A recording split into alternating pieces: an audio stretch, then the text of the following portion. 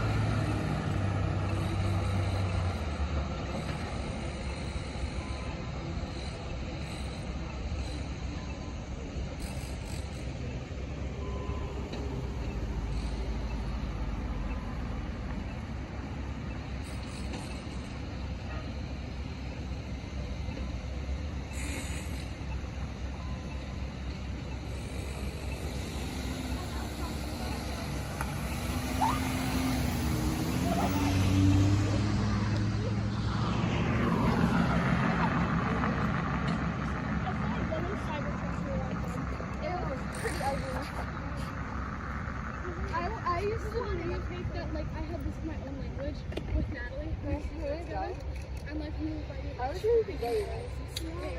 illegal. What's illegal? Wrong. No, we can walk. If there's a stop and you're in your car,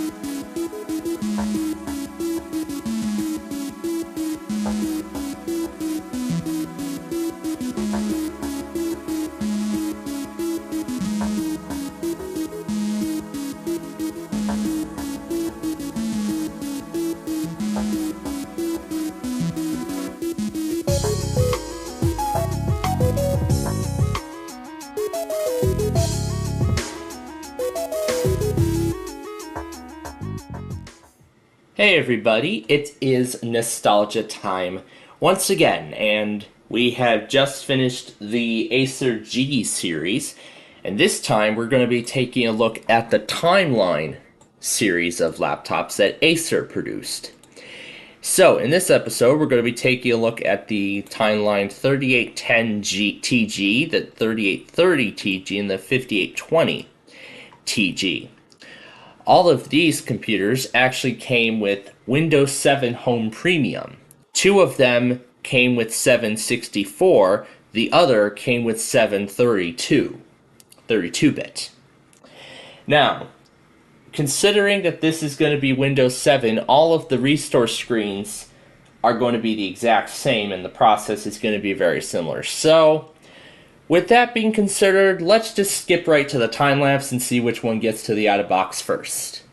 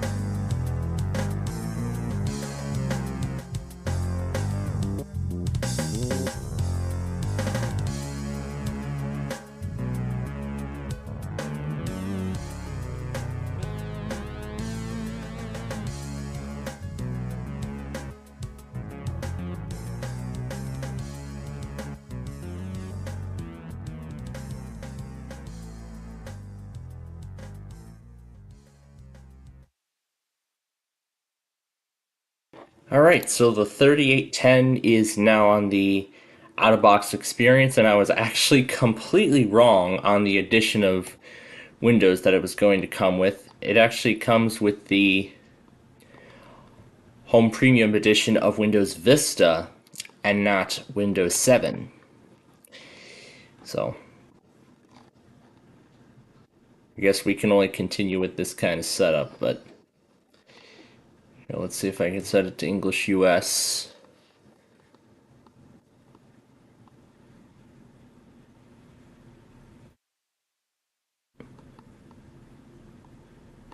I remember where it says English US.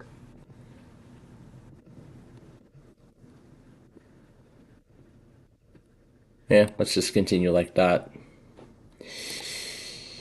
This is Vista Home Basic and Home Premium Service Pack 1. And I'm going to change the keyboard layout to English. That was English US. And we'll skip the password. Okay. Timeline 3810.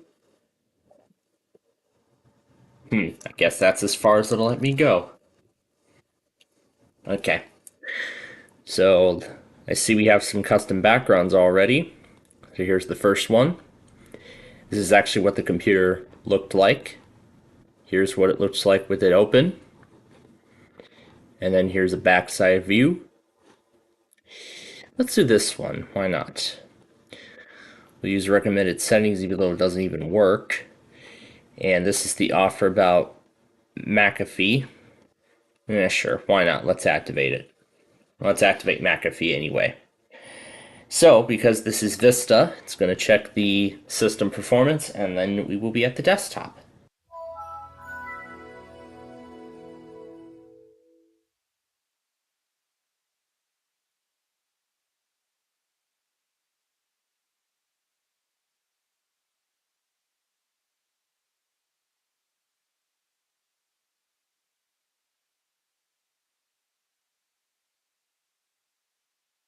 Okay, here we are at the desktop. And right away we have a different selection of programs. A much more wider selection than what we've seen before.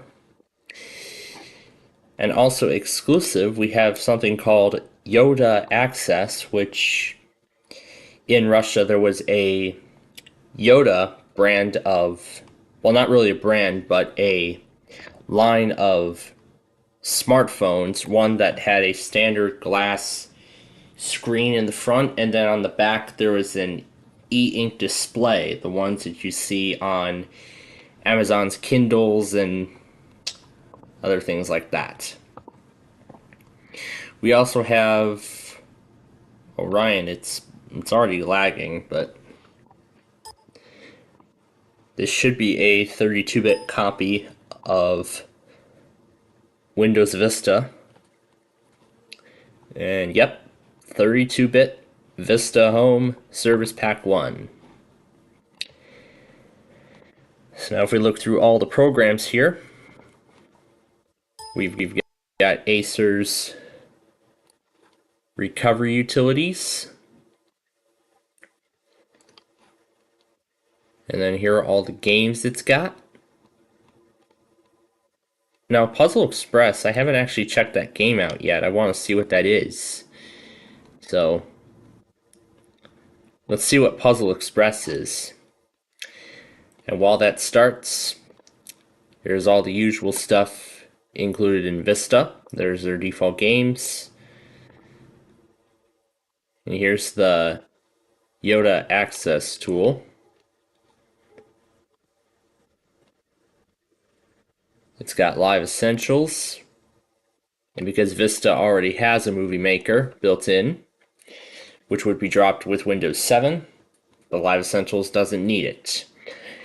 And it also comes with a 60-day trial of Office 2007. There's Acer's Grid Vista, and there's the Google Desktop thing as well, which we've seen what that is. It says thank you. So let's actually take a look at the Puzzle Express game and see what it's like.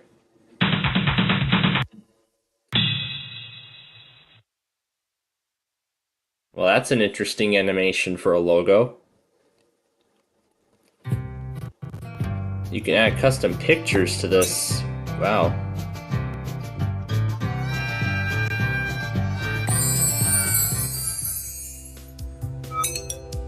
So you have to fill trains.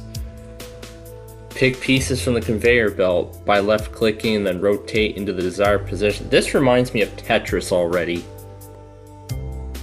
Alright, let's start the game.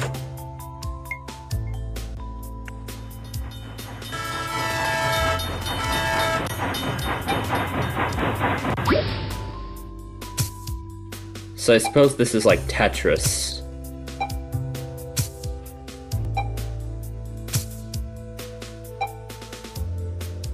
Yeah, this is Tetris essentially.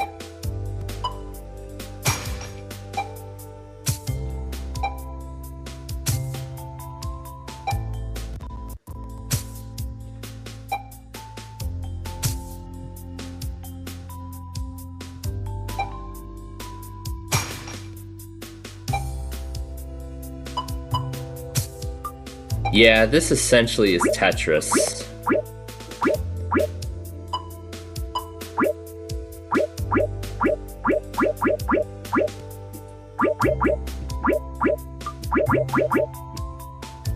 Yeah, really that's what this is, so and click exit to Windows, meaning it will go back to the desktop here. Modem not detected, it says. It also translated Aspire to Safflower as Safflower Timelines. That is so weird. But then there's that WinLocker, and there's Microsoft Works. And it's got McAfee and that Matrix thing. So yeah, that's really all this machine comes with. So let's go ahead and turn it off. And now we'll wait for the other.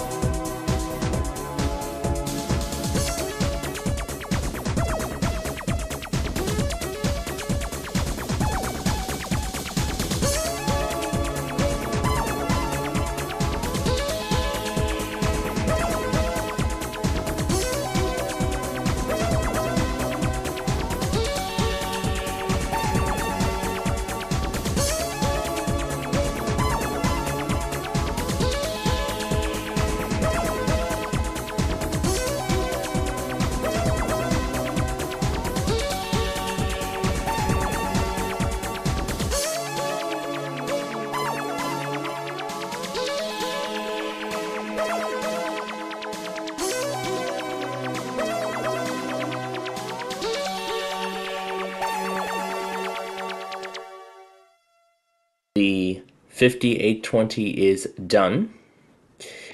Here is its out-of-box experience. We'll actually just name this timeline 5820.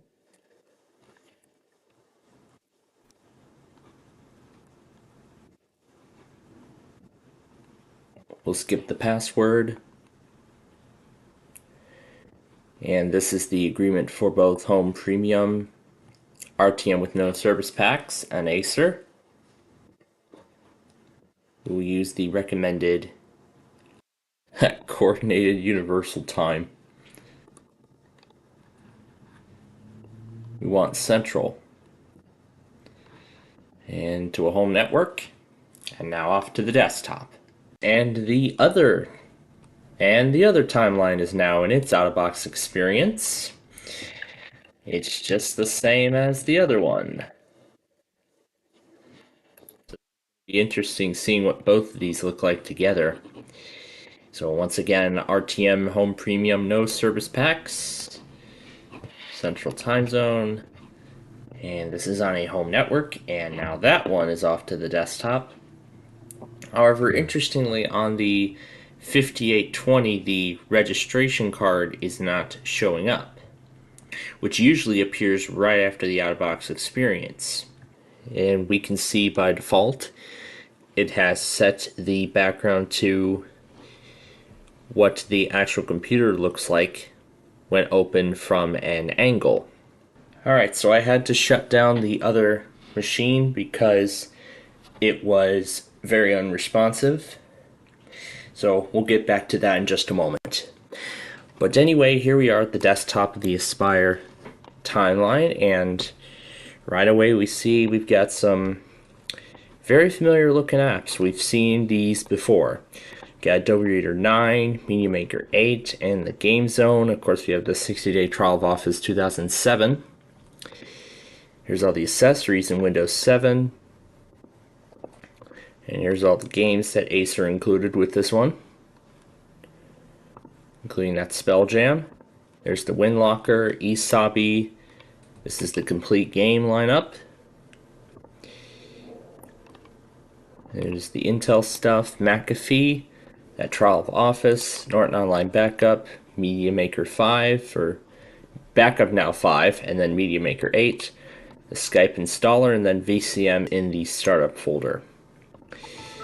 Now if we look at the system properties, this is a 64-bit RTM edition of Windows 7 Home Premium that is. Now if we go to the backgrounds folder, well, now if we look at the desktop background section of the control panel, here's all the backgrounds we get. There are actually 2 more backgrounds that are included as well.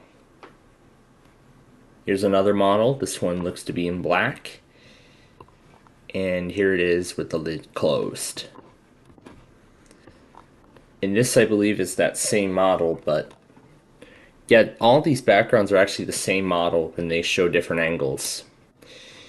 So that's what that is. And now if we look at the screensaver, it does not come with any.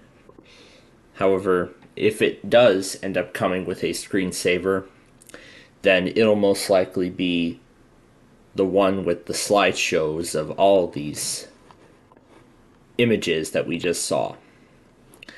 So now we're going to turn this one off and we're going to go back to the other one now and take a look at that.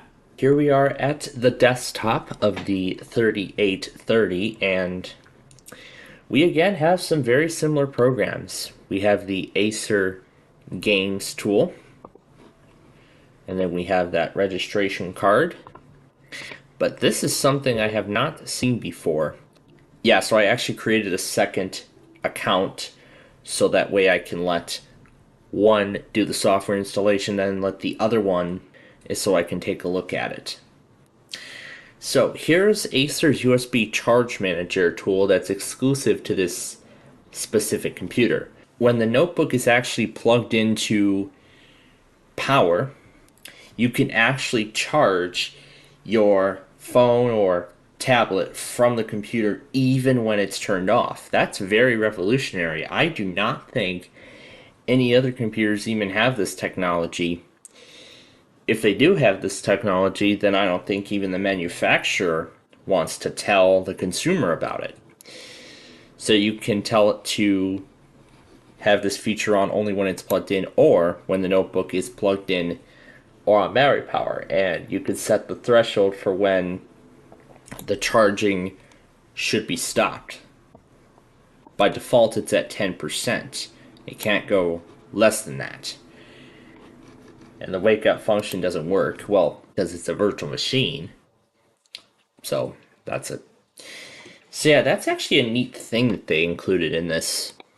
There's the Clarify tool, we got Norton, Netflix, Skype, and, well, you know, all that good stuff. So now if we look at the other install programs, we got Adobe Reader version 9, and then we scroll through the rest, it's got Live Essentials. So it has installed every single component of Live Essentials. There's VCM in the startup folder, the Skype installer, Norton Online Backup, Silverlight. This is an Intel machine, so of course there's Intel stuff. And now here is the complete list of games, both what Acer has included and the usual ones in Windows 7. It's even got Namco's Pac-Man on here, which actually is a special edition. I think this is like a Namco museum kind of component.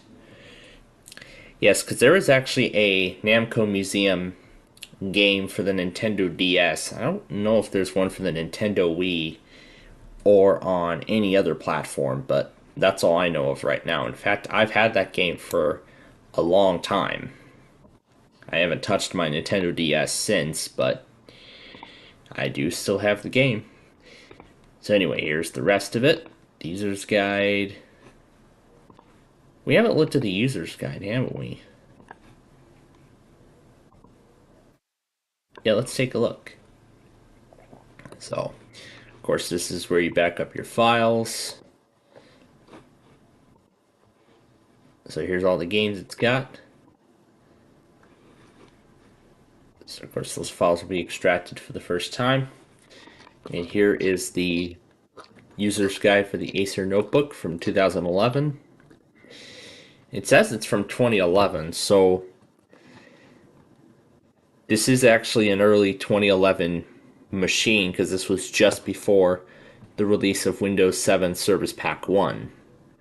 So of course it is 64-bit.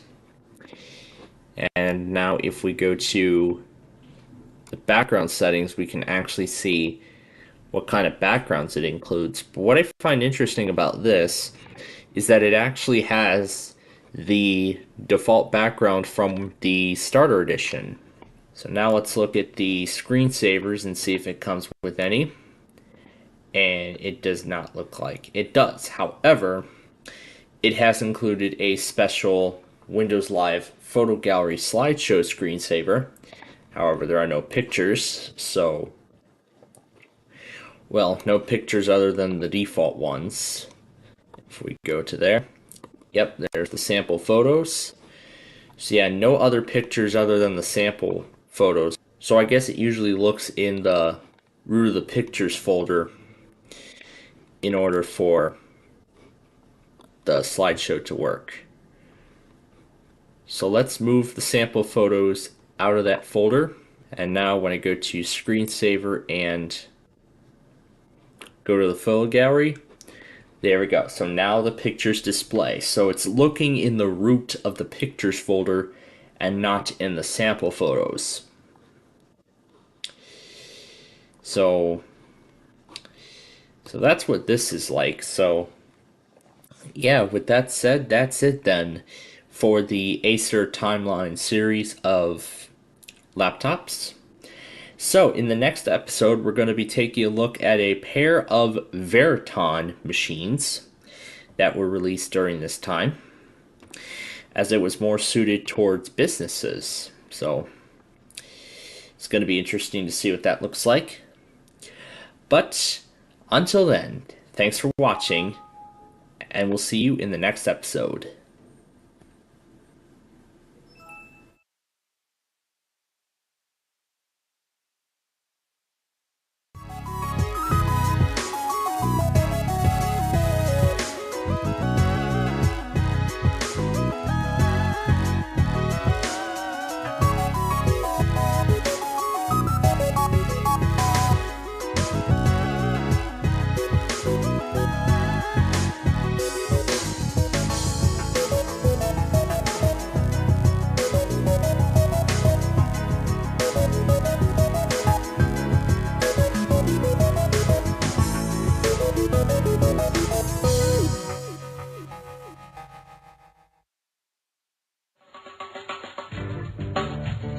Alright, it's the middle of the week, and let's sure hope tonight's dinner will be a good one.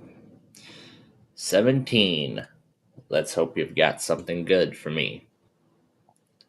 But what about the others? Let's start with 19. Ah, there's that tomato pizza. We haven't won that yet. But whatever. 21. Fried rice. Number 2. Mushrooms. 18. The daikon. Number 10. The vomit bun. And 15. The dead chicken. Alright. Here comes our first offer now, and it is discount lasagna, which I say no. Alright, next, 7. Super cinnamon bun, 23. Intestines, number 4. Juicy peaches, number 6. Wing stew, and 25. A puffy fish. We are doing very good. We only took 2 hits in that round. The next offer is that custardy bun, which I say no to. Next, we'll do number 12, the eyeless fish, 14, red onions, 26, the roast lamb, number 3, the spicy meatballs. Right. So our next offer is Napoleon Dynamite, which I say no to. Alright, number 8. There goes that lovely cheesesteak and the eggs and toast. Number 20, the zucchini salad. Okay. So, the next offer, once again, is dynamite. $750,000 and $1 million are all still on the board. Let's make sure those remain there. Happy Buddy Cake, and then there's the penny. Alright, so now there's 3 amounts on each side. The next offer is the golden peaches, which I say no to. Let's do number 9, the salty oysters. Right. We're about to receive our next offer. That would be the golden law set, which I say no. Let's do number 5, the banana surprise. And now it's time to talk to the banker yet again. The offer is golden lobster once more. Number 11, the chicken feet. Now for a bonus. The platter 3 and 8. And there will be a bonus $10,000 on this next offer. And here it is right now. And that is this enchilada, which I say no. And 13 has the apple dessert. Ooh boy. Can we win the million again? Let's see. The enchilada is the final offer. Alright, no meal. It all comes down to this. Do we have that strawberry cake? We got it again. We won the million again. Very nice. That is impressive. So let's see if we can do it again tomorrow. But till then, thanks for coming out to my restaurant tonight, and we'll see you next time. Alright, it is time for a Thursday night at the restaurant. We are going to have number 15 be our tray. Let's do number 10. There are the intestines. 23. The vomit bun. Number 6. Fried rice. Number 4. The cinnamon bun. 25. The daikon. And number 17. The cigarette butts. Alright. The first offer is bubble tea worth $17,000. Which I say no. Alright. Number 2. The tomato pizza. That's the first big hit. 20 has the meatballs. Number 5. The puffy fish. 14. The onions. And 26 with the roast lamb. We've only taken 2 big hits in this round. The next offer is that custardy bun worth $53,000. I say no to that. Alright. Next up, we'll do number 8. There's that garlic. 16 is the mushrooms. Number 24, the fresh dead chicken. And number 22, the strawberry cake, which we won on our last show. That is impressive that we won it again.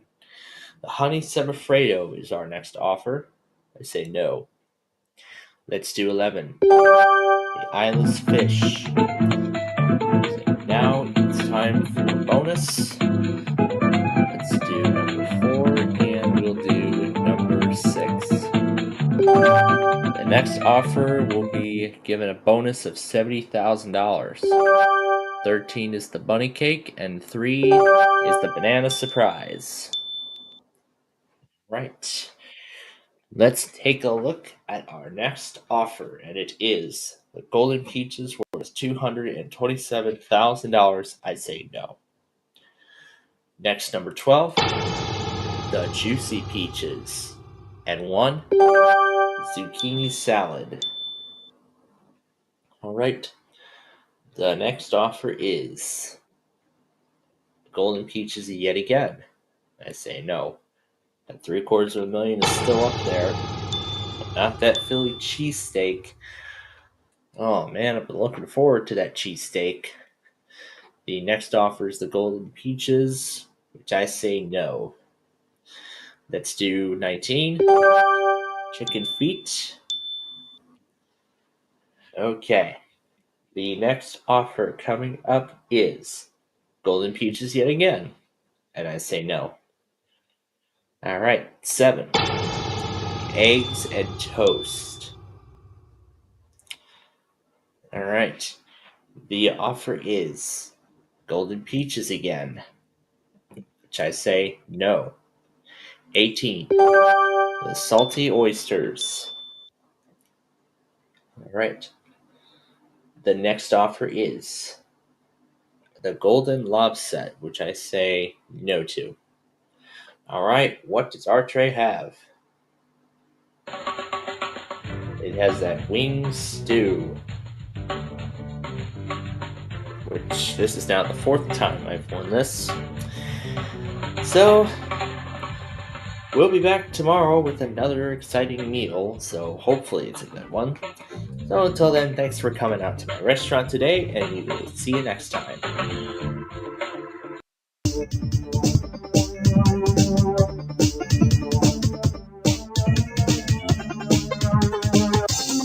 It is the first Wednesday of October.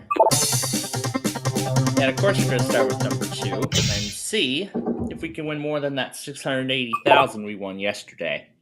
We'll start with the left side, and $125, $16,000. That was a better choice there. Let's go to 17 now. to the top we go. And let's see what's on the left. There's the $1 million along $8.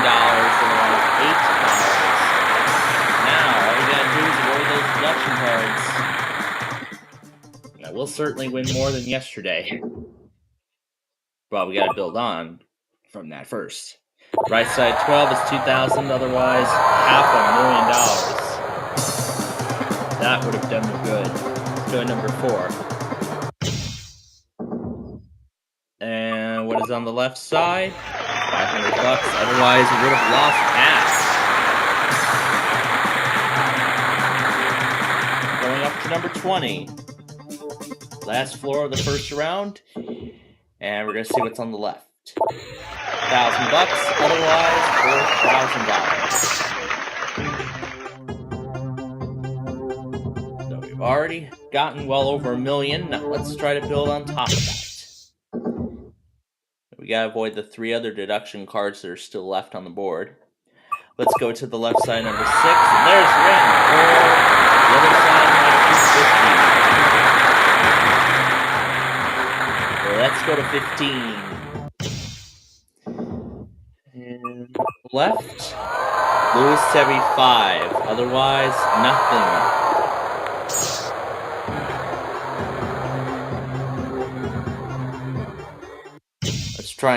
Let's try and get back up to 7 figures. Right side 13 has nothing there. The other side nothing, so nothing would have happened either way. Alright. Lucky 11 had that $1 million on Monday. How about today? It adds 25% of my money back. Otherwise nothing would have happened. Okay, next up, let's go to number 5. What is on the right side? Random 3, otherwise $4.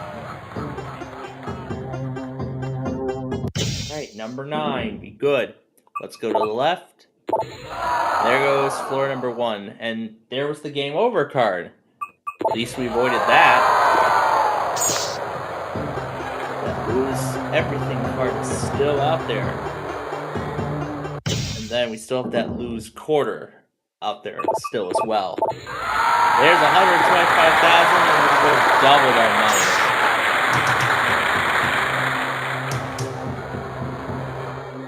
Okay, number 10. Let's see what the left side's got. Add half, otherwise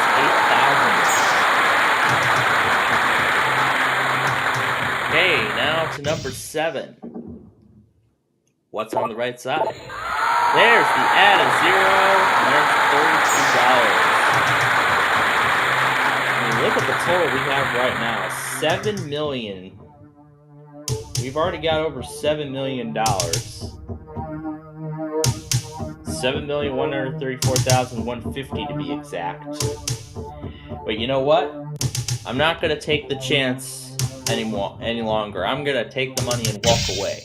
What do we see on the other board? There's the out of 100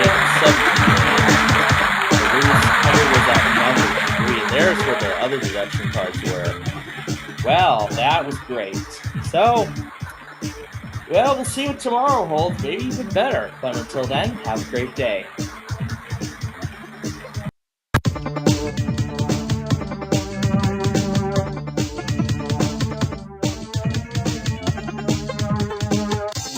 Welcome to Thursday. Boy, we really got the biggest total of the week so far, with over $7 million. Now, hopefully today, we can accomplish something better than that. We'll start with the right side of number 3, and there's lose everything. But hey, there was nothing to lose, and what's the good part about it? We got it out of the way early on. That's what I like. Let's get it out of the way, get it over with, and now we don't have to worry about this the rest of the way. Other than the other 3 deductions left. So that was great. Have a great start. Let's go to the left side of 18 now. We'll start building the bank. And now we get rid of the double. So we get to double a goose egg. Oh my gosh. Well. What a fantastic start. Come on, number 11. Wow. Oh my gosh. from what seemed like a very promising start, and now we leave with a goose egg. Oh my god. That was a terrible game. Did the other side get us on the board? That would have done that. Oh my goodness. Well, I guess Lucky 11 was the curse today. Wow, my goodness. Let's just go ahead and show the rest of the board. Where the heck was everything else? There was the entire board. Well, hopefully we can close out the week without that goose egg, but you'll have to tune in to find out. Till then, have a great day.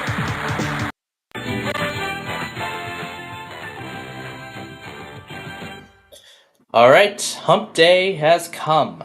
Let's get started. It's an 8 we start off with. We're going to take the 7 and the 1 off the board. Next roll is a 12. And we're going to do the 8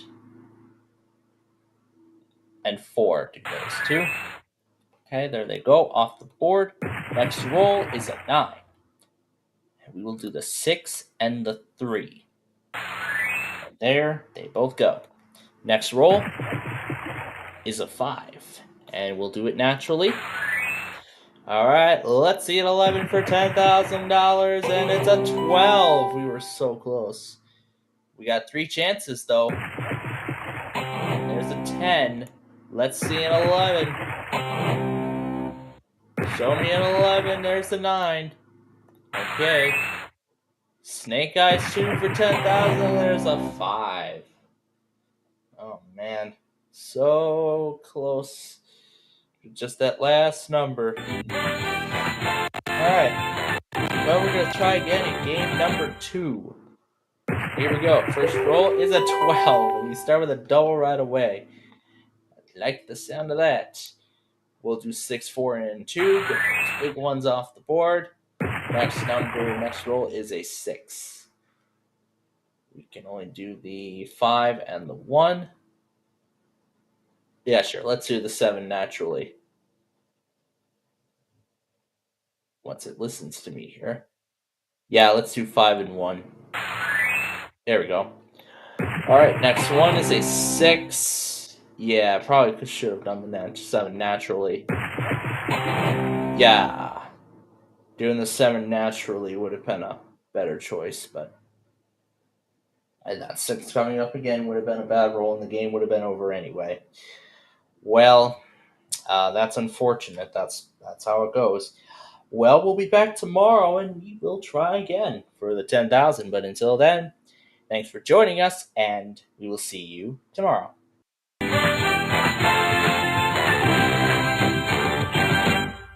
Welcome to Thursday. Let's go. We start with a 7. We will do the 7 by itself. There it goes off the board. Next roll is a 9. And we will do the 4 and the 5. Both of those off the board. Next roll, an 8. It's a double. We will do the 6 and the 2. And there they go. Next roll is a 6.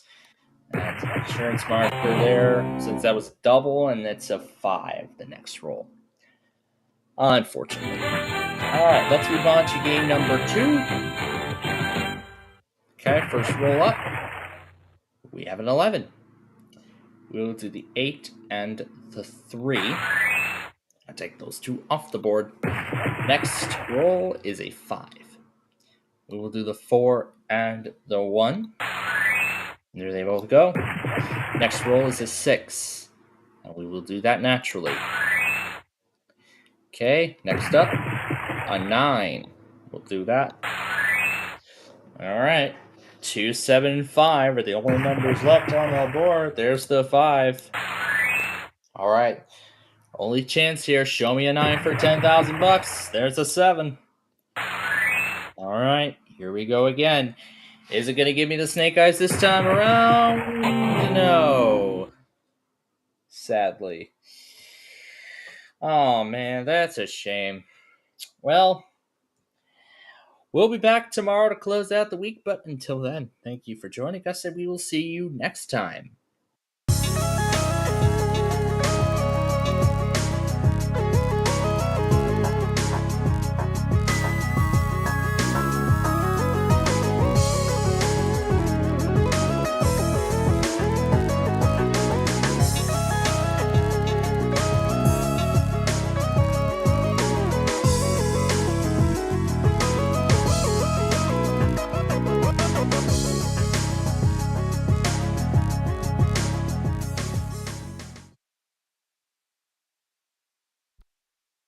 Okay, good afternoon, folks. Hopefully you're all having a good Thursday so far as much as I am. Yeah, I'll explain that in just a moment here. As we get started with our Minecraft show. Yep, I decided to full screen that naughty background again. And earlier messed around with Dead Planet in low tone, although I care more for the normal version, the normal pitch. And I decided to get a little more creative with Georgia again, playing playing just the instrumental version with the with the vocal version after 25 words or less this afternoon.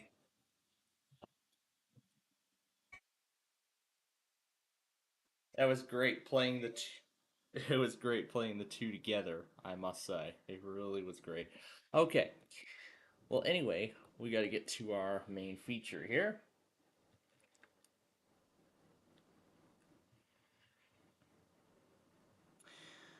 And then also as we begin, I do have a couple of announcements I'd like to make.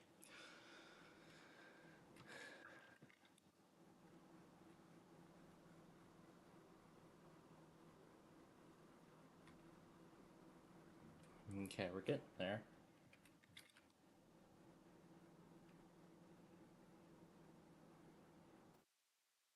Okay, so I think we know where the A goes.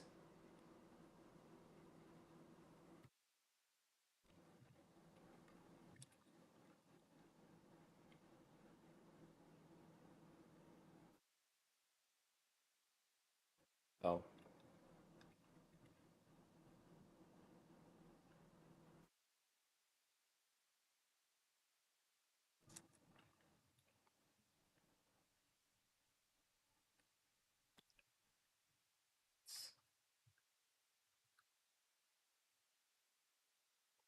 let's see, it was wagon.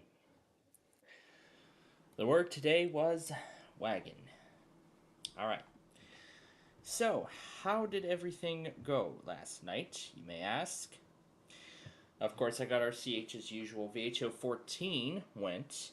However, I missed the initial relay because I was still rendering the weekly compilation, which is now ready to release on Saturday. MHT, did I remove that? I don't think I did. Alright. So, nothing too exciting to see in the world of weeklies and everything like that. So, now, those of you who were trying to listen to my station I don't think anyone around the world who was trying to listen to my station, Minecraft Live? Hmm. Interesting. They're kind of doing it like Apple does with their stream, with their YouTube streams. I'm guessing that's what it is, but anyway, that's besides the point. Hmm. Did I turn multiplayer on before I left? Oh, didn't save it. Because I have to hit play in order to save the changes. There we go. Okay. Now we should be good. So, now those who were listening to my station this morning, or who were trying to, um, the station, my radio network and weather scan network were both knocked offline, and when I checked on it when I woke up this morning, I actually found out that the system had crashed because as soon as I turned the monitor on, I saw the recovery screen, and I thought it was no big deal.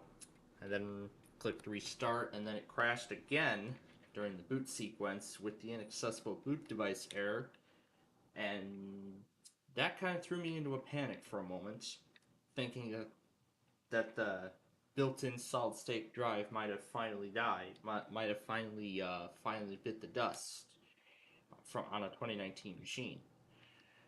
Now, I wouldn't say blue screen in this case because I set it up to do insider builds. So on the insider program, it's being referred to as a green screen because where it's normally blue unstable, it's green. The crash screen is green in insider builds, in the insider builds of Windows. Particularly, I'm on the beta channel. Now, as soon as I saw the fault, I saw where it ended up crashing. The last test it logged was WMRA. Now, Long Island was supposed to do their monthly this morning. When I looked back at the recording, WALK did not go at all. ALK did not go at all. I checked San Luis Obispo, and apparently it was the same thing. Or they may have done the monthly, but I did not see it show up anywhere. I don't think there's any Coxes or Comcast that serve San Luis Obispo, so it's essentially a shot in the dark at that particular point.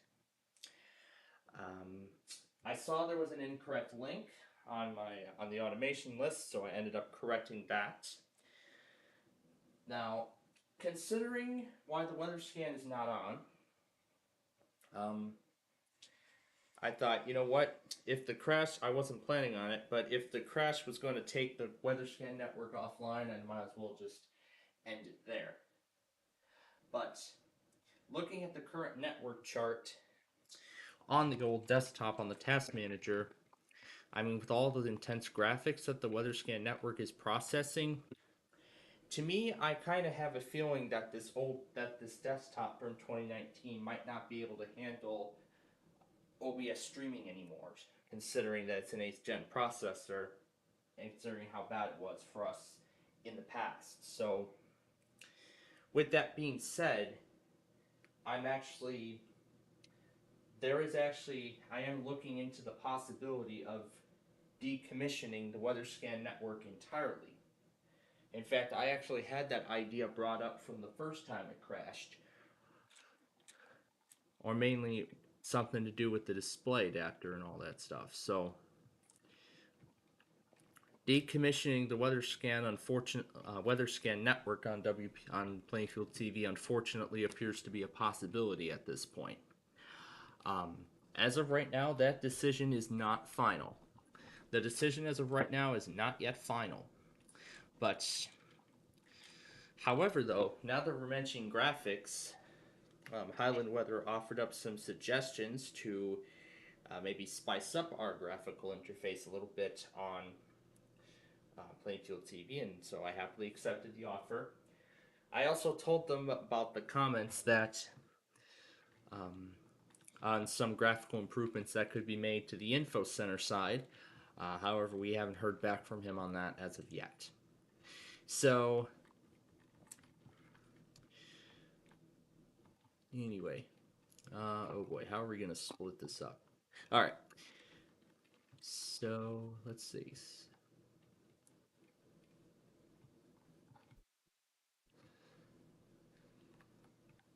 I think I should change this to 7B. There should be an A, a B, and a C. So I'll change this to 7C and then have a 7B and a 7A. Yeah, that's for our main attraction here. So basically, the biggest highlight right now is that I am unfortunately looking to decommission the WeatherScan network entirely.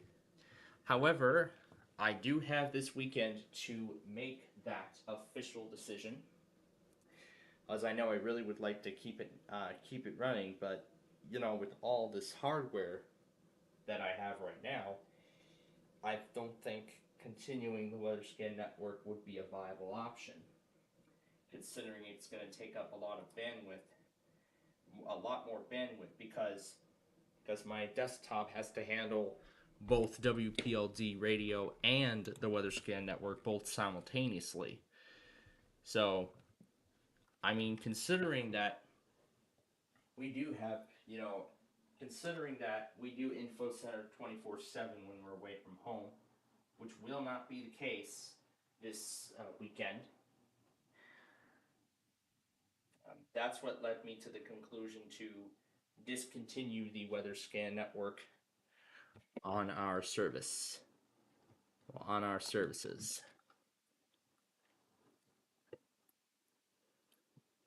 So, I mean, as hard as a decision like this is, unfortunately, with the hardware and, with the crappy performance of the drivers on the device, even after factory resetting it at the end of last year, just days before we got that new desktop. That's why I was considering that decommissioning the weather scan network would probably be our best option. And again, it's not because I'm running the insider build. It's because of something else here. So, and it's because of the drivers. So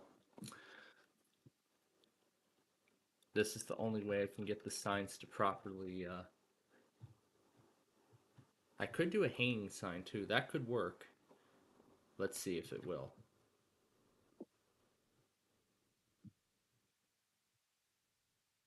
Huh, that could be a possibility, but I'm gonna see if I can get it to.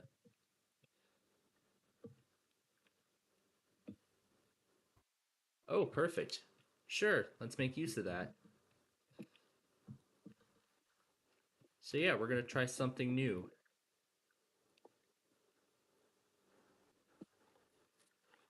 So yeah, we're gonna try something new with this one.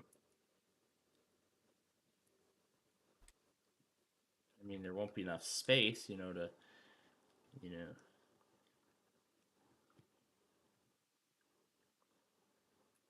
I mean, there's not enough space to fit everything, but it'll work.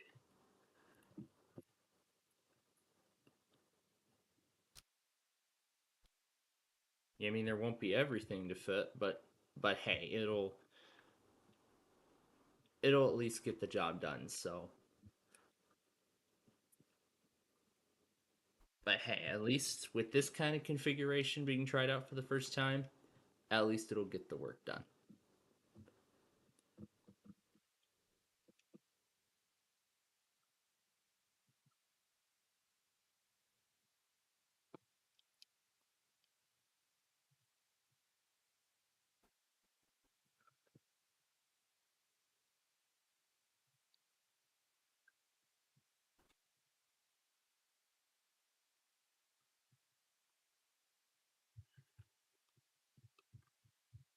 So yeah, we'll see how this configuration goes.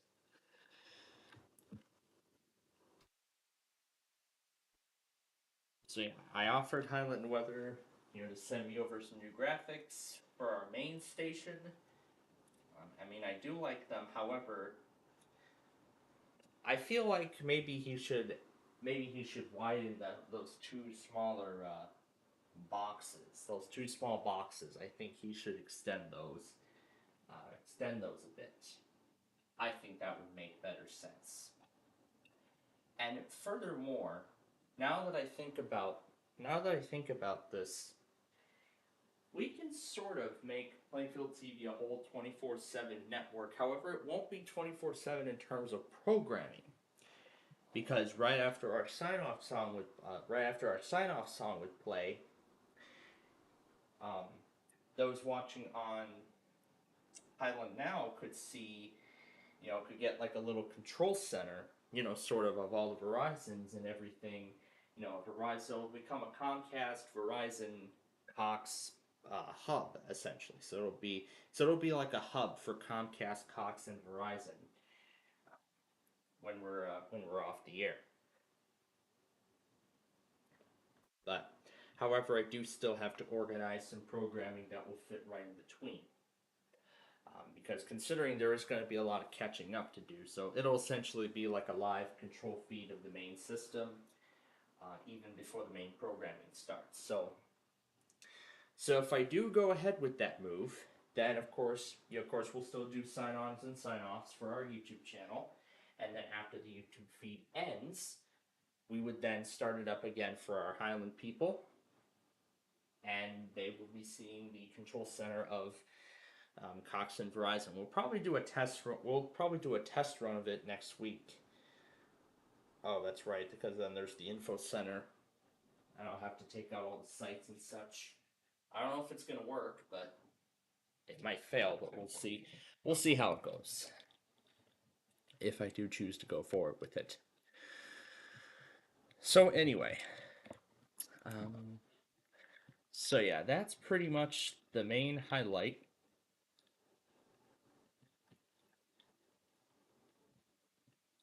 So pretty much then that's the main highlight.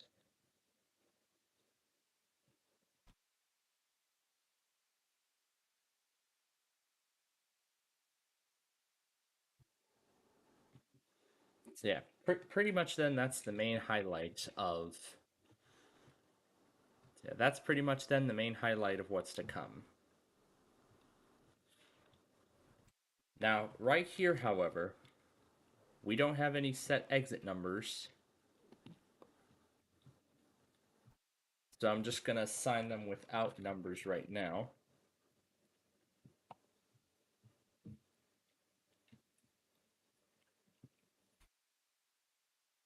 Yeah, I don't have any set exit numbers set up at the moment, but again, as I said, it is, as of this moment, still in development, so. Because we are wrapping this project up.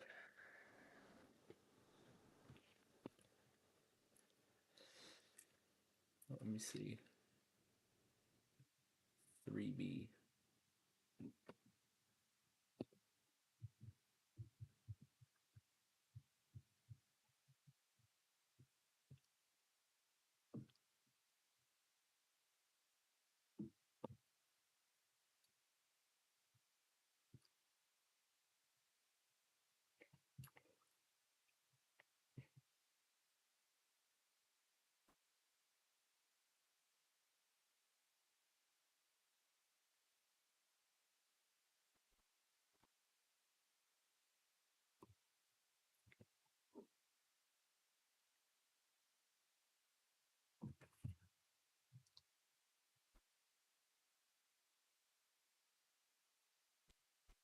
So, as I said, that's pretty much what my plan looks like for right now in terms of. So that's what my plan looks like for right now in terms of, you know, the future of our network. Yeah, as far as the future of our network is concerned.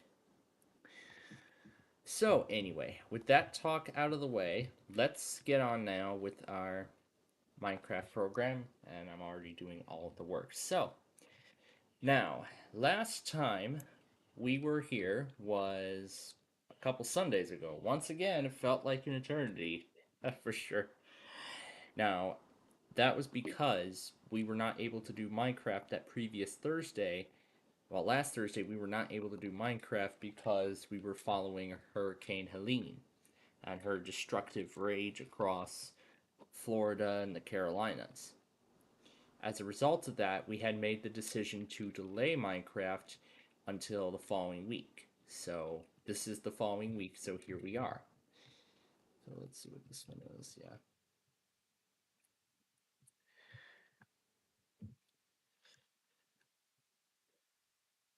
Yeah, right now I don't have any set exit numbers yet for 301, but I'm gonna get those assigned.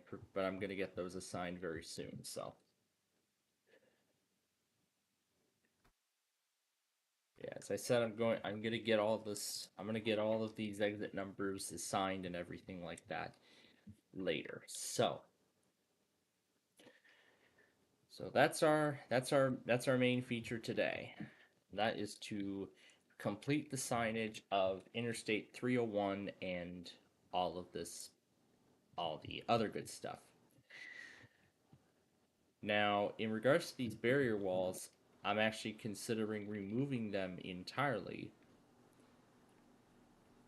As I mean, there isn't many traces left of them, so I guess do we might as well get rid of them or not?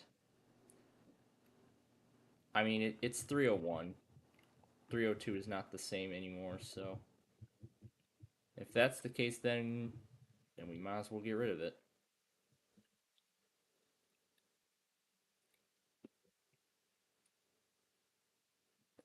So we must eliminate all remnants of what was.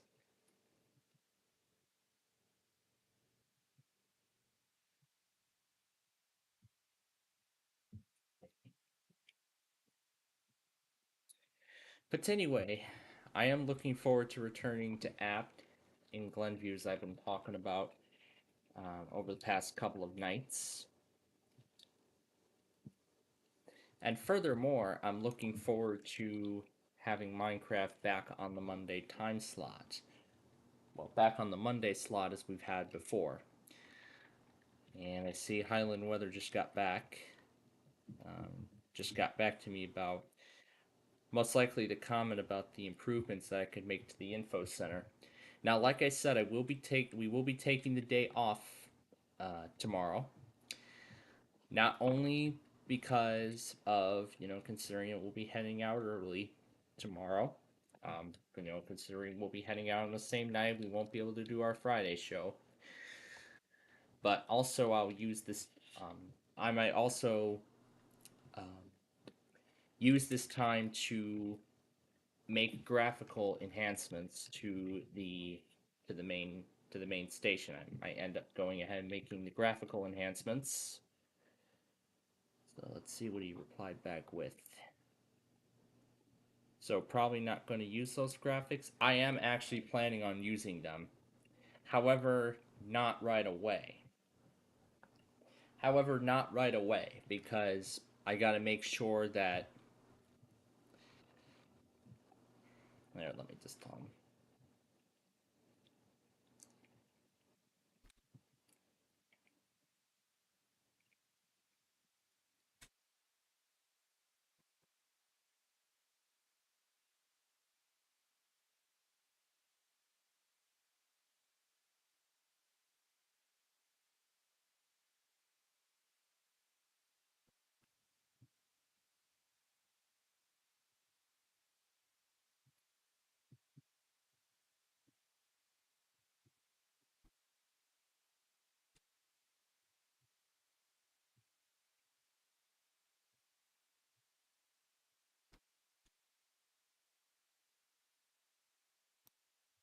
But yeah, I most likely will not get to that. Maybe I will get to that.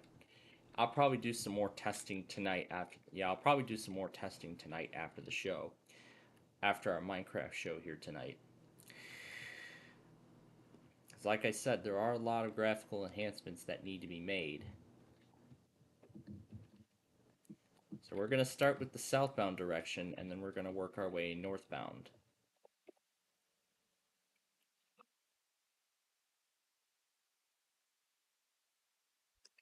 So anyway, yeah, we're going to start. We're going to start with going south, and then we're going to do it all again going north.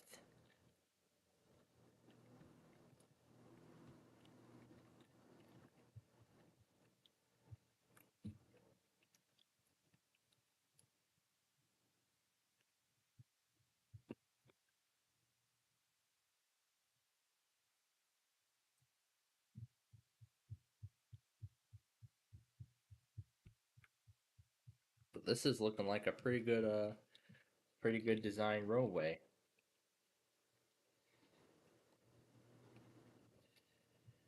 But yep, I will do some more testing tonight, and then I will get back to him with the final results. So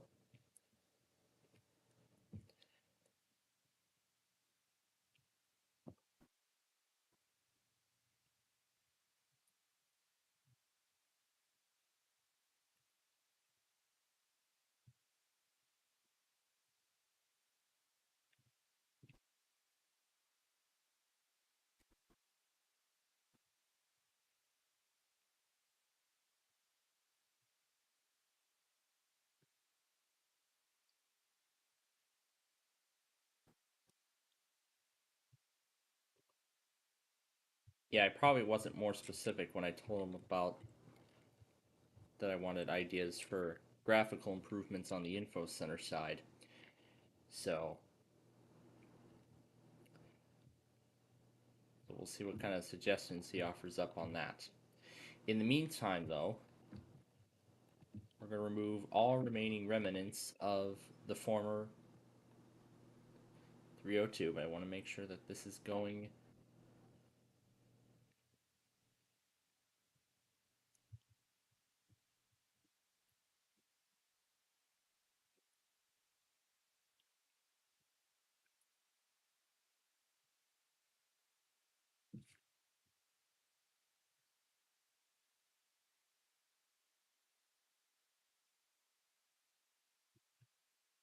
I'm just going to name this 30289 because because I am considering removing 602 entirely. So, now some more enhancements I'd like to make to this particular section here. All right. Well, as I continue the enhancements, so remember last night. Oh, oh, oh, wow. I see a flash flood warning just came out for some areas in Florida. Oh boy. All right. Anyway, I was about to mention about the about last night. I was talking about last night. You know, as we were coming back from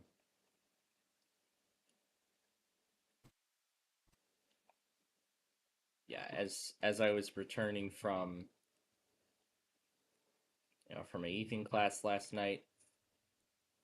I was talking about how the evening class continued into the floor, and of course we ended up missing the live program in its entirety. And this is the last week that we this is the last of the 2 weeks we'll have to worry about this though. But we did agree upon with our staff that we will be making up so we'll be making up the floor tonight, right after Wheel of Fortune. We have agreed upon that. In addition, the Scrabble and Trivial Pursuit both begin on the CW tonight, and I was talking with my mother on the way back about these new shows as well. Um, Not sure how interested she'll be in these programs, but hopefully they will be interesting. Hopefully maybe it'll bring back a lot of memories, as I don't think my mom ever remembered the original Scrabble game show. I don't think she remembered that.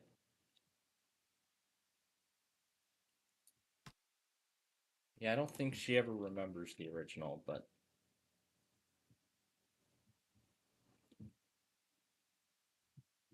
yeah, I think we already did the enhancements on this end, which we did, yes. I mean, we've already done the enhancements. Well, actually, almost all of them. But we're going to move the sign truss over.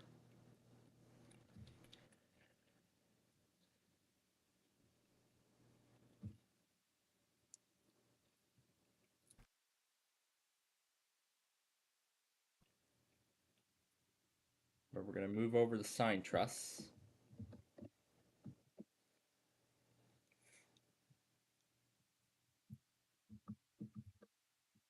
And we're going to put the other sign truss up here as well.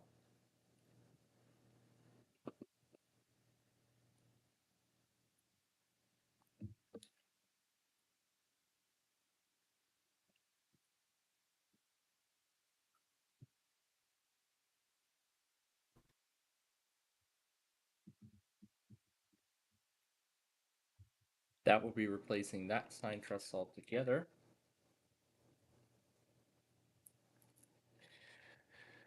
So, anyway, I said that we agreed upon that we'll be making up the floor right after Wheel of Fortune this evening.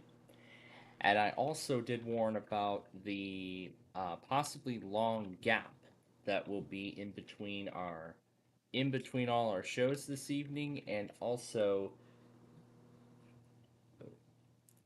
yeah, the long gap that would be in between our shows and well, in between the shows that we got to make up and all of the other stuff. So, kind of like a long pause on construction. It's okay. It's no big deal. So anyway,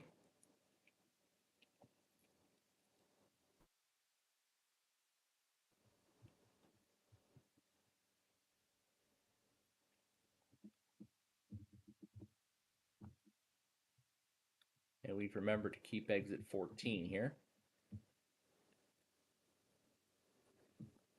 So exit 14 will be I-202 south to Unaville.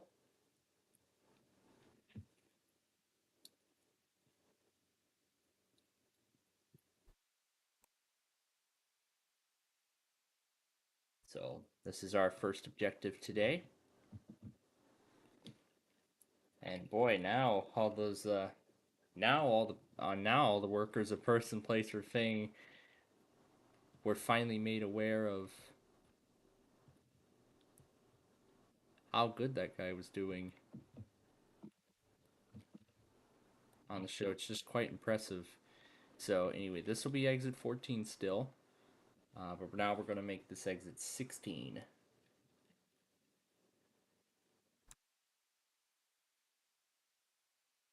So we'll see what kind of graphical update Island Weather will offer us. Maybe it will be something good for our station. I sure hope.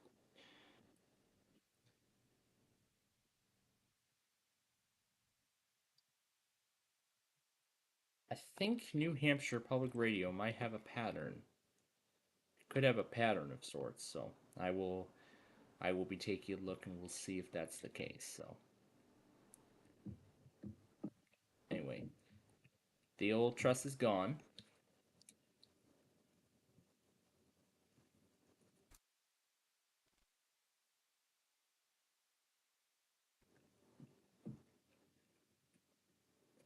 Now 301 traffic going south will have to enter 4 south in order to get a direct connection onto 301, well, onto 202, sorry, going south. So that's the only way they can get that direct connection, as I have already removed the remnants over there. Plus, I need to fix that bridge too, and that's also going to be a part of our objectives today as well. So there we go. Let's see what we can do here.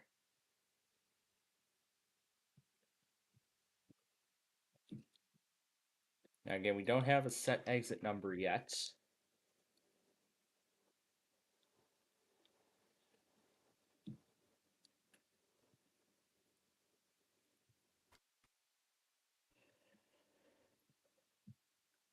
Here we go. Exit. Clear the old truss. And now put up the new ones. So this is to southbound I-4, and this is to Indiana Road. I really like the enhancements already. Clear that local lane sign.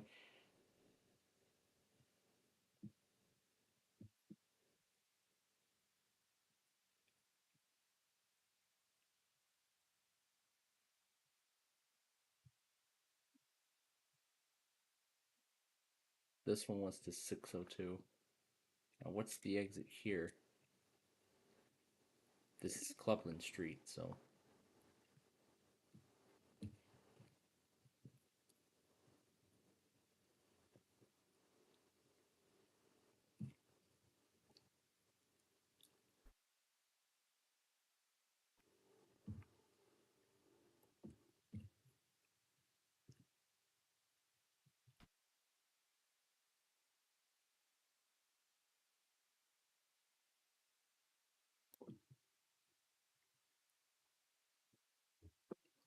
Oh, wait a minute. That's south, not north. Change the north to south.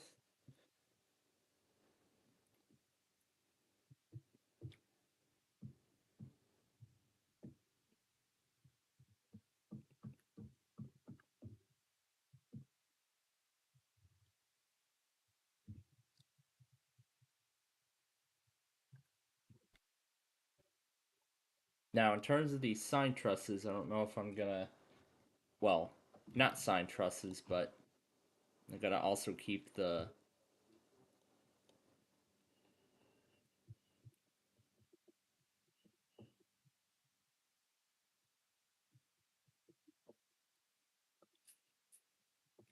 yeah, detouring is definitely what we're gonna we're gonna have to be doing tomorrow when we go into town. We gotta find the. We're gonna have to navigate around that short stretch of 95th Street that's closed because of the sewer. I don't know, sewer system reconstruction or Harlem Avenue reconstruction. Oh yeah, the Harlem Avenue reconfiguration. I think it was. Yeah, I think that's the project in question. So anyway, now some highlights for all of you who did not join, who were not with us last night for our for the last part of our week, for part two of our weekly Wednesday program yesterday. Boy, I can tell you, it was absolutely nuts. We were talking with Yalik last night on. We weren't talking about water parks. We were talking about the as I was he told me about a soundtrack change. I have made the change. I have made the name change in iTunes. I have yet to sync it with my phone or tablet as of right now, but next time I plug it into the computer, the changes will apply. And I think, let's see, 11A, and remove this truss. And I think that's it on this side. The remnants look pretty clear, so I mean, there is no 11C. Actually, I'm gonna move the truss a little bit more. There, so now all drivers can see the truss.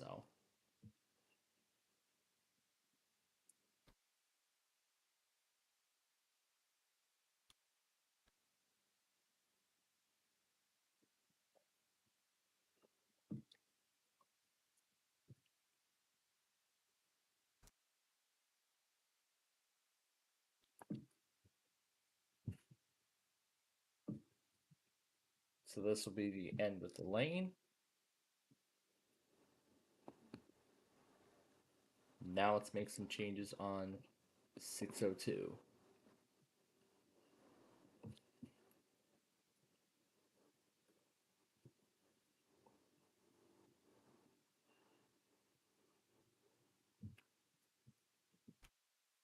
I actually merge both directions under exit 1.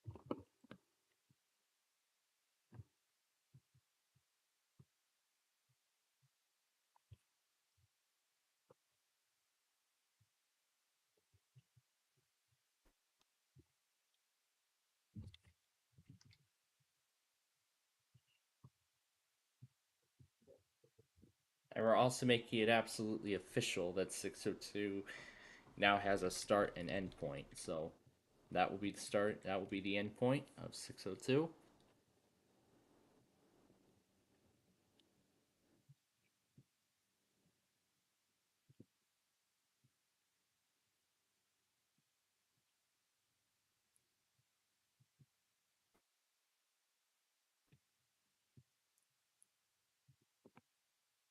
So this will still be exit 2C.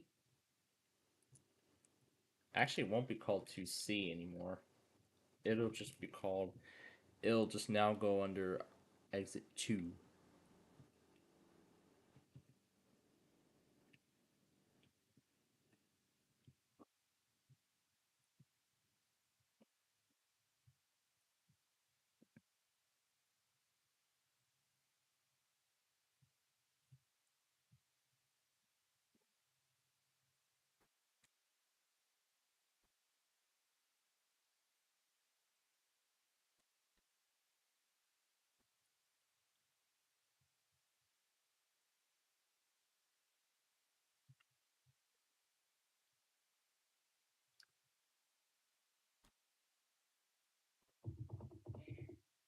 And speaking of which, I have decided what is going to become of this now. And I was going to build an interchange with the Chicago connection, but I didn't think that plan was going to be viable enough. So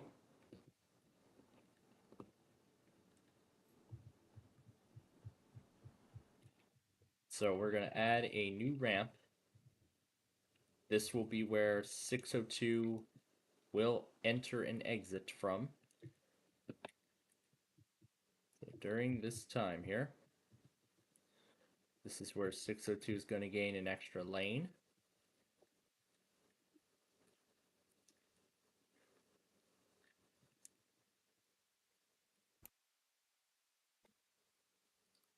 As this will now become exit 2.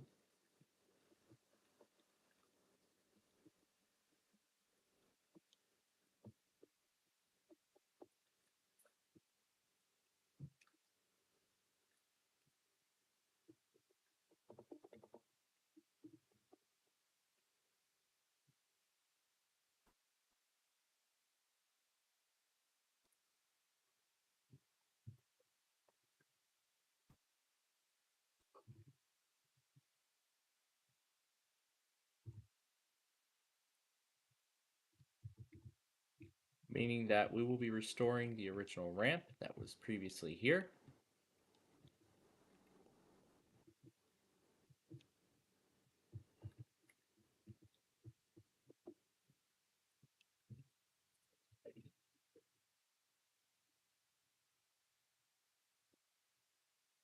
So I'll be putting it up under a 2A and B.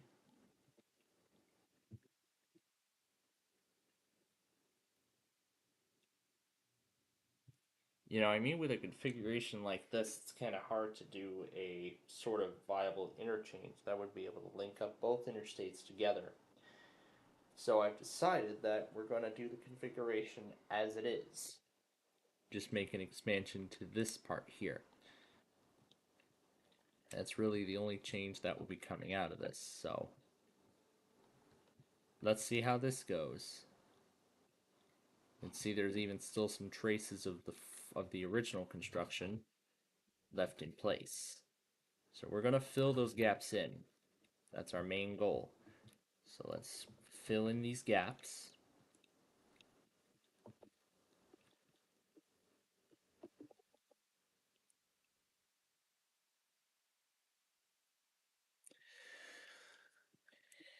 Now, there was actually one more part I was going to get to.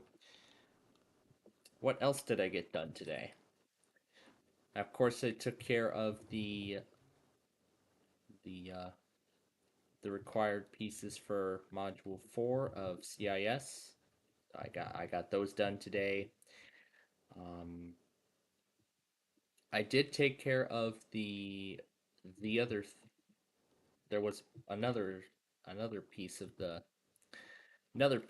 grade, I guess I could call it. Although I don't know if that's actually the term that would best describe it, but hey, I'm gonna use it anyway. So the other assignment was actually a combination hands-on and discussion, and it was about argumented reality. So as part of the discussion portion, we were tasked to check out glasses on lens crafters. Yep, lens crafters glasses, and try it on with their AR, augmented reality feature. I couldn't get it to work on the laptop, unfortunately, so I had to move it over to my phone, and I found out that Safari in iOS 18 now has a reduced protection feature. So I didn't tell you about that after I updated to iOS 18, but that could be a good feature for some. For others, it might be a whole different story. But then again, I suppose that's like a prevention of malicious, possibly potentially malicious components from running within the website. So that feature I might actually find unique. I find that feature kind of unique in some sort of way, but I mean, for some, it might be a whole other story. So, but again, it's a story of its own. So now, anyway, this will be the Chicago connection in I-4. That's how this is going to be now.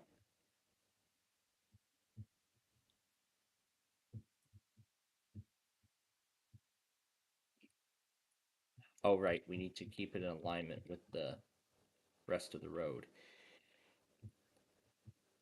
Now this pavement will stay as it is, so that way we can differentiate between the two. So after I got the screenshot from my phone, I cropped it down, imported it to my desktop computer, and then used nearby sharing to send it over to the laptop. Yep, and then after that I used nearby sharing to send it over to the laptop, the XPS laptop. And then afterwards, then it was the typing part. The part where I had to type 200 words about how augmented reality is being used in the present right now, and then it asks to picture what it could be like in the future. In fact, I had several ideas and envisions already from the ground up. So, I mean, I had several ideas and envisions already planned out from the ground up. So this will be 2C, not just exit 2. This will be 2C.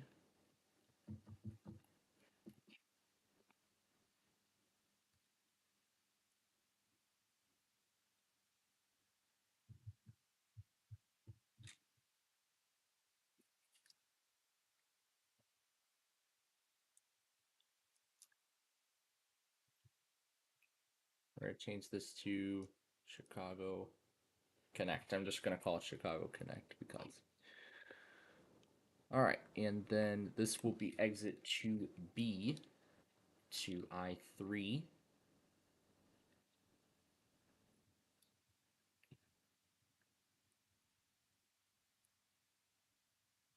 I3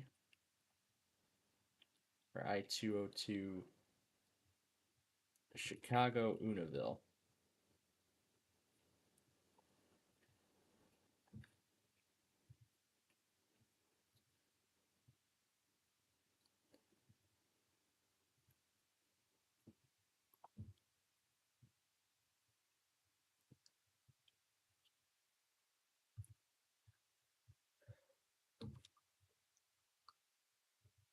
This is 2B. I'll just label this as exit 2 because this will lead to both instances.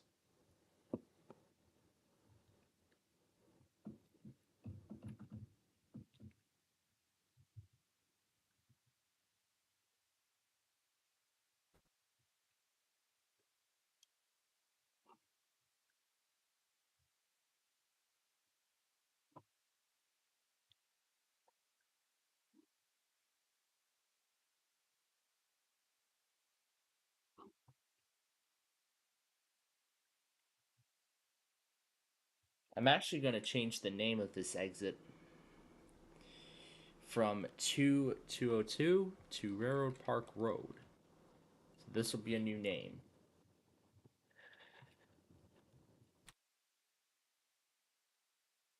And this will become I3, I-202, Chicago, Univille.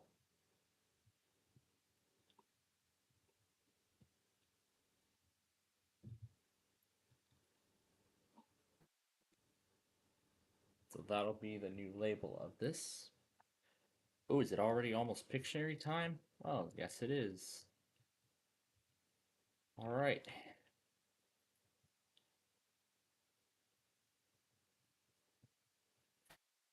Also, it is time to see if Hawaii Public is going to test. They have not tested for 2 weeks.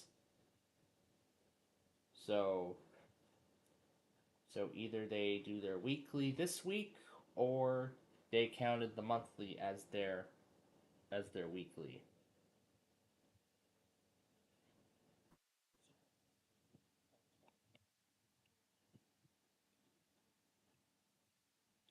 There's 2C.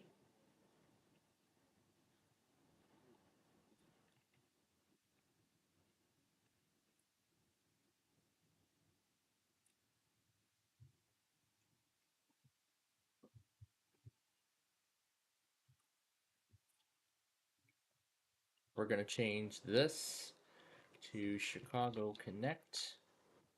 So now to do the northbound side.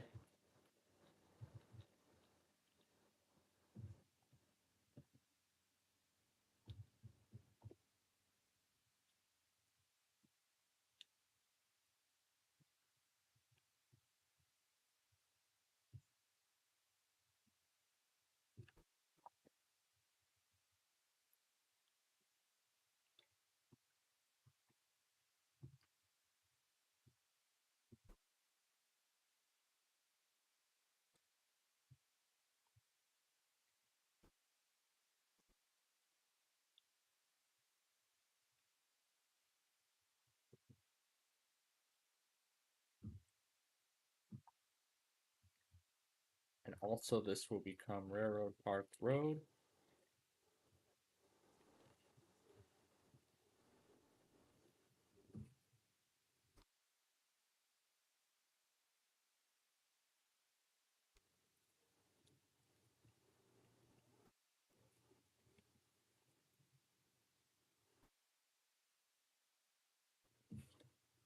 So to north to Elleborg. That name will stay the same.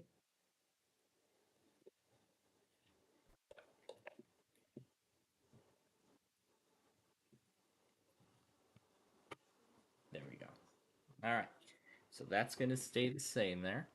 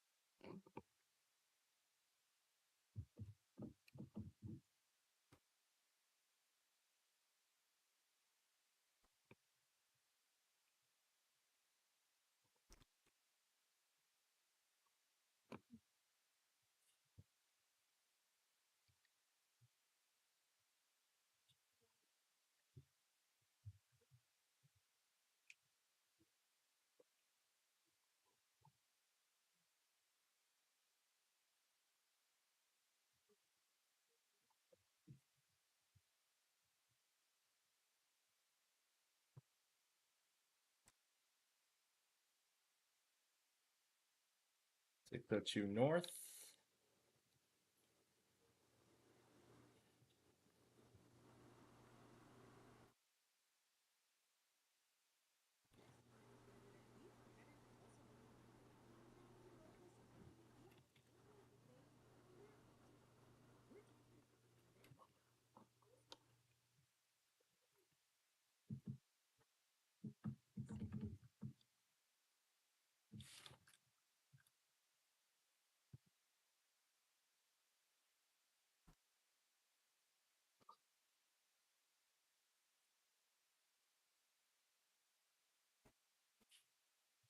And they still can't find a time. Okay.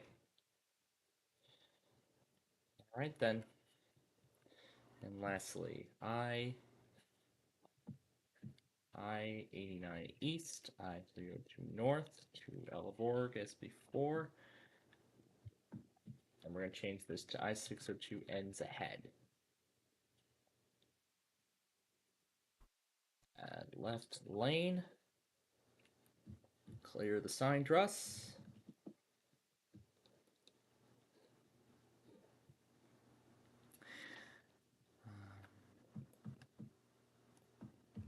Just going to do that with this truss. Oh, perfect. All right. That's it for this road.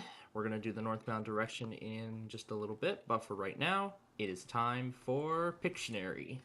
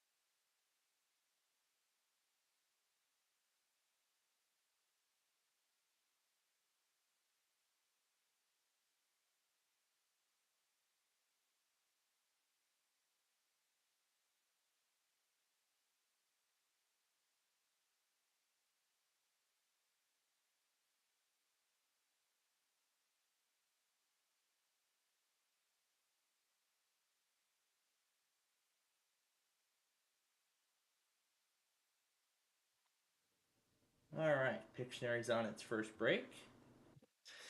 Now let's move on to the rest of 301. So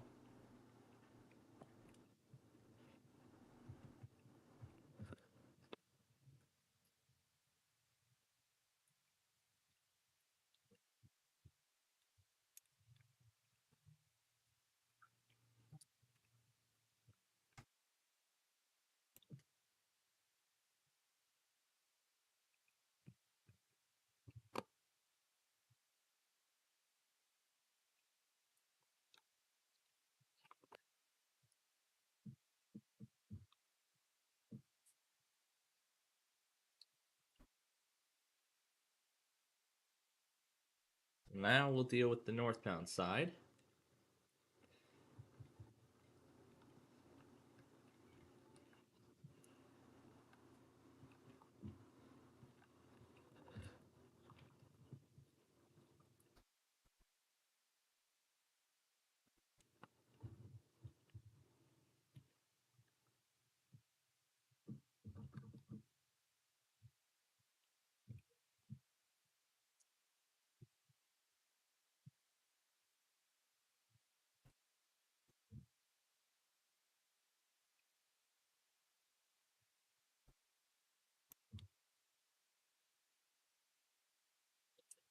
Well, let's see how much we can get through before Pictionary comes back.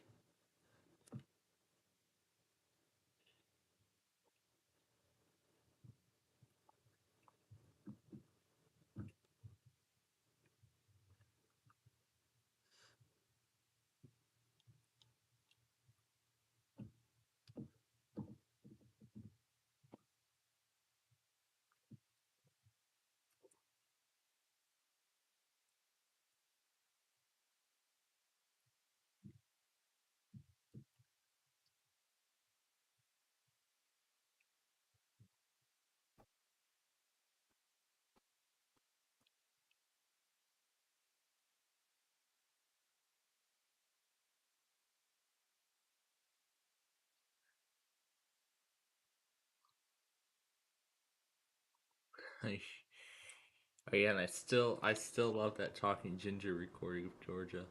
Where is it? Yeah, here we go. Talking Ginger 86.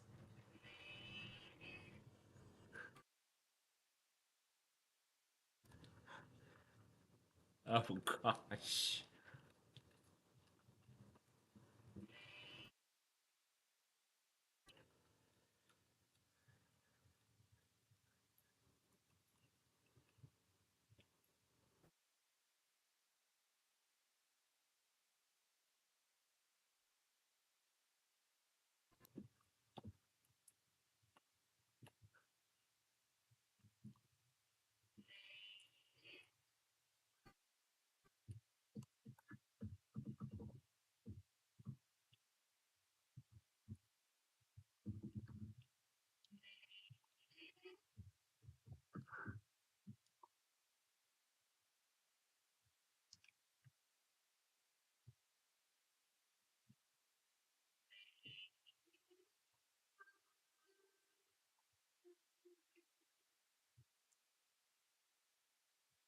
Alright. Back to Pictionary now.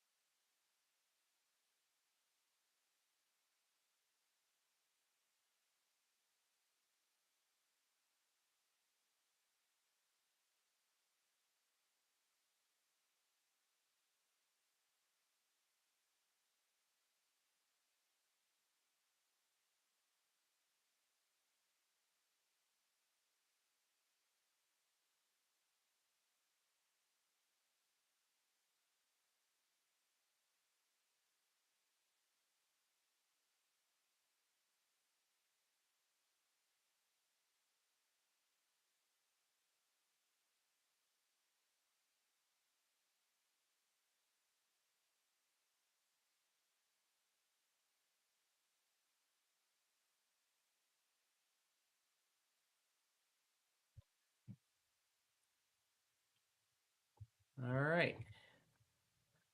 On break again.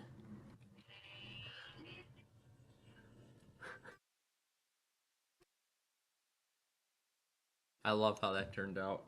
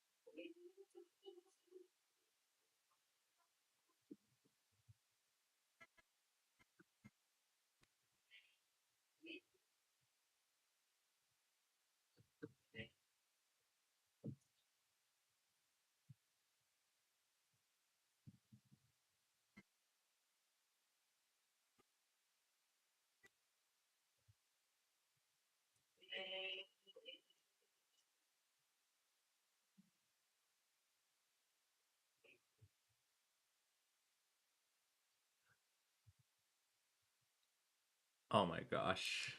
This just gets crazier and crazier.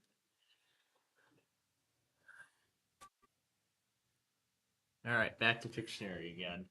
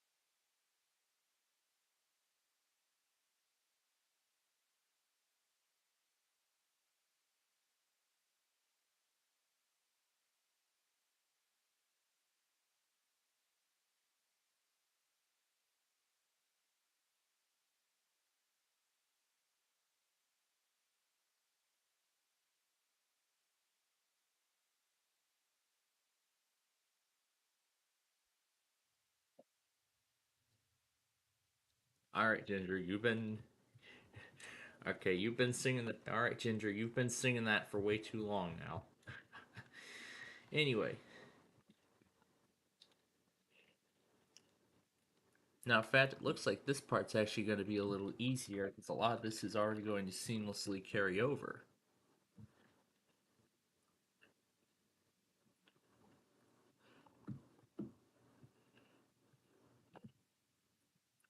So all we just need to do is remove all the old signage.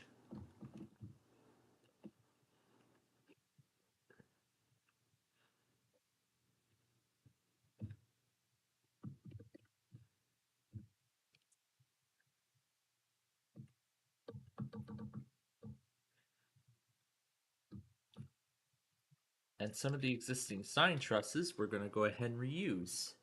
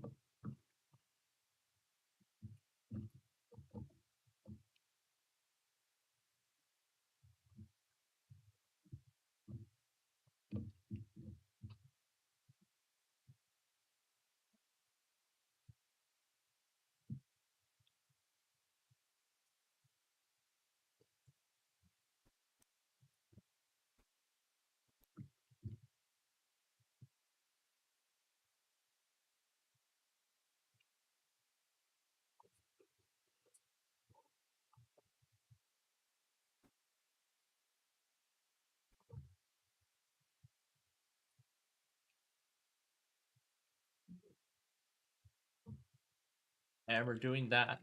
So if we do end up determining an exit number, or the final number of exits, then we'll just seamlessly integrate it right in. All right, back to Pictionary. Let's wrap this up.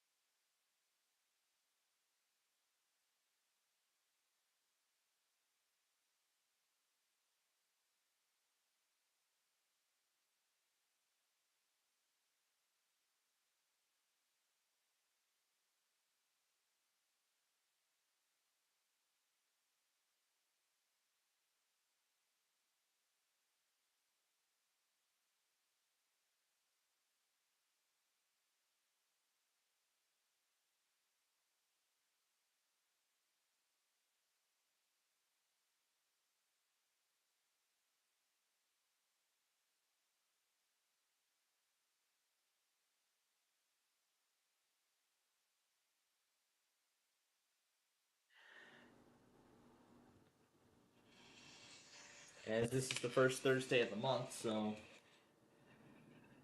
can't tell if the Carney siren test is going or not because that train is right there. Oh, it's definitely going. I can hear it. I can hear it over the train.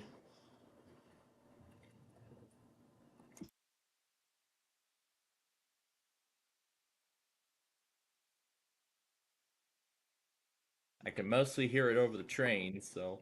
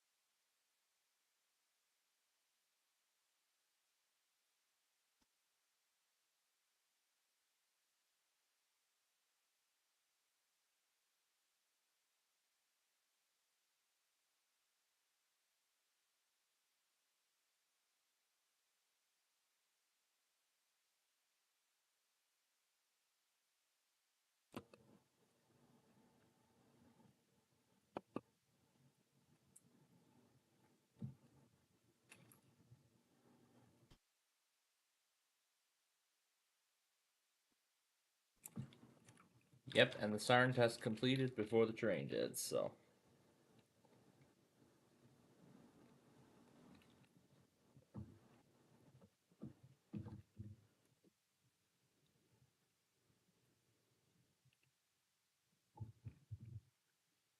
Alright. This is the final piece right here. So here, south to Chicago, north to Lakeland.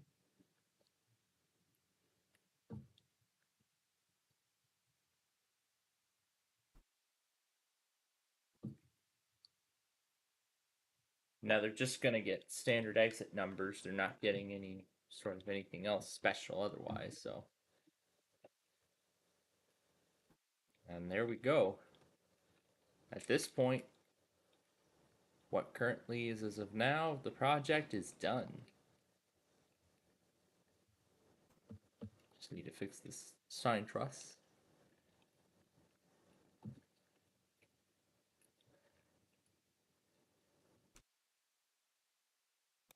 Fix the placement of the sign.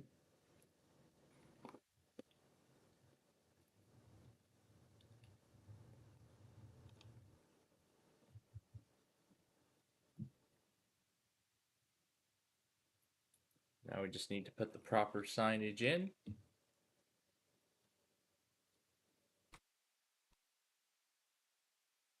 And that looks like a done project. Very nice. So now, with that done, we can now go ahead and remove the remaining remnants.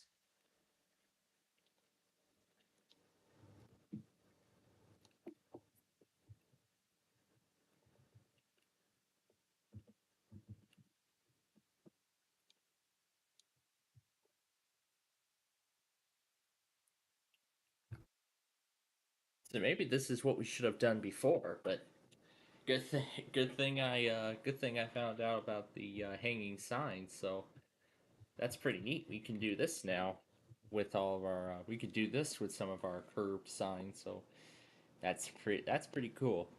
So that looks like a done deal. That looks like a done deal to me. However, there is one more sign trust we need to remove first,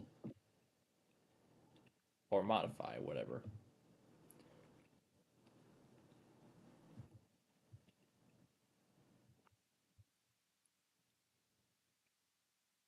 We're going to remove 602 from this sign as well.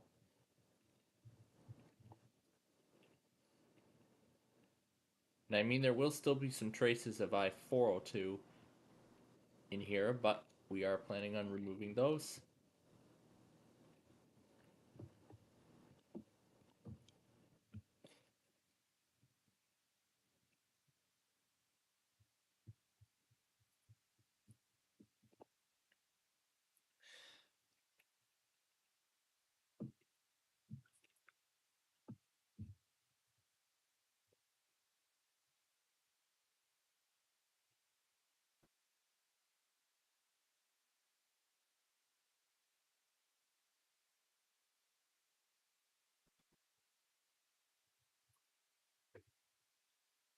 Make sure I'm getting this correct. Yes, I am getting it right.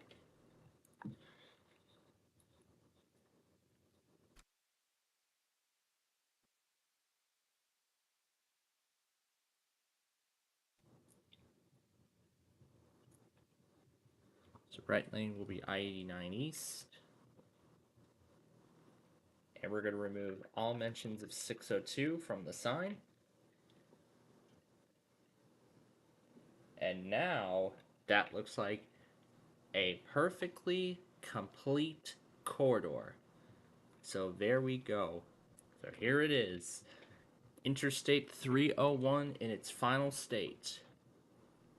This is great. We get to make use of both sections, both former sections. Now I don't think these pillars best fit the theme, so I guess we might as well get rid of them.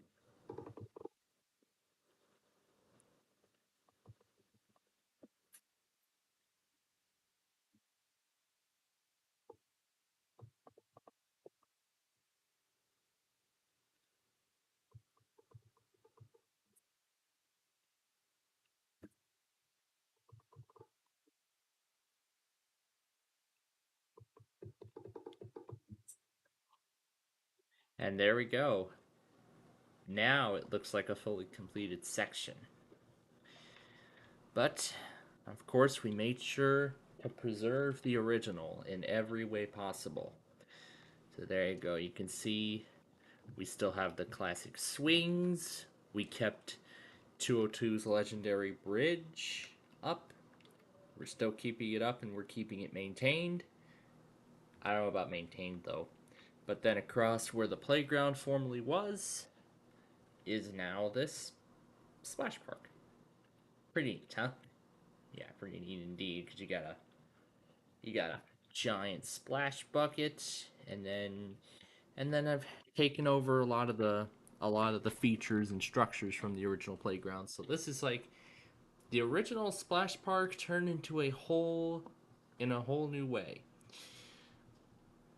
And then in the future, I'm actually looking forward to I'm looking to remove the entire mini golf here because I don't think it's seeing too much of any sort of good use. So in the future, I may actually expand this little water park.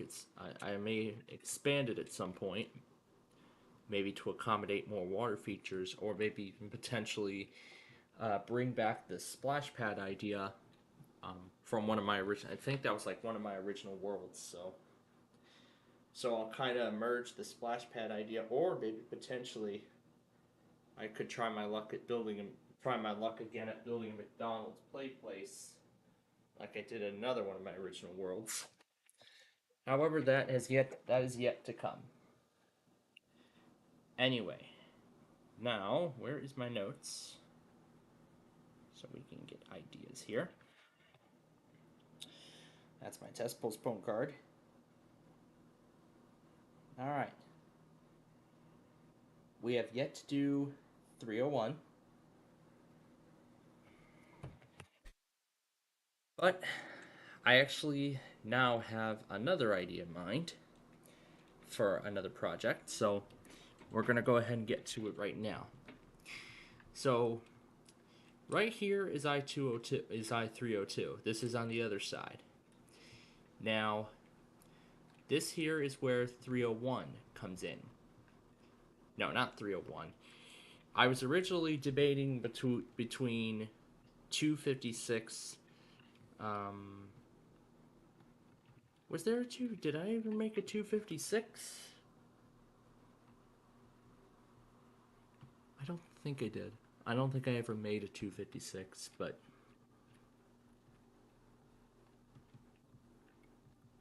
oh, 356.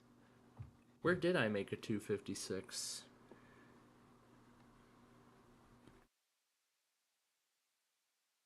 Hmm. Whatever. The only thing I know is that I made. Oh, wait a second. Wait a second. Didn't I say I wanted to make this like I-355? I think that's what I said. So in that case, I've decided 356 will be the best viable option. So now the big question is on direction. Do we want to do it north and south, or do we want to do east and west? That's the big question. Considering that I want to make it like 355, well, not exactly like 355, but as close enough to 355 as we can get, we're going to go ahead and we're going to use the north-south. So that's what we're going to do. So I've decided the final direction. So 356 north, north will go to Lakeland, and 356 south, right now I'm going to set it for Town, although I plan to create that at some point in the future. Again, no final exit numbers have been set yet, but what we can do right now is go ahead and lay down the exit signs for each direction of the highway.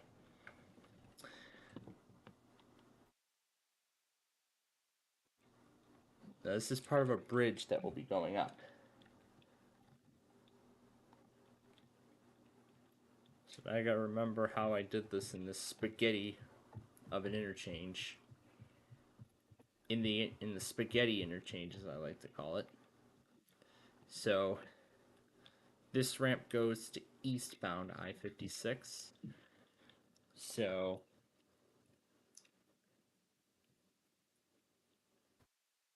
then when we're ready to put exit numbers down, we can do exit this.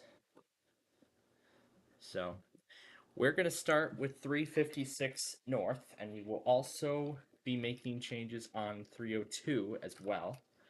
302 will also get the changes.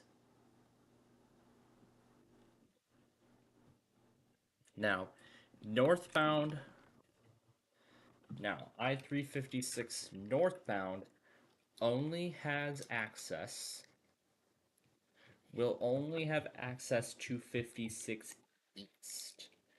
No exit to 56 west, because that's reserved for the other direction. So I-56 west to Lakeland. And then I-356 south to Town. Right now, that's the final name. But again, we'll correct the signs if we need to. Road closed. All traffic must exit.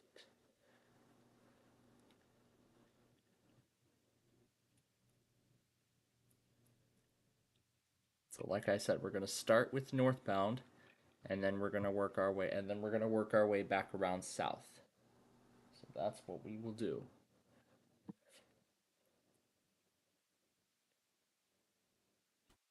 Now we're going to actually preserve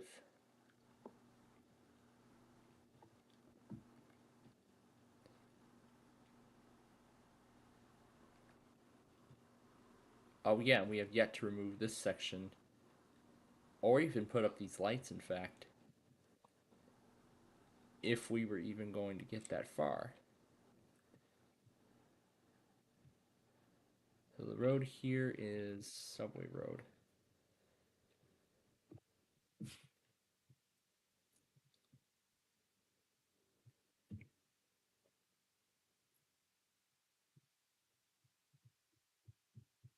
Now in this case, the exit 1 is going to stay as it is.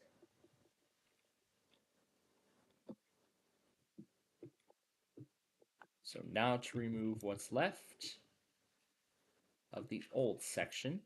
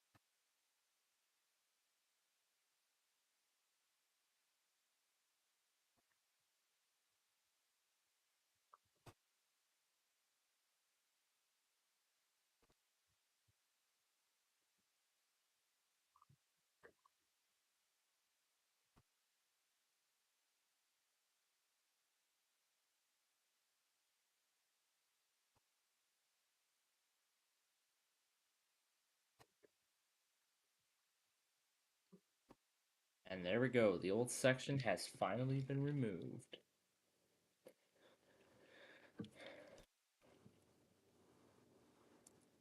.302 I-356 north to Lakeland and Aurora. Oh.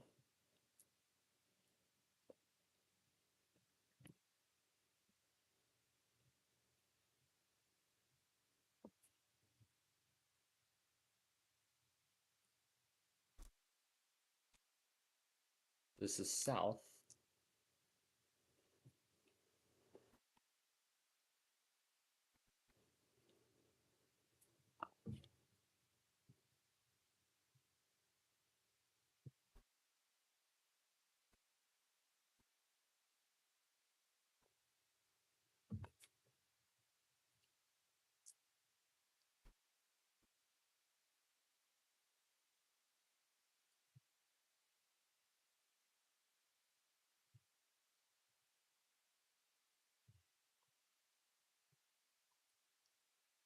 Wait a minute, that's not right. Now it is.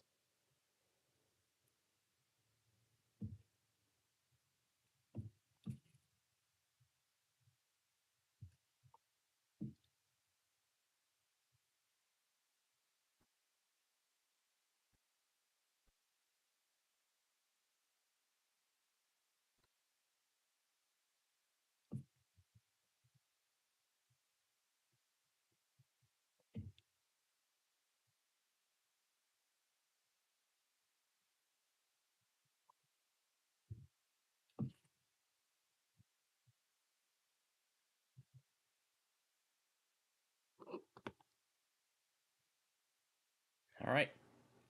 That completes the southbound direction. Actually, both directions in this part, in fact.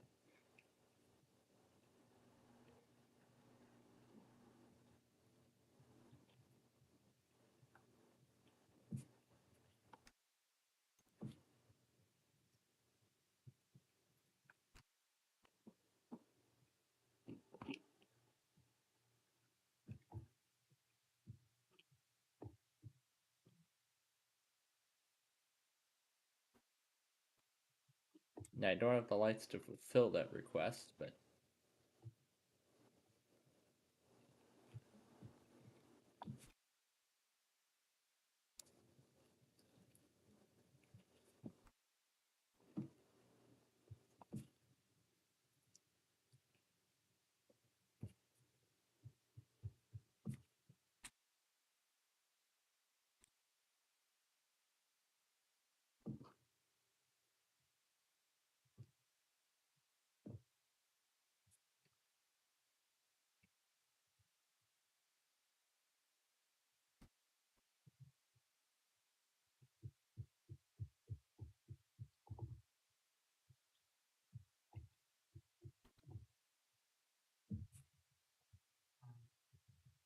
and we're going to keep the original exit numberings from before.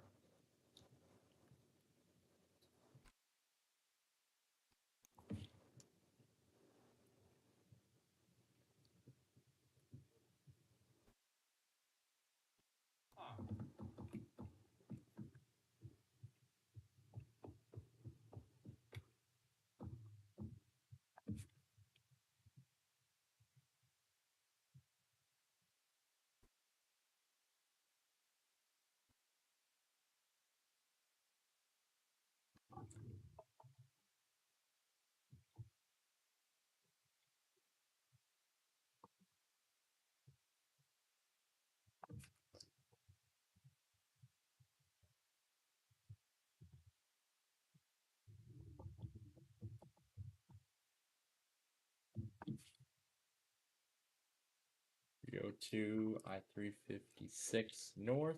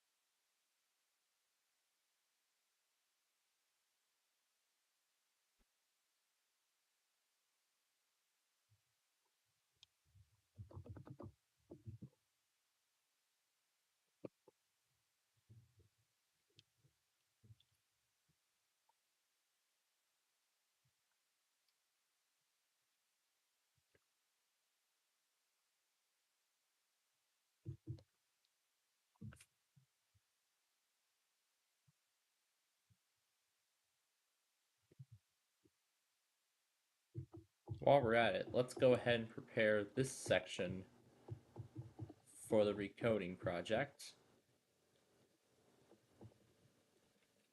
This will now make it 2 lanes each way. So we're giving it the early start here, but it won't look like this for long.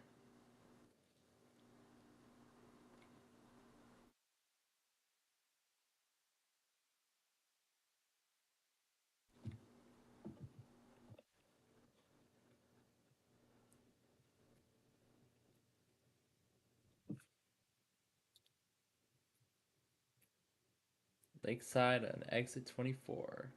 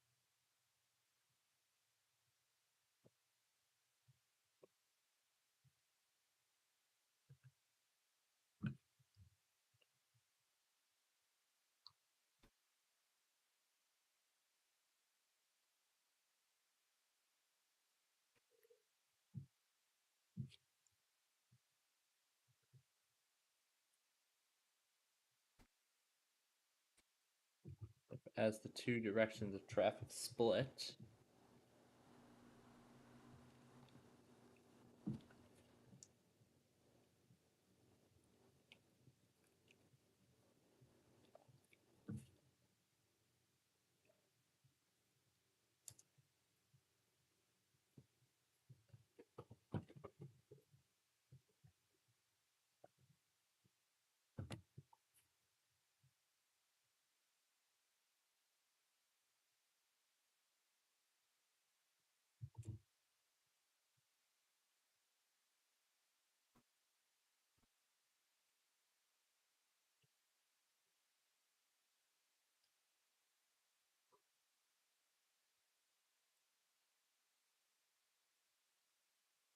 I'm kind of questioning myself as to why we're giving. Oh, that's right, because we're doing 2 sides. We're calling it Lakeside North, and let's call this one Lakeside South and Lakeside North. So we'll call this Lakeside South.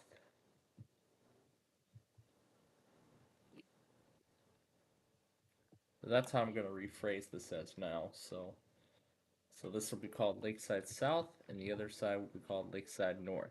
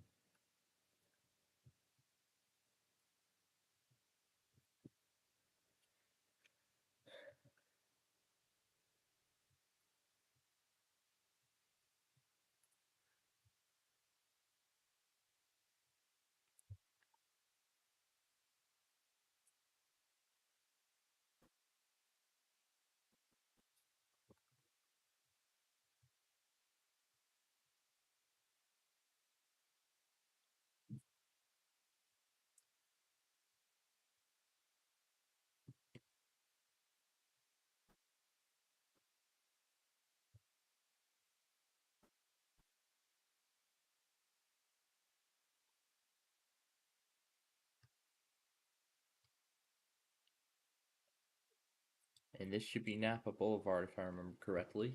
Yes, it is. So this will be the stop point for now. Before we proceed any further with the rest of the highway.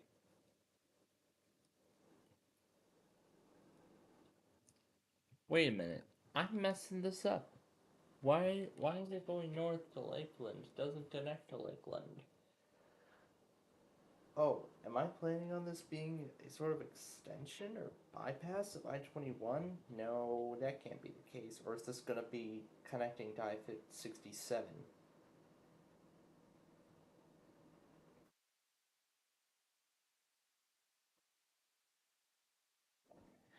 Yeah, I'm actually already considering the final product of this.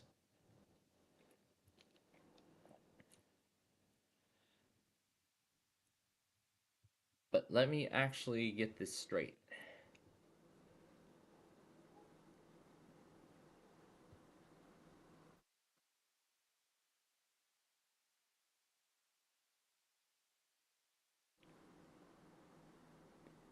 So let me get this straight here.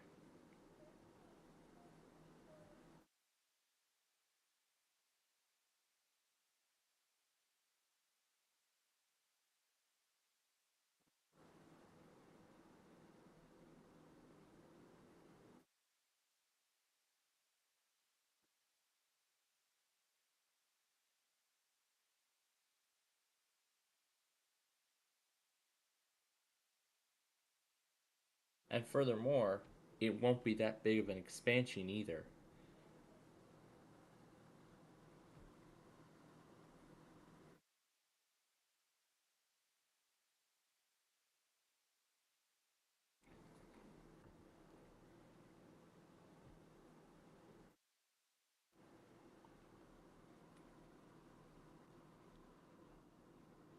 So then if we're talking extensions or expansions, then the next possible interstate would be 23.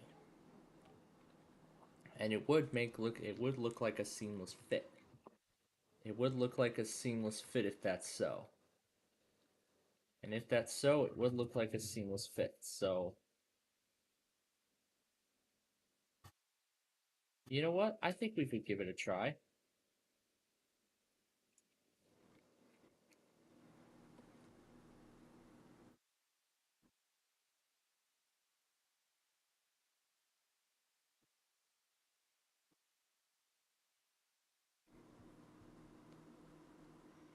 Oh,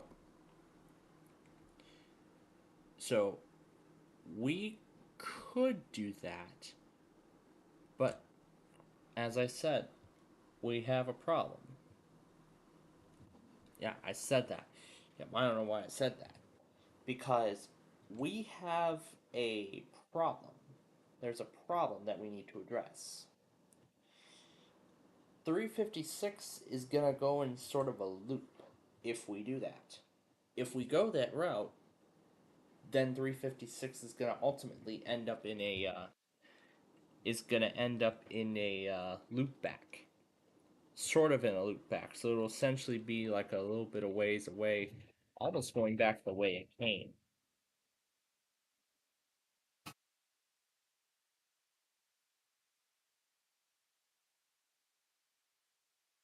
So if we're considering that, then it would not be a viable option. So the only best way we can handle this is just to continue to extend it even further. Now, I don't know if we're going to accompany other interstates with it, but I don't know either if that's going to be the plan. But wait a minute. Can we do 223? I think we could. Yeah, I think we could do that. But I want to keep this, I want to see how far we can extend this. Because how far did I extend 202? I think it was like a 2,000 blocks.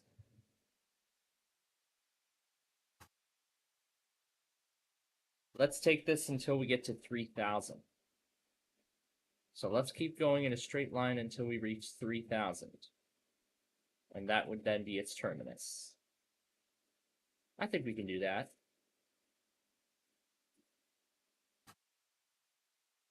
This will also be our first plans for for a whole new realm.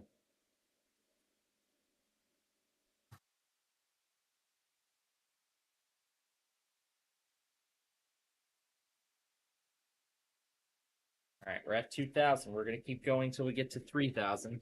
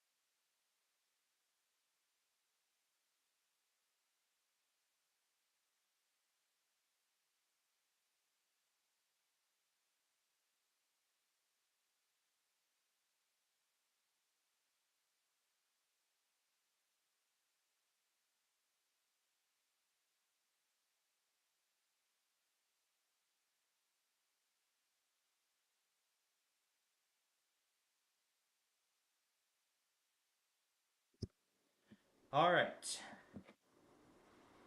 That was an unnecessary waste of time, first of all.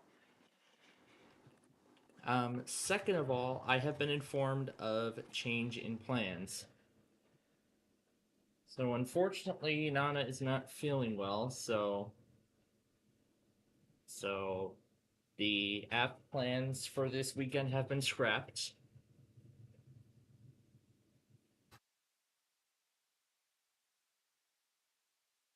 So the plans to go to apt this weekend have been scrapped, but but that doesn't mean there are no weekend plans. We will still be going. We're now planning to go to James's birthday party. James is like one of the more. I think he's the younger of us because he was one of the newest additions. What year did he come around? 2020. No, wait, no. When was it? When was it? 2011 that we first saw him. Yeah, I think it was 2011. But I mean, he and I have come a long way since then. So yeah, for sure. He and I have come a long way. We've both come a long way, I must say. So, um, now in terms of the plan change, I was actually just informed. Leaving Saturday afternoon, so I'm not sure what time we're going to head out yet. Again, I have yet to hear, but nothing has changed. I Let me see if I can lift the 24-hour expiration. I probably can't now because it went up already. Edit. Oh, looks like I can't change it now. Has any already come up? Yep, one has came up. Okay, well, I can't lift. Okay, I cannot change it once it goes up. Okay, so what I'll do then is I'm gonna. Well, I guess I have no choice now. So I'm gonna leave the county request poll as it is right now. At this moment, no votes on the Street View video because it went up 3 hours ago. But I'm gonna give each of you enough time to get the Street View video in. Now, the plans for the Street View video have not changed. I am still planning to create the Street View video tomorrow. In light of these plans, I am still planning on creating the Street View video tomorrow.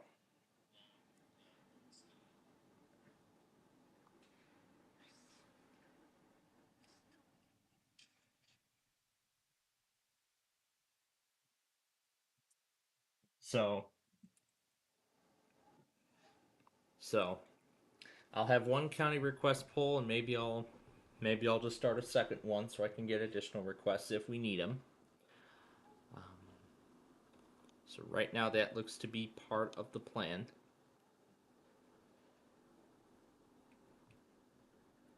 So it looks to be part of the plan at the current moment. But as I said, anything else can change. So, so again, the weekend plans to go out to Apt have been scrapped. And now, as far as I was told, that's now set for the 19th. So great. Now we're gonna have to wait another 2 weeks before for Apt. I don't know why they're choosing the 19th, but I do understand their decision. So, with that being said, like I said, I I can't really change anything now with the county request poll because that's pretty much now finalized. So so what I was thinking of doing is maybe I could start a second county request poll shortly after the first one expires, so that way I can give you all more time to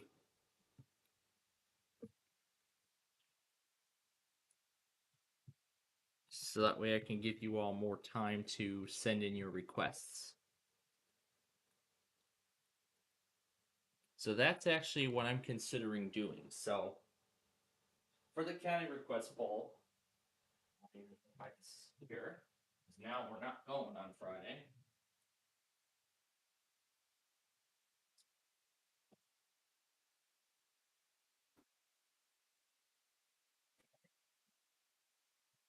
So with the change in plans, that means our Friday Fun Night show tomorrow is back on. We are set to do our Friday Fun Night show tomorrow. That has pretty much been saved at this point. So we're set to do our Friday Fun Night program tomorrow. We will be doing our we are set to do our Friday Fun Night show tomorrow. And in addition to that, we'll also be doing our info center as we normally do. So our normal Friday operations are set to go at this point. So, I mean, considering that the change in plans was just brought to my attention. So, nothing else too major otherwise, but as I said, I'm looking forward to the fun. But as I said, I'm looking forward to the fun. Oh, now dinner's ready. All right, well, let's do this here first.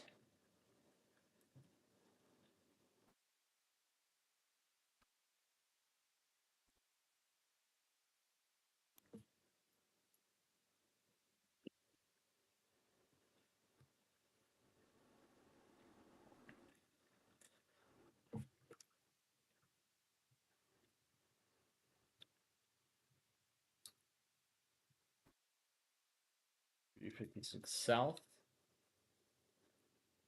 I'm gonna set this one to Elleborg. No, not Elleborg. What am I thinking?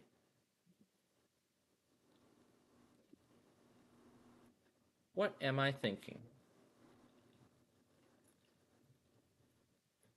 That's a little better. Okay. Beautiful. All right. That looks perfect. Now let's do the southbound. Well, we're going to do the southbound direction after dinner here. So it's raining for me. So let's go have that. And then we're going to get ready for Wheel of Fortune and all the primetime stuff.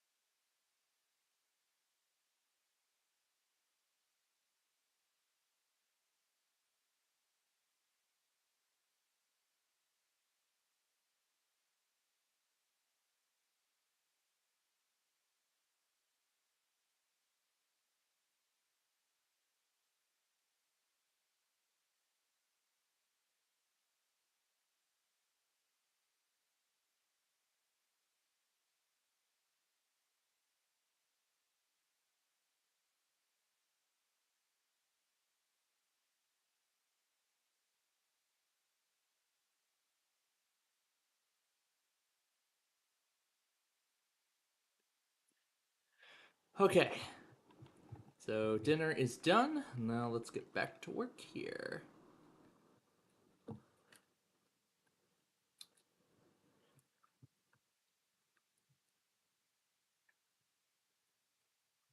So we'll call this Lakeside North I 356 North. So 302 I 356 South, Aurora, Town. 24D. Nope, not 34D, 24D.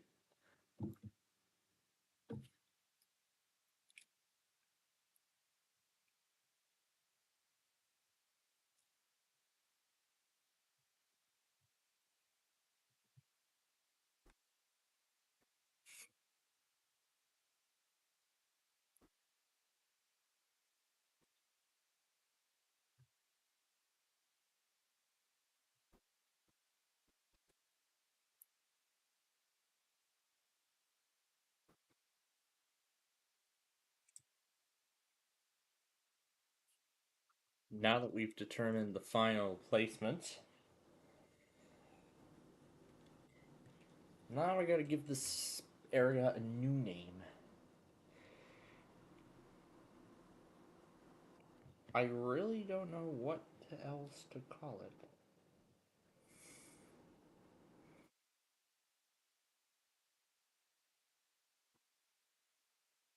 I really have no idea.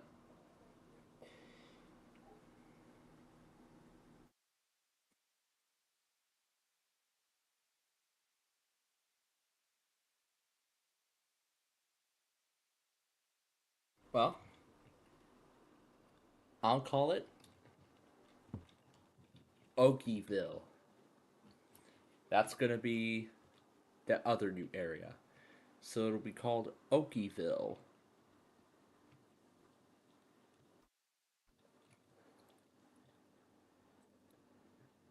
So then I will make the changes across the board.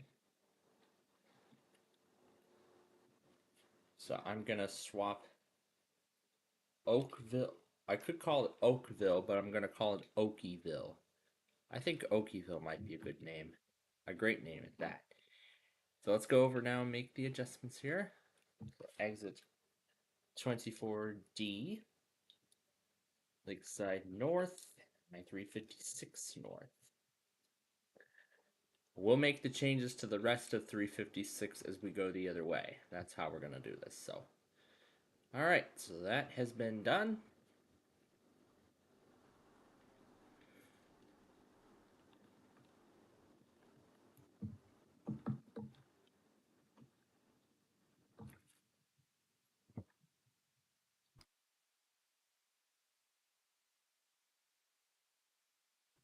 So here we go. Exit 25, the 7th Avenue. Is there an exit 29 here? Yes, there is. So let's mark that down. 203 up ahead. All right. Now we're going to stop right here because it is time for America's Game.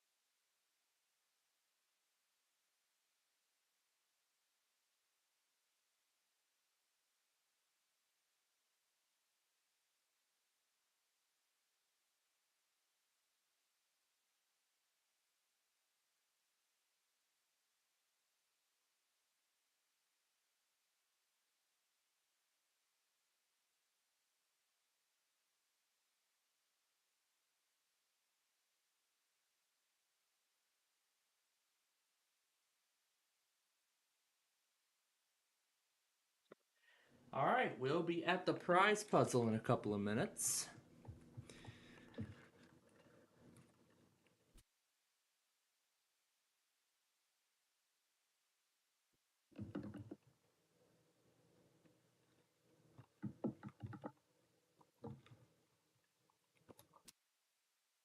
We're going to go ahead and change all mentions of Lakeland to Oakleyville.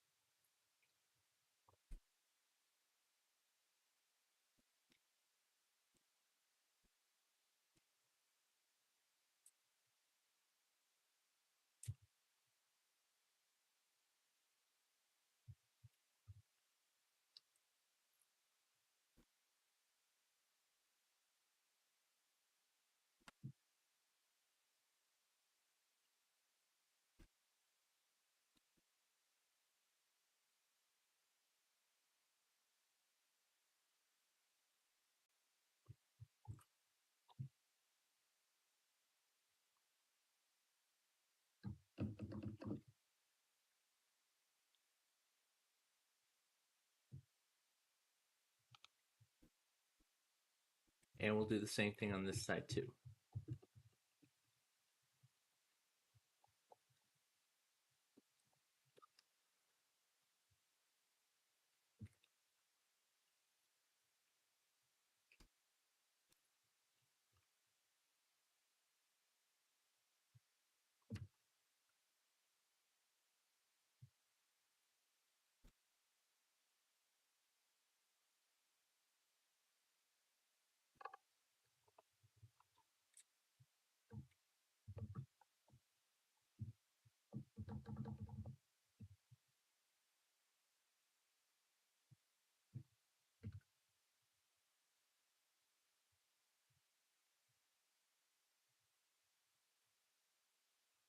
Alright, let's head back to Wheel for the prize puzzle.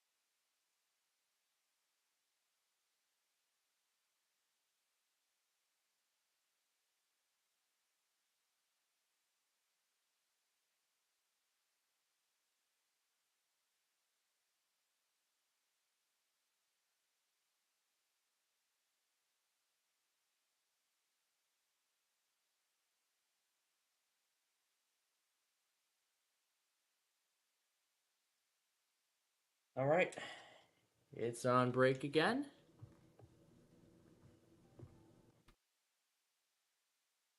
356 south.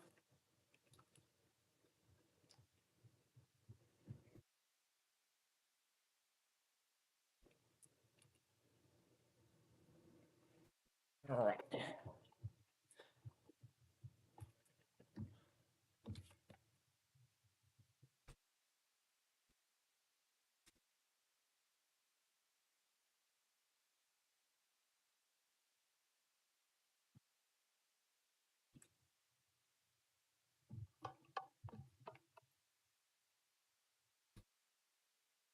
All right, we're almost done here.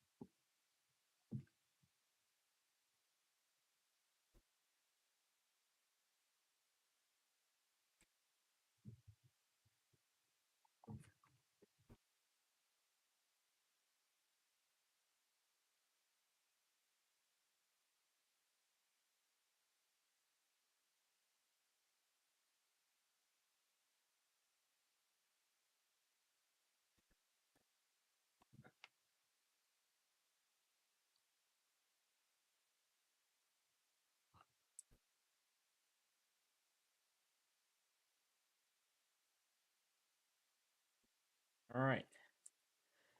Now to change out all mentions of Lakeland to Oakleyville.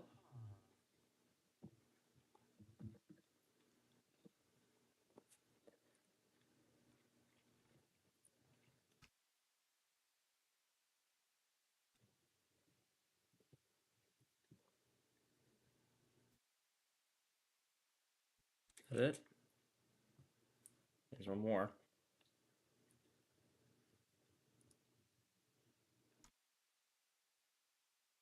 All right. Then I just need to change the mentions out on the other side. Here's the triple toss up.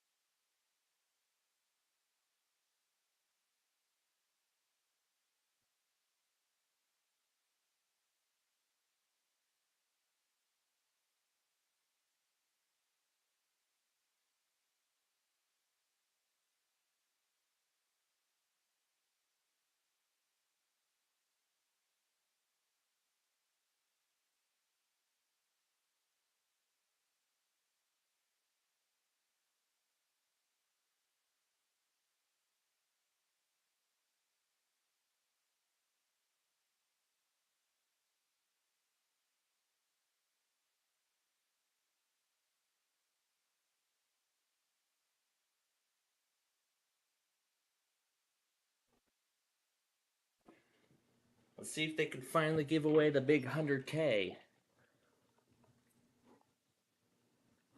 Yeah, let's see if they can give away the big 100K at last. Well, let's see. Okay, now to do the other side. We're going to switch out.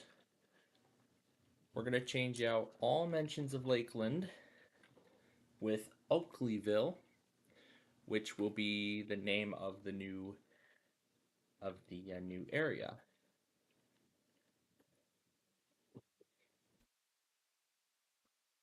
I actually kind of seem to be intrigued by the name now. Considering considering all of these interesting names I've created for these Minecraft towns, that's staying the same. Considering all these interesting names I've created these Minecraft towns,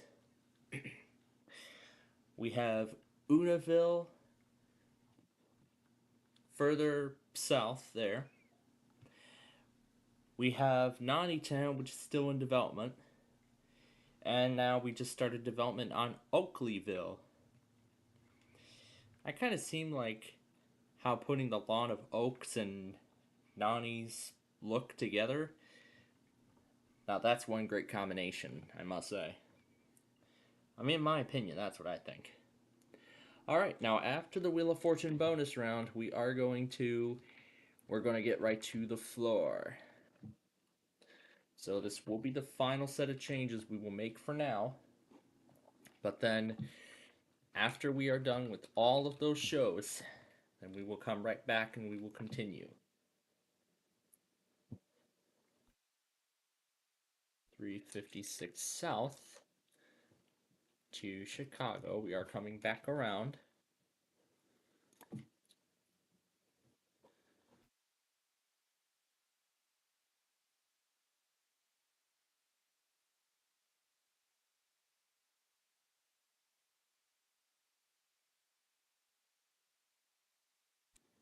And this road is Gateway Court.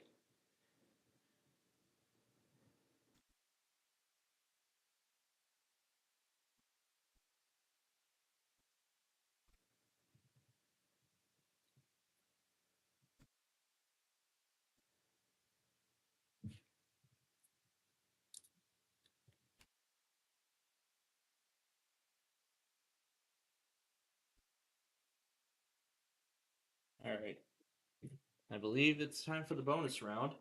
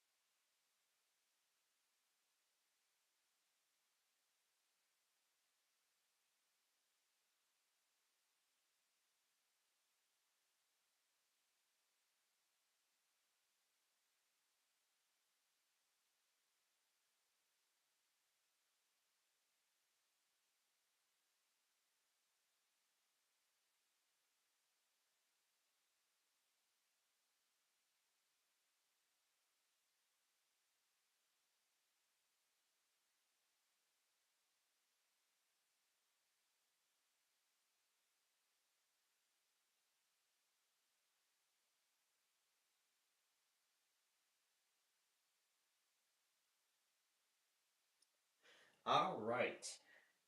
Well, I gotta say that prime time lasted. That was a quite a long prime time, to be honest. Oh boy. Opinion on this? That is so cute. Anyway, oh boy, what a long prime time that was. That was quite a long prime time, I gotta say. I mean, wow, it was like what, 3 hours between Wheel of Fortune and wow, in between Wheel of Fortune and the end of Trivial Pursuit. My goodness, I gotta say, man, that was quite a long prime time we had. That was quite a long prime time we went through. I must say. So yeah, I gotta be honest, that prime time was quite long. But the good thing is, we got the floor taken care of, and as of now, only 8 players remain. Actually, let me get this right. So, now on the floor, only 84 players remain. 8 are gone. Next week, 8 more will be eliminated. Boy, this has been quite some fierce competition on the floor so far. And boy, we are enjoying every moment of it. And I didn't see when he sent that photo. Did he send it while we were watching? Yeah, he just sent it when we were just starting Trivial Pursuit. We had actually just finished it. Yeah, I just reacted on it now. So, that's very nice. I'm not sure where that's from, but it looks like that's from season 5. 5, 6, I'm guessing. Yeah, season 5 and season 6. Because, in my opinion, as I've said many times before, I don't care too much for that format. But hey, there are still a few episodes I like from it, but I prefer the original format more than what it was until its inevitable fate. Anyway, um, now we're kind of going off course here with what I was just talking about with the Trivial Pursuit thing. Anyway, so um,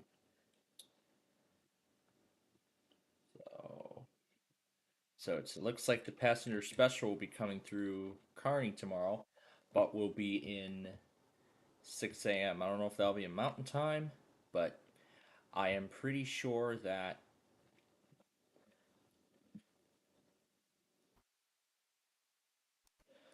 But I just want to make sure that I'm getting all of this correct as I go through the list here. So, as of now, on the floor, as I just said, only 84 players remain, but only one can win the $250,000 prize at the end of the season. Well, at the end of this competition. And man, it's only going to get fierce from here.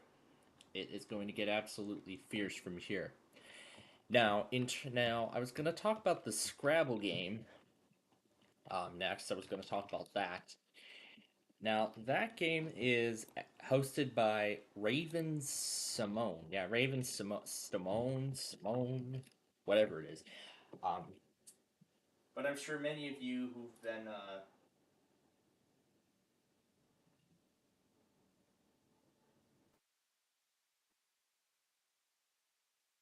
yeah, I'll answer that question as I continue talking about this here. So this new variant of Scrabble, as I expected, is unlike the '80s version with Chuck Woolery, and I'll explain the format here. But it is just like Celebrity Wheel of Fortune, Celebrity Family Feud, and Celebrity Jeopardy, or what's that? Jeopardy Masters. Was it Celebrity Jeopardy or was it? No, I think it was. Yeah, I think it was Celebrity. No, I think both are tournament based. Yeah, they're both tournament based. They do a double Jeopardy or no Jeopardy Masters. They do the normal format, and then Celebrity Jeopardy. They do the additional triple Jeopardy. Okay, now I understand.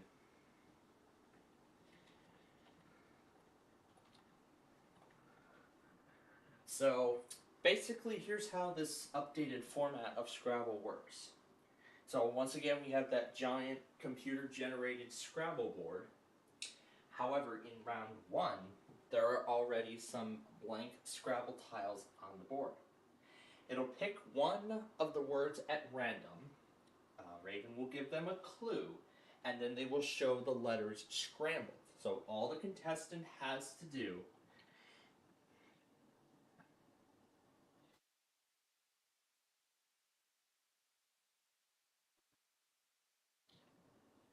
So then the contestant has to unscramble the letters to make the correct word, and then they will get the Scrabble point value. So it's almost just like the Scrabble game that everyone's used to playing at home. And I mean, I gotta say, I have not played it with Nan Karen in a very long time. In a very, very long time. I gotta be honest with you. I mean, we're into Mexican Train, Rummikub, all that fun stuff. We barely even get to Scrabble anymore, which, I mean, it's kind of a game of the past, but I mean, anyone can play it. I mean, if I'm good at Scrabble, then, maybe I could be a contestant on the show one day. Probably not, but oh well. Okay, anyway, I'll just finish that comments here. And okay. So, yeah, that's basically how the first round of Scrabble works. So then this will keep repeating for every six words done. So of course they'll get the point value. So after that word is complete, another word at random will be selected, and it will keep going. From what I've looked at, there are 6 words in total on the board. Then it will happen again. However, this time it's going to be much more difficult because they're going to be guessing. They're going to be dealing with longer words. So then they're going to be dealing with longer words, which plays out the same way as before. They'll pick the word. So a blank word on the board will be selected at random, and then the contestant again is then given a clue, and then he'll have to unscramble the letters to make the word, to make the correct word, and will earn the associated Scrabble points. The Scrabble word points, I think they're called, but regardless. So then in round two, each contestant is going to be playing, and then in round two, the Scrabble board is blank. There's a blank Scrabble board in front of both contestants in round two.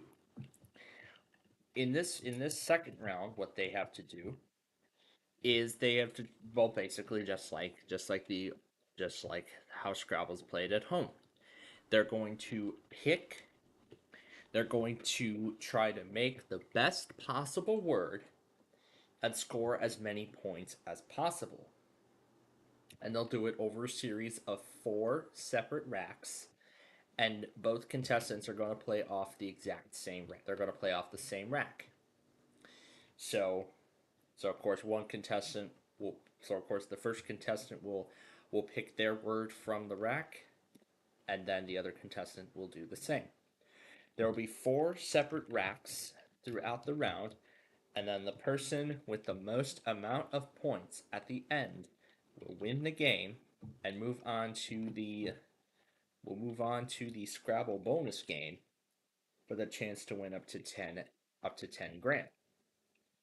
Now, how the bonus round works on Scrabble is it's almost like the second round, of course. However, just the one contestant is going to be playing with 7 individual Scrabble racks. Once again, the objective is to score as many points as possible. However, there are cash bonuses for scoring a certain number of points. Scoring 100 points would earn the player $1,000.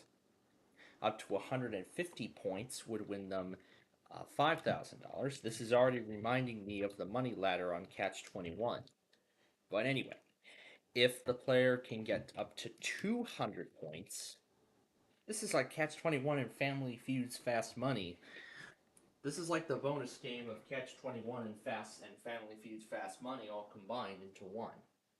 And then if that player can get to 200 points, then they will win. They will then win the $10,000, which has not happened in this debut episode. But it would be nice to see. But I'm sure we will eventually get a $10,000 winner as the series continue as the show continues. We will. I'm sure we will. Somebody will. So they'll be picking one word from each of the 7 racks to score as many points as possible. Now, actually in this bonus game there's no risk involved actually, which makes this round I don't know how interesting, because the money that they earn in the bonus game is actually guaranteed no matter what. So no matter what, they get if they get $1,000 and the 5,000 after 7 racks, then that's the money they're gonna go home with regardless. And then because this is a full hour program, they of course, as I said earlier, are going to play a second game, which again starts at round 1 with the clues, then the 4 racks, and then the 7 rack bonus game. Now, that show my mom actually likes, so we are, well, she I think she didn't have an opinion on it the first time, but she said she wants a second chance, so we're going to do that.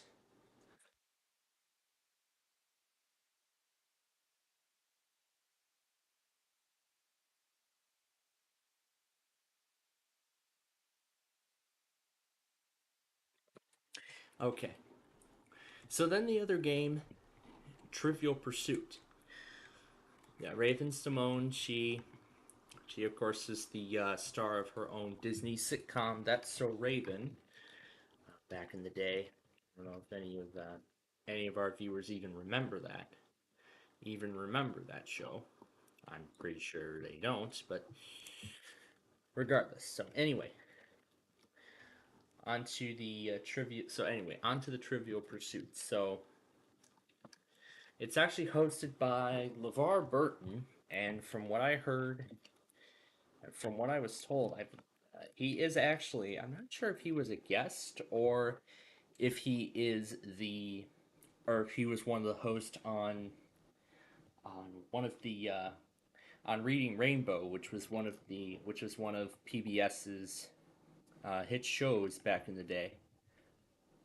Yeah, Reading Rainbow was PBS's hit show, one of PBS's hit shows back in the day when they were trying to get into the literature curriculum. That was actually one of the two shows that was actually one of two shows they did that targeted that. The other one, Between the Lions, again was actually very similar in nature. However, now if I can remember from my elementary school memory correctly, we actually ended up, well, me and several other students in my first or whatever grade I was in. Was it first grade or was it some other grade, second, third? I can't remember. Whatever grade it was back in elementary school. Uh, I remember the time when we went into one of the other classrooms, and we of course, and of course, as part of the curriculum, we watched one of the. I can't remember exactly how many episodes of both we saw. Um, and of course, we saw.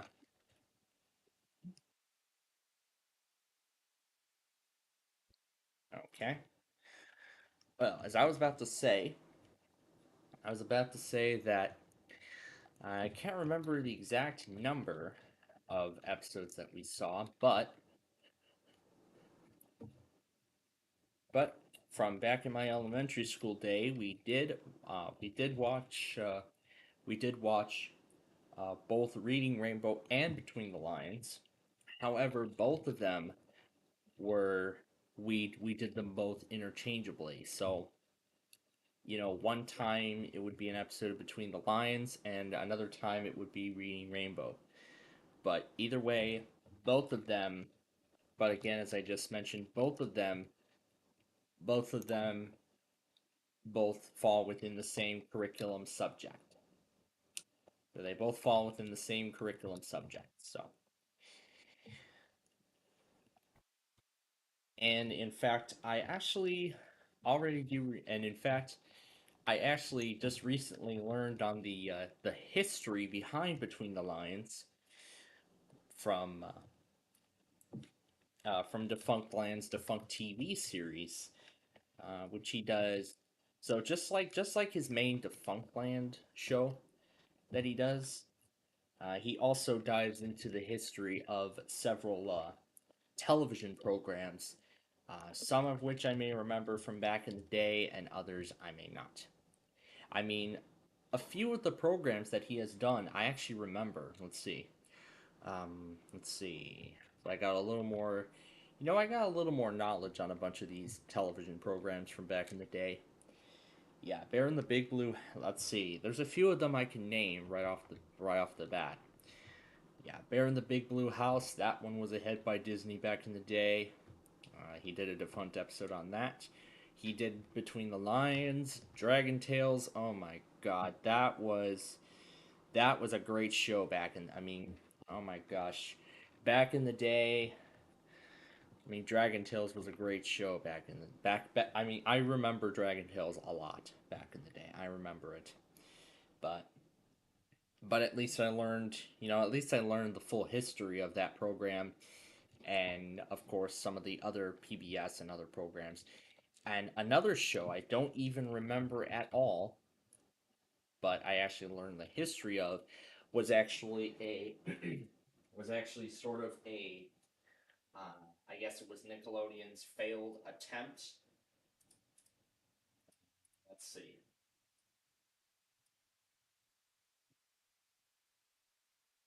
Let me think here. So Nickelodeon tried um, to get into the Jim Henson market. So basically they created a 90s, they tried to create this puppet show in the 90s, named The Wobulous World of Dr. Seuss. Season 1 was like an all fantasy format, which actually they all appreciated, which actually the media appreciated. However, by the time by the time Wobulous World was renewed for a second season, they actually ended up altering the format altogether. So they went from a more fantasy format to a sort of educational format.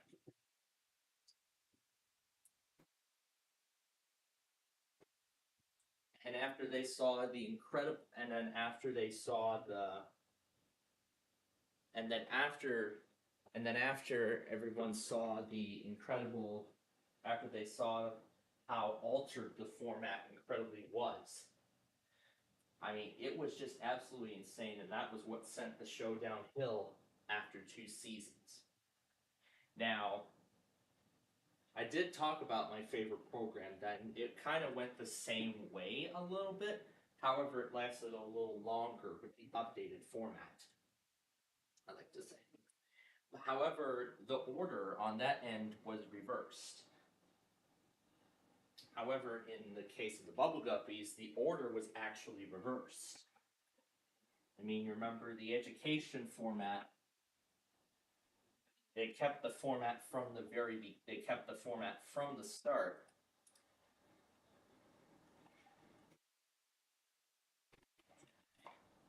And then by the time they brought it back in 2019, they altered the format entirely. Well, actually, not really entirely.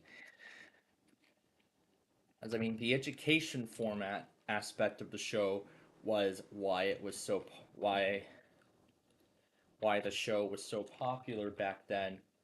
Yeah, why the show was so popular back in 2011 or I should say 2011. Which is why the show was so popular back in 2011, and that was most likely the whole reason why I got hooked on it. I mean, I wasn't alone. There were many other kids like me back in the day who got hooked on Bubble Guppies after they saw the success in the format. But then season 4 came and went after 2016, and initially many thought that was going to be it. That was going to be the end of the series. However, I actually had the same thought too. But then when I was scrolling through my YouTube recommended, I saw a little banner and that the show was going to be returning. That the show was going to be returning on that same day I saw it. So I was like, I was absolutely shocked to find that out. But then it wasn't actually until that one other day where I actually ended up getting to see one of the season 5 episodes for the very first time. And after seeing the first two I saw actually immediately ended up becoming my favorite after, seeing the whole plot and everything like that.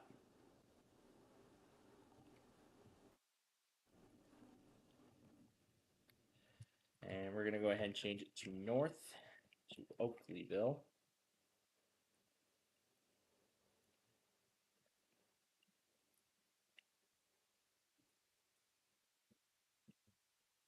So, I mean, by the time, I mean, when they were really into season 5, I think that's when I think that's when everybody at Nickelodeon knew that they really messed it up, that they really altered the format, and they essentially damaged the reputation of the show. And at that very point, it was never the same again. And the new Guppy that they introduced in that season wasn't going to do any sort of justice.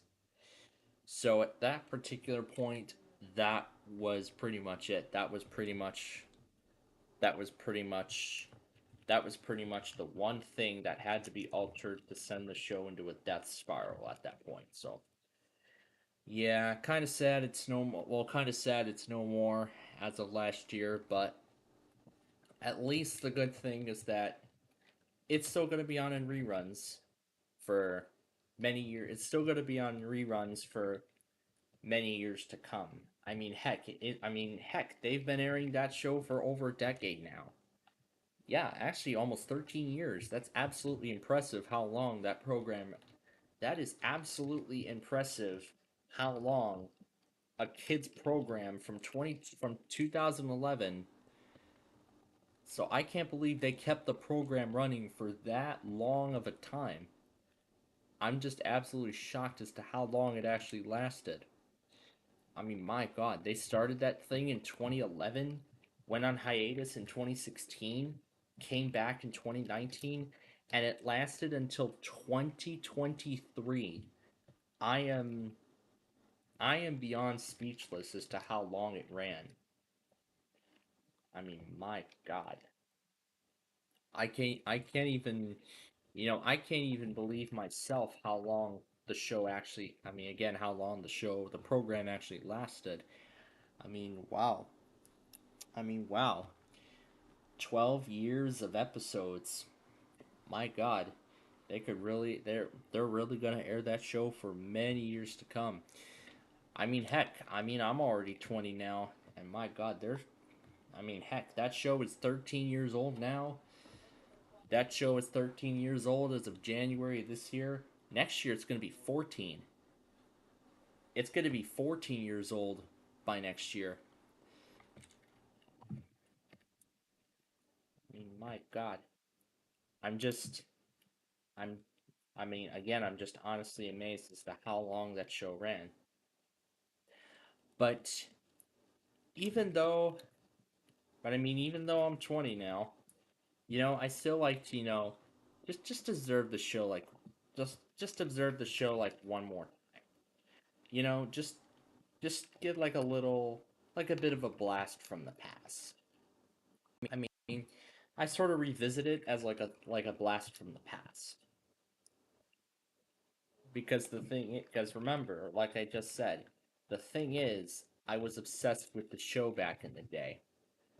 And I mean, heck, you can kind of see that I'm still mostly obsessed with the show. You can see it everywhere. Well, heck, you're pretty much seeing heck, you're seeing my two favorite you're seeing my two favorites now, and you'll see them everywhere across you're gonna see them everywhere across my channel, even my main channel. I even put them in my thumbnails in some of my earlier videos, but then eventually I dropped them. So, but still, I have to be honest, I'm incredibly amazed that a show that I used to enjoy back in the day is now 13, well, not 30, well, it is 13 years old now, but heck, the question is how much longer is Nickelodeon going to continue to air it? But but the other thing I was going to say is that I miss it, and I mean I miss that show I miss the show when it aired in prime time on the Nick Jr. channel. I absolutely miss it. I mean I miss it so much. I mean, it used to be right after Timu Mizumi, which I don't know how popular that was, but at least they brought it back. At least they brought it back on the lineup, which is good.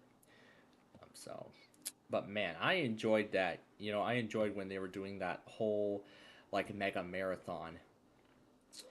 Now, but to be honest, I mean, if you remember when I was talking about the recent trip,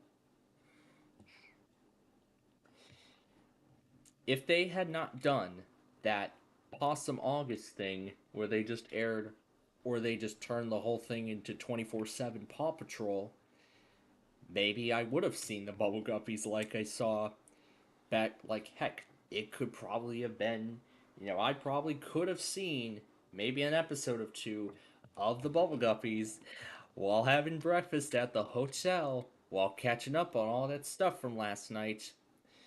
And even better, maybe even listening to chip tunes along the way. I kind of still associate them a little bit with some of I kind of like to put Nani alongside certain chip tunes that I have as part of my playlist now. But of course, it was about time I updated the well, the sequence. I'm gonna call it the sequence, but I mean it was about time I updated it because the original's just original. I don't know how much longer that's going to last, but hey, at least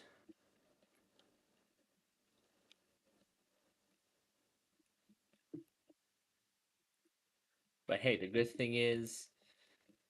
thing about it is that I'm gonna at least continue to enjoy it in some sort of way well, because I was talking about for a while that the Puppy in the Ring. My God, it's been so long since they aired it, but yet I'm still ashamed that I missed it.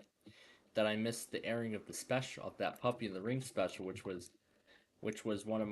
is actually my all-time favorite Bubble Guppy special that was done. Back in 2013, 2014. If that special airs again, if it even airs in the nighttime slot, then I would definitely watch that. No doubt about it. There's other kinds of content I enjoy. And of course, game shows is one of them. As of course, I mean, I've gone from being obsessed with I've gone from being obsessed to mermaid like creatures to now being more obsessed with all kinds of game shows. Classic game shows. My God, we haven't done classic concentration on the weekend slot in a long time, haven't we? I think it was after Buzzer screwed up. I think it was after Buzzer changed the schedule that pretty much sealed the fate and completely turned our weekend program around. And I have actually been informed that we would be heading out around 3 on Saturday. I actually forgot to mention that earlier, so I did get some new information about this weekend. So we're still going to let the county request end at noon, and we are going to do the Street View poll. Well, we're going to actually create the Street View video on Saturday as we normally do. So, we'll do the county request and then we'll do the Street View video immediately after. And but we will have to go quite fast on it because time will be absolutely limited at that point. So, so 356 finally has its signage, and 301 is also finally done. So, we're going to move on now to updating 502 with the time that is left.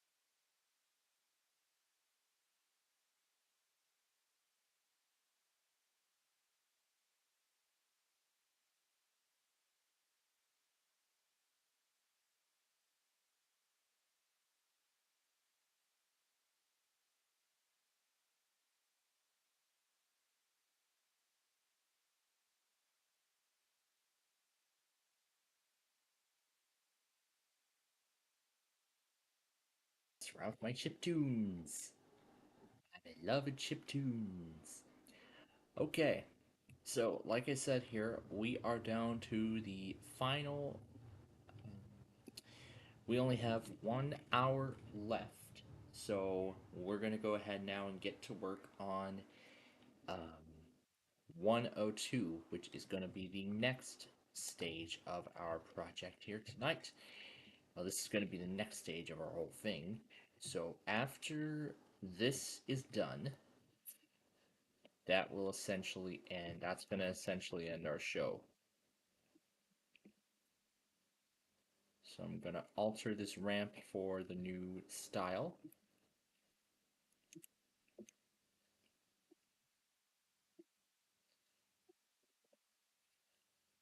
So we're gonna start with this section, and then we'll move on from, and then we're gonna move right along from there. Yeah, and then we're just gonna move right along from there. So that's how we're going.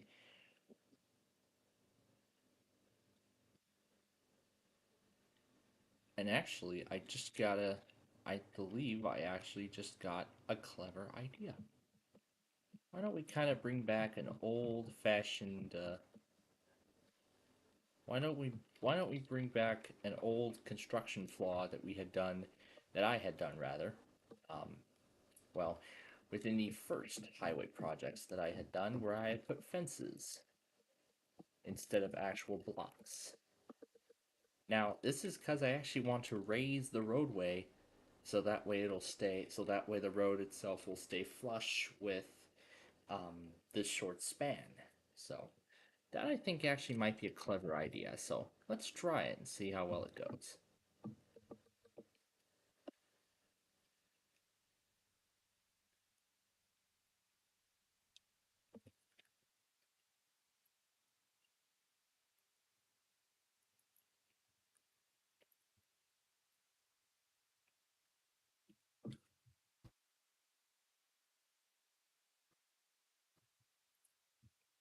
You know what I think it's time for?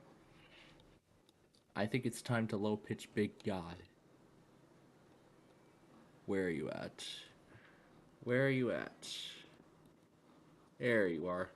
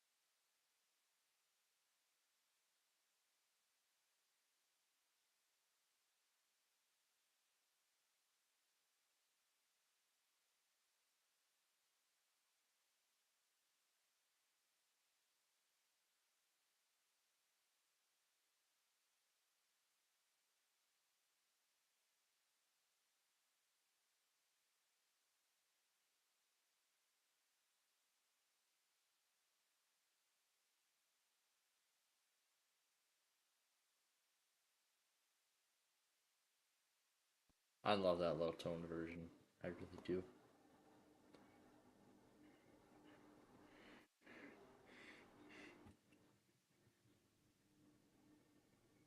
Oh, okay. All right. We're going to actually stop right here for just a moment because I was actually just informed by Highland Weather here about something. So it looks like FEMA has actually responded, has actually done something in response to Helene. Here we go.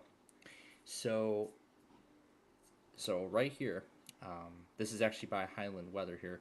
So I believe this might be accurate. So I thought we were not going to, but tomorrow, October 4th, 1:20 p.m. Central Time, this will be the National EAS test. And of course, I already have a good list in place, and I'm already considering my options for how we are going to handle this national test. Now, furthermore, I need to check my config file and make sure NPT is in here. I need to make sure I add an NPT into this list. As if oh, I see what I,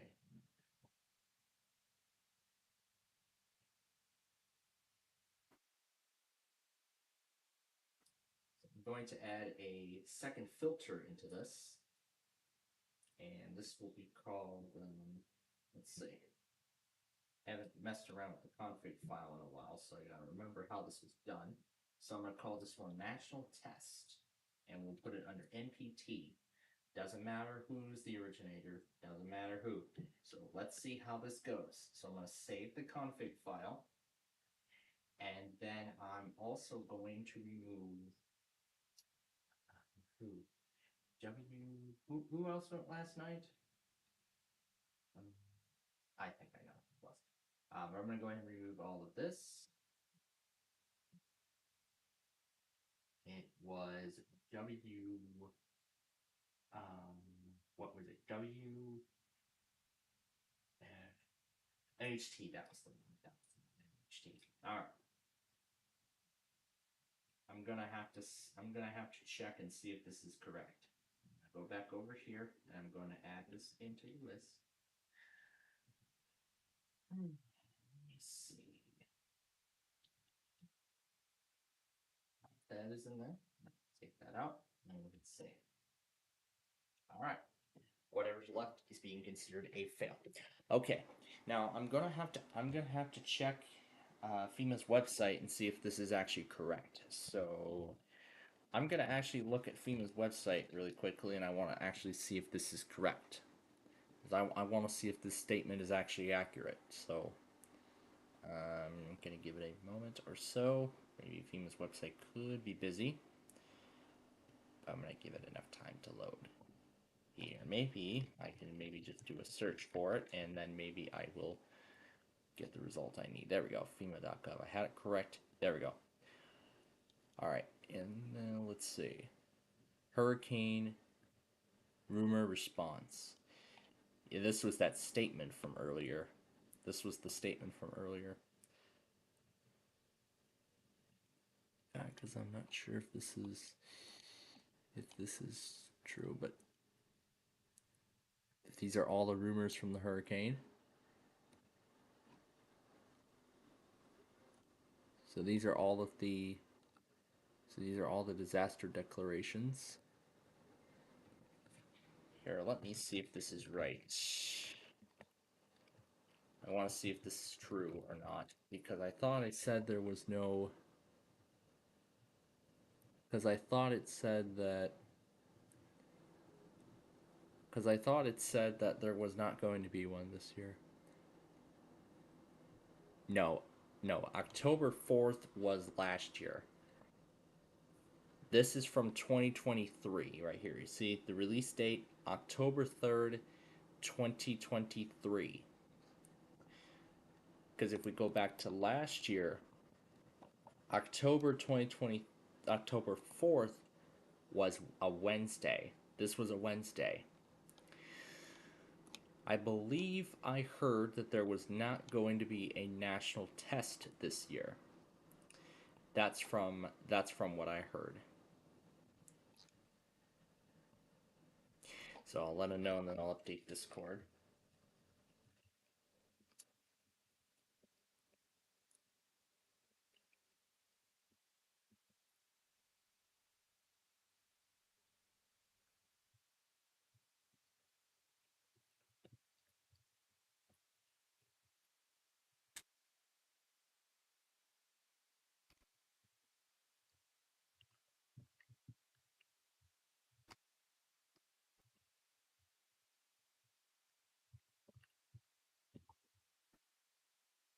All right. So yeah, that statement from Highland Weather is incorrect.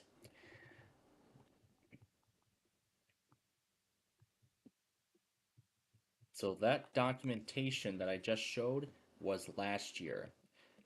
That documentation was from last year, October 2023. It's required by law every 3 years. The last national test was 2021, I think. But I believe I heard from others that there was not going to be a national test this year.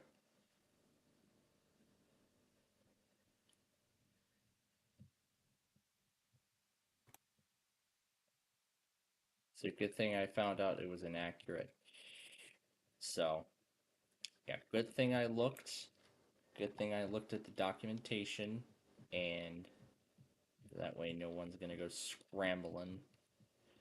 That way nobody's gonna go scrambling to find their cameras or anything like that to capture a national test that happened a year ago tomorrow. Because yeah, last October. Because remember, last October was the national was that was last year's national test.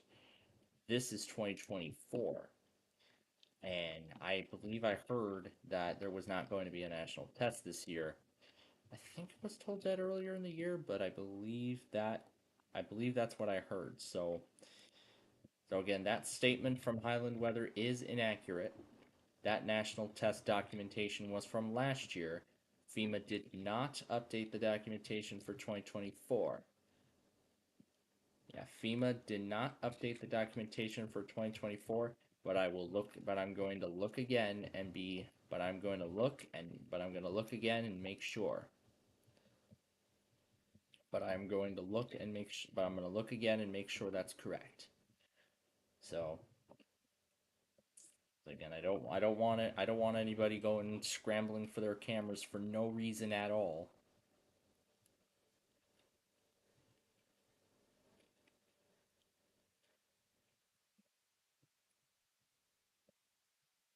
Yeah, because I don't want anybody scrambling for their cameras at like the last second. I really don't want that happening. So as I said, I want to be as accurate with you all as possible. The national test, October 4th, was last year. Again, it was last year. It's not happening this year, as far as I know. But now we have a new challenge under our belt, and it's with this bridge.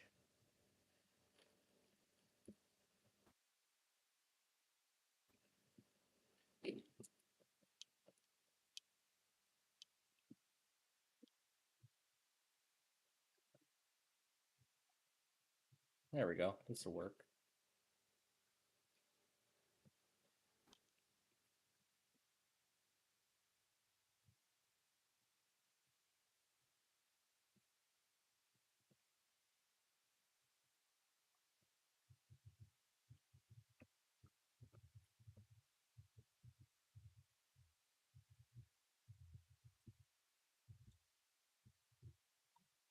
So I'm sure he's gonna.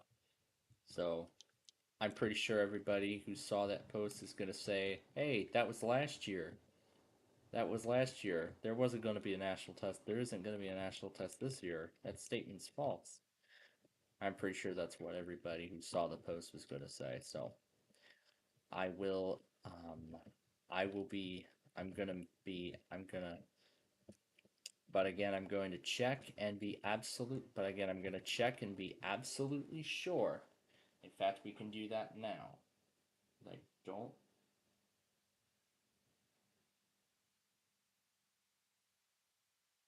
But I want to see if this is correct.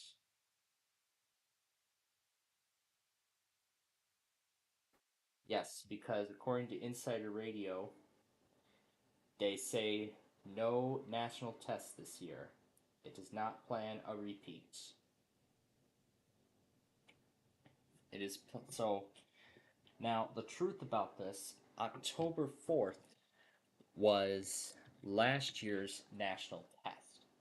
But the date, October 4th, tomorrow, that's the due date for looking. However, they are already planning next year's national test. So next year's test, they're already planning on schedule. They're already scheduling next year's national test. So sometime in the fall of 2025 is when we're going to get our next national test. But now that I heard about it, at least I could take this opportunity and add other things to my station, like monitors or filters, I should say, that I do not have. Other filters that I do not have. So at least I got this opportunity to add it into the to add the national test filter into my logger, so that way it'll be ready for the national test in 2025. So again, it's not this year, it's next year. Keep that in mind. Next year, 2025. That's the next national test. Anyway, with that confusion, out of the way, like I said, folks, we have about like I said, folks, we have about So, like I said, folks, we have about an hour left. So, this will be the last thing we will get to. This is the last thing we will get to tonight. And then that will be the end of our Minecraft program. In which afterward, we're going to catch up on all the stuff from earlier. Now, let me reiterate. The national test on October 4th was last year. That was a Wednesday. This coming Friday, tomorrow, is the deadline for Form 1 for all those radio stations, for all TV and radio stations and their EAS logging thing. So, and speaking of weekly, we're still awaiting Caleb and Air 1, and they right now have pretty high numbers.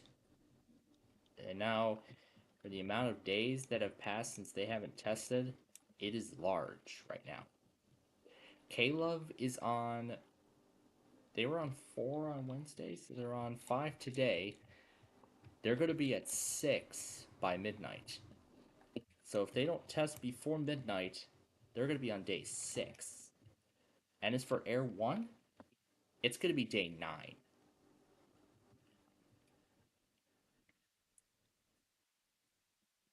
How could a radio station that we know only go every 4 days now wait 9 days before they do their test? Keep in mind here, we already have a record set. I mean, Air 1 already broke a record for the most amount of days waiting until they tested. Last time we had that huge record, they waited almost 2 weeks. Almost 2 weeks. And they were hit with several fines by the FCC, I'm sure, because they never sent a weekly any time within those 2 weeks.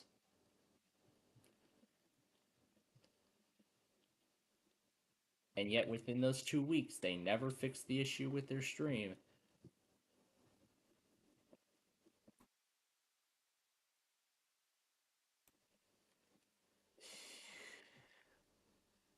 So yeah, we're finally giving 502 a massive upgrade. So we're still waiting for all this here. So this will be now 502 here will be the last thing we will get to tonight, and then that will be the end of our program. So this is the last thing that we're gonna do tonight, and then we will be done. So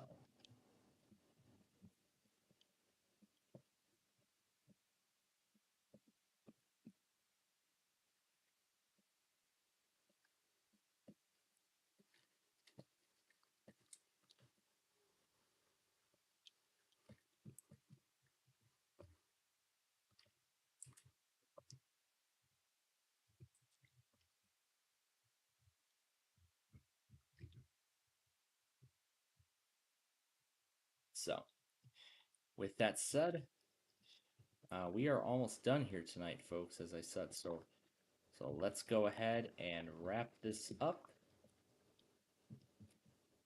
So again, this is the last thing we're gonna do, and then we'll be back to Minecraft on Monday of next week. So that's awesome there. So it's kind of like we'll be waiting 4 days until we do our next Minecraft show. I mean, because we have done it on Thursdays, but we're gonna be back to Monday next week.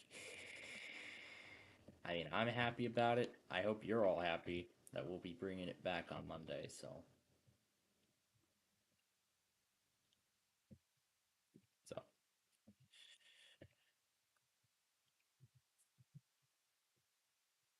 so yeah, I just did the official research and confirmed that October 4th is the due date for Form 1, not for a nationwide test. So, yeah, I just wanted to reiterate it one more time for all of you. So, anyway, this is the last thing we need to alter here.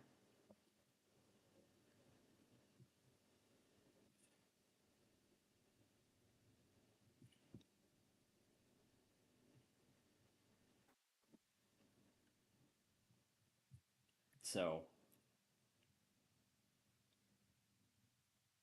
so we're altering I-502 to fit the new code for our highway system.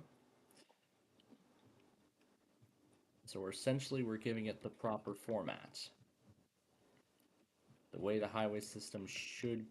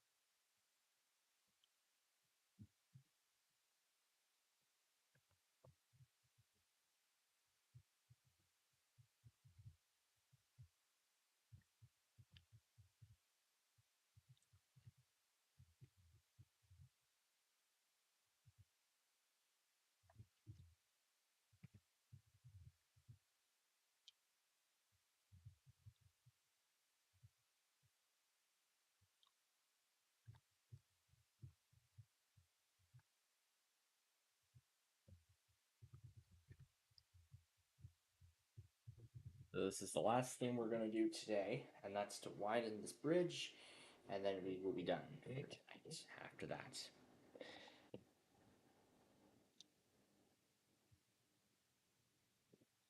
And then we have all of this stuff to catch up on as well. Not much though, which is good. Not much though. So I want to see if EVO has a time because it seems like they have a pattern of sorts. So,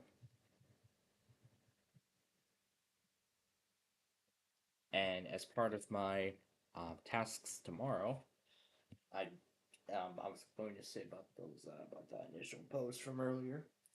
I gave everyone in my course 24 hours to get their initial posts made, and then I'll be replying to them tomorrow morning, as planned. And as I do that, we're gonna kind of go back to the old way a little bit. There are, I believe, three. Let's see, three. I think I tried three flip sides, and one of them I found out was a repeat. So we're gonna make up. So we're gonna make up two flip sides tomorrow, and those family feuds. After they're all made up, I'm not sure what else I'm gonna do. Yeah, maybe I'll, and in fact, maybe I'll get around to actually making another nostalgia episode because now our plans have changed. So another nostalgia episode looks to be in the lineup tomorrow. So I can finally continue with the HP series and get another episode made. So I'll try and get around to that. So I'll try to get around to that tomorrow before the birthday party, which I was told could be completely different than the other party. But I heard we're gonna have pizza, so that's gonna be good. Um, but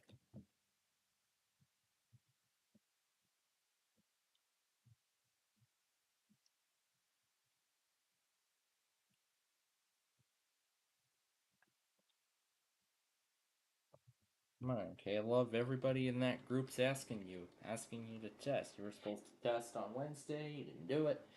It's Friday. Well, this is it. So they gotta do it. They gotta do it no matter what. It's the law. Oh, there's the Georgia thing we were messing around with at the top of our show.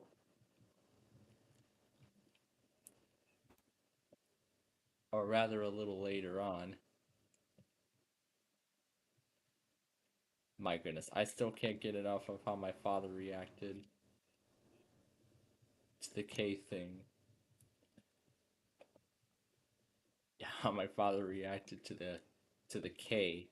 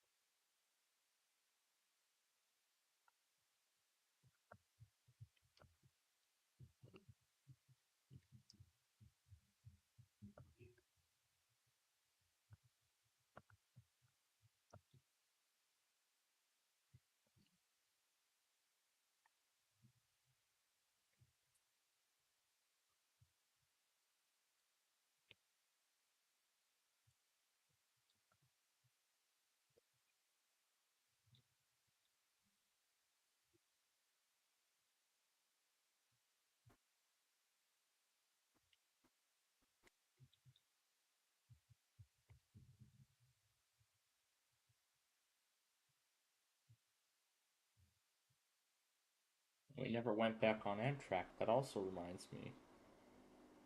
Yeah, that also reminds me of something. We never went back on Amtrak.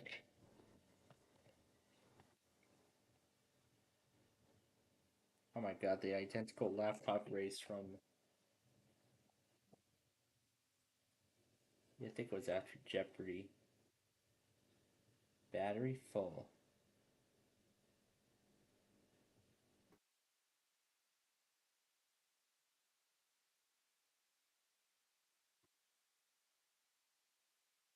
So I guess now we'll have to wait a couple weeks then for Apt at this point.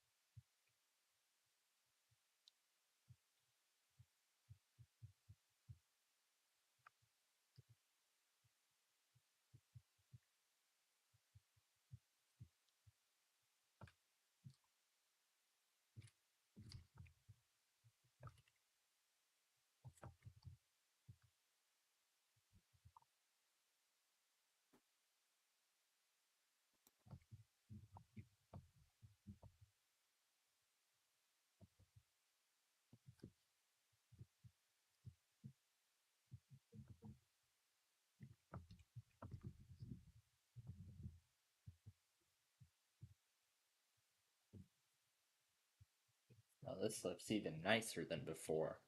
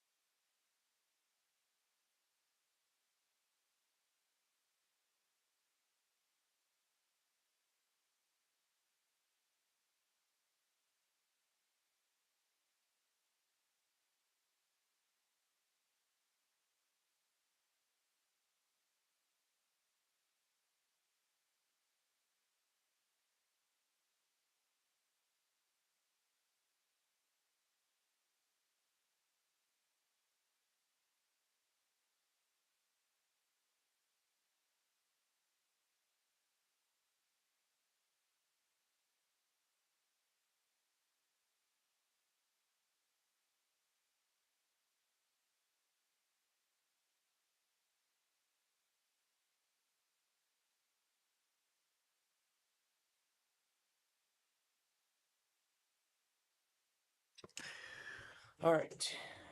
So, I was just thinking about this massive monster of an interchange here, and we have a problem. We have a big problem, in fact. Now, this interchange takes up a lot of space. I mean, a lot of it. So, the problem we have is that there is not enough room for just one ramp to continue any further. So, now, my question now is, do we keep this interchange and modify it and just change it from this mess of a ramp, from this mess of ramps, or do we just remove it altogether?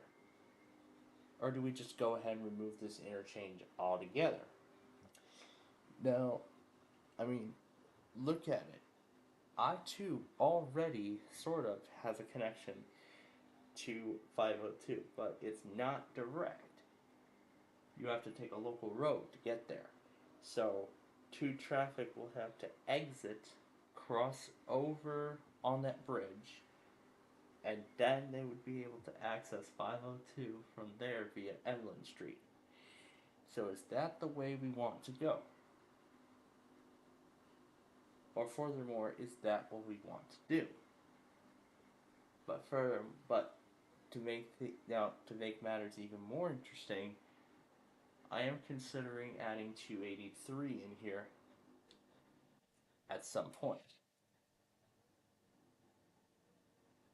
Essentially taking 283 through downtown Chicago. Is that really the way I want to go? And just take over a sort of legendary road? Absolutely not. Oh my goodness. Is that a power move? That is definitely a power move. Well, that was unique. So, anyway, now that's actually the route I'm looking to go.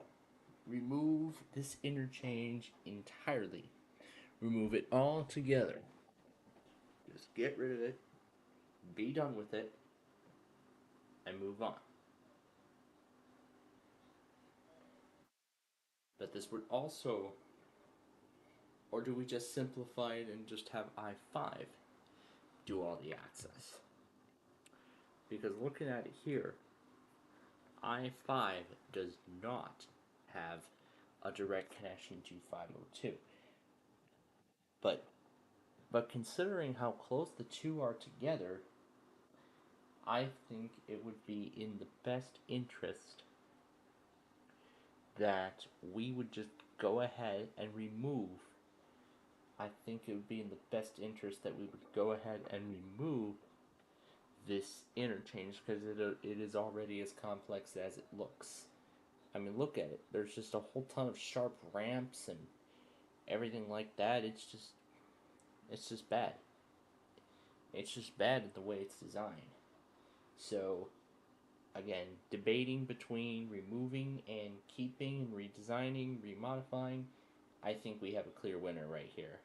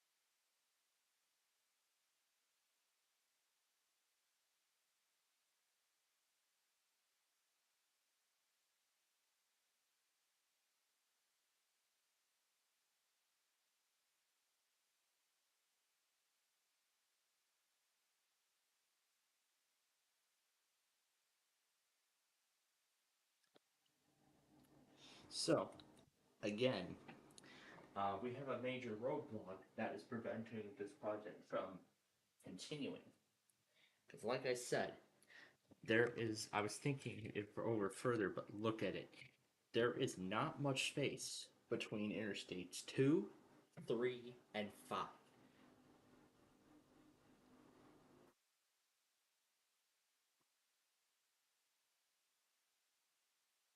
So there's not much space for for all 3 or 4 interstates to connect at the same time. I mean, especially on this side. Look here. Look at that. So cramped together. It's just incredible. It's just so incredible to think about.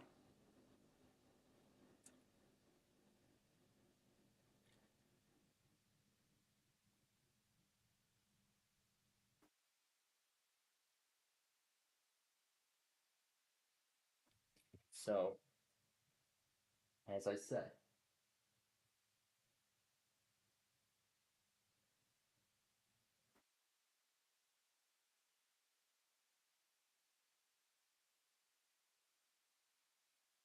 so there's still plenty of opportunities or plenty of options for me. So, the question, as I said now, is, as I said, in order, if I would like this expansion to proceed, one one of the old in fact, a bunch of old ramps will have to be removed. Will have to be eliminated entirely as a result of this. So, for right now, what we're gonna do is we're just gonna keep this section as it currently is. However, right now, I am leaning towards removing this interchange altogether as part of the project. Now, if that is so again, I have one option, actually multiple options. Have Interstate 3 do the connection to 502, have Interstate 5 do the connection to 502, or just remove the interchange altogether. As I said, I'm leaning towards removing the interchange altogether. If that's the route I want to go, I mean, look at it. There's a huge gap on Interstate 3. I mean, look at that. There's just sections that were never filled after the original interchange was removed. I mean, that's just crazy. I mean, just look at it. It's just those 2 sections there at the end of both sides of that bridge. It's just bad. So at this point, I think removing the interchange and just starting over from scratch would be our best option for that. Because, I mean, does 3 have a direct connection? No, it doesn't. So I think this would be the best replacement. Have both Interstate 5 and 3 be a direct access point to this one road right here. It would be the direct connection to that road, and then it'd be the direct connection to that road.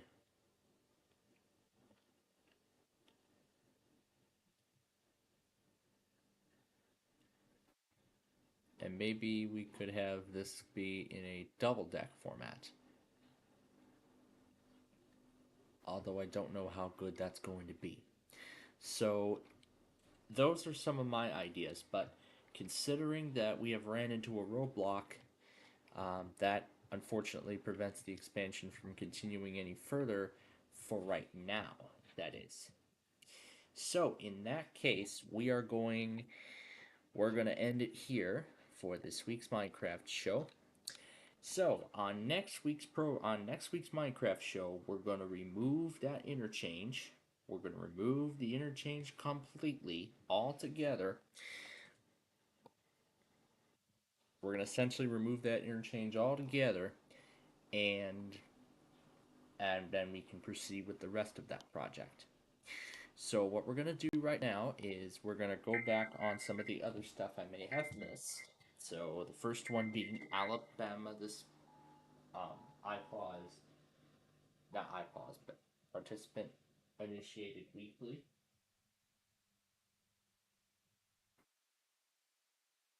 I don't know what station that is for Alabama, but I will have to see.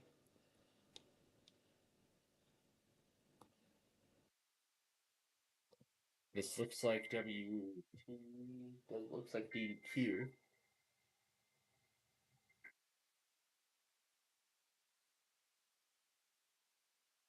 But once again, we're going to go through all three loggers, get their associated products. And in fact, what I can do right now is I'm going to go ahead and get the Friday stuff ready. So, so, um, so what's remaining?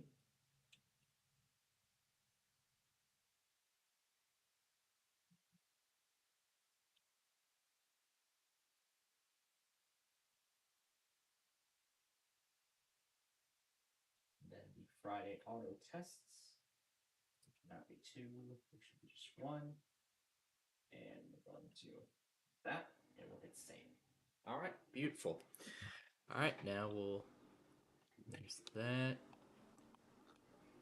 Looks like that might be a different station, but we'll get it on here first, and then I'll determine where to take it from there.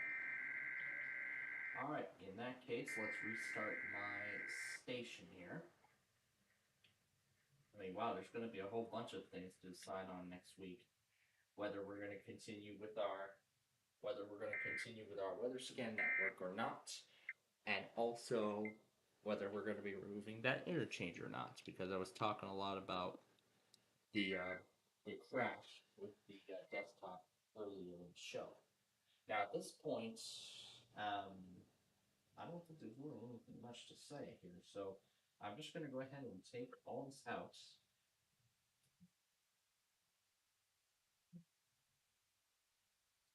And I will not do anything with it until later. All right, now let's go to John, take care of some of the other stuff. Starting with New Hampshire Public Radio. We'll check the other loggers too.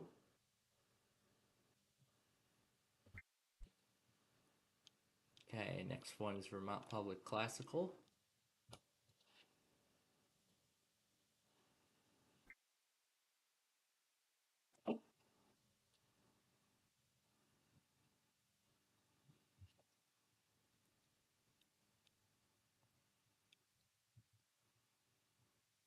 Okay, and lastly, Vermont Public News.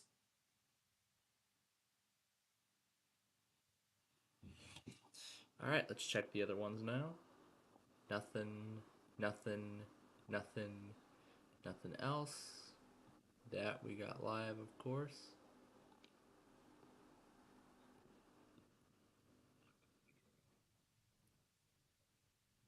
I got that one live, as I said earlier. Oh, DDQ ended up in the testing. Nice. Okay. So actually, I'm going to. Actually, what I'm going to do is I'm going to replace the local area emergency. Replace the local area emergency from earlier on.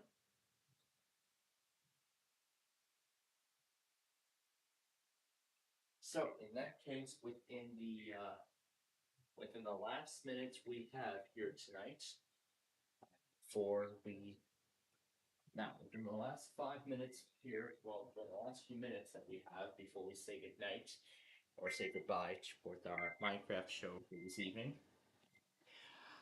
There are a few more things I would like to. There are a few more things I would like to just reiterate. So, um, so once again, I'll reiterate the change in weekend plans. So, as I was briefed on earlier, unfortunately, my Nana is not feeling well. So that unfortunately means that we will not be going to apt as we were originally hoping, but we are planning on doing that on a new date. So now that'll be happening on the so that'll now be happening on the 19th. So that's in like 2 weeks from now.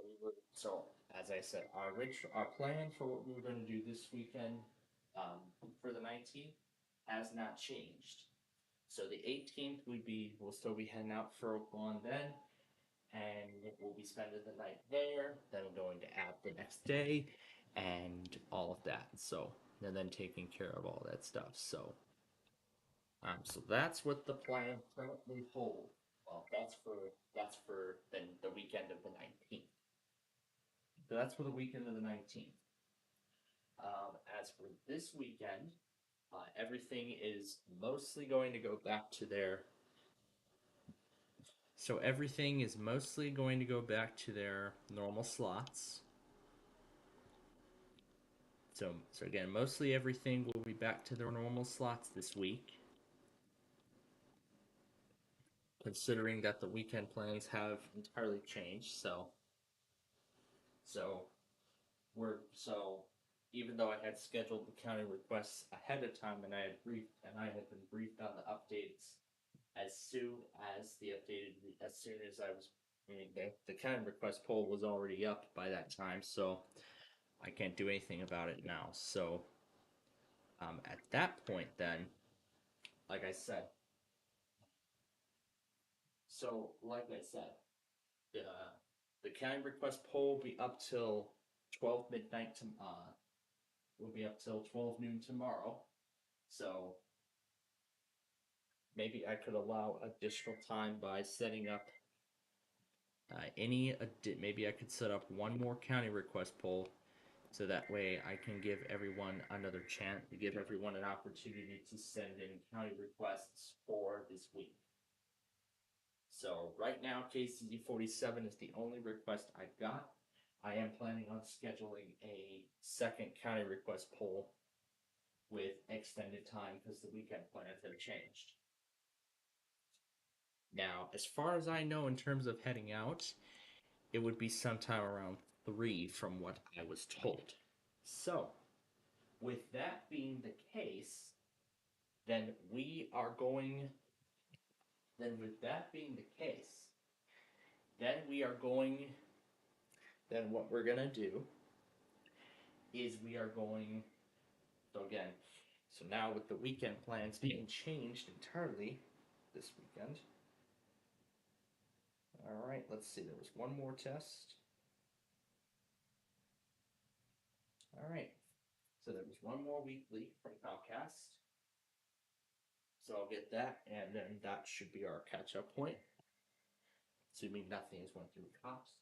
So I just need to put all these in the right order, and we will be done. We will be done for tonight.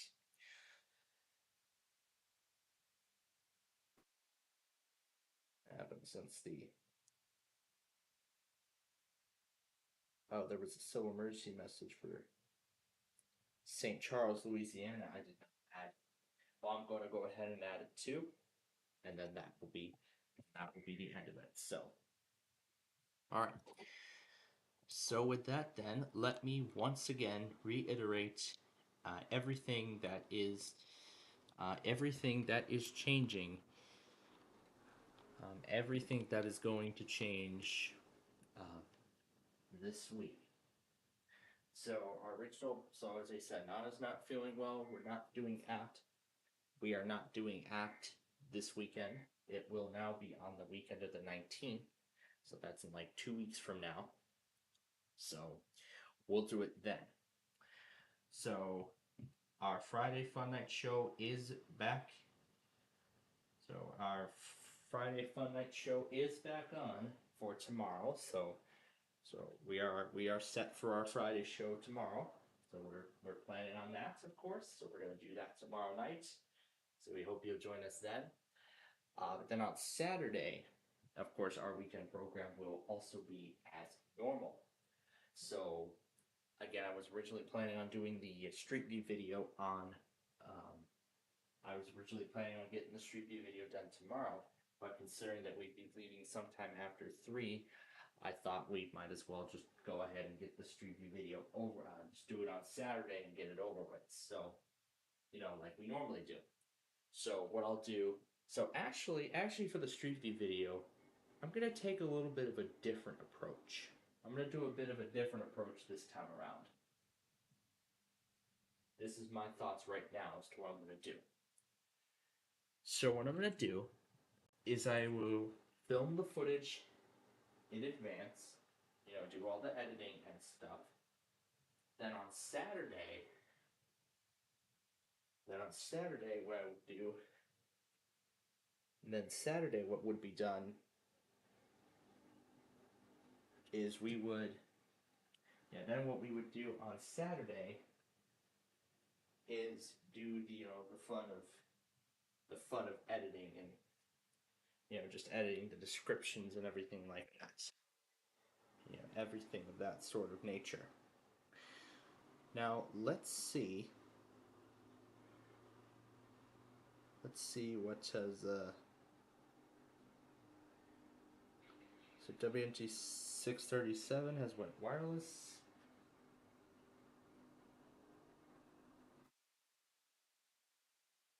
So currently on the Street View pole, Black Road, and that is actually the route I am looking to go. Because Black Road doesn't go that far.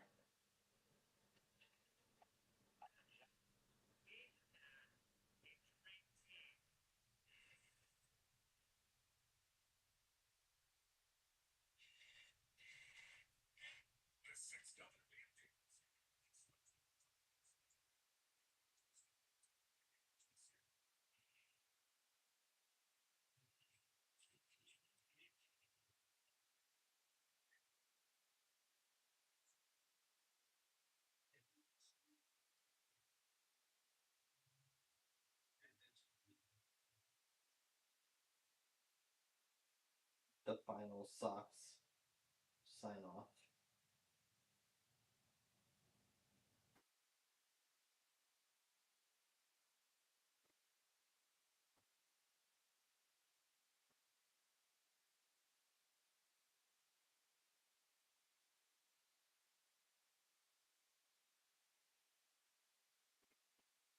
The final White Sox game on WGN.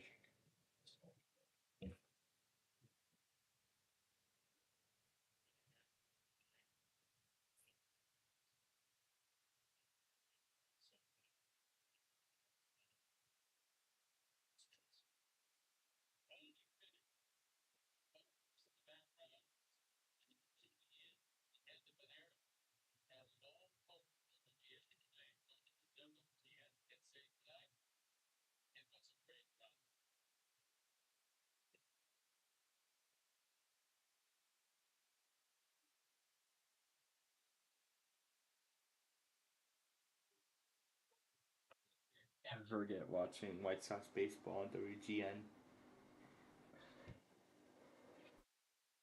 All right. So, last thing to do is just go back on all this stuff, see what these birds were up to.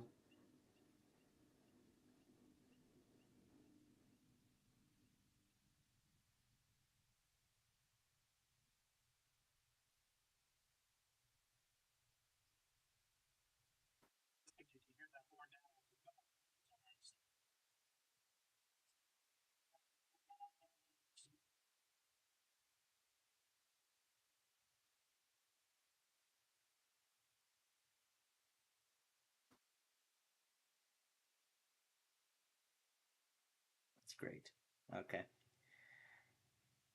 So, um, yeah, I think that is it at this point. So, yep, that's about everything. All right then.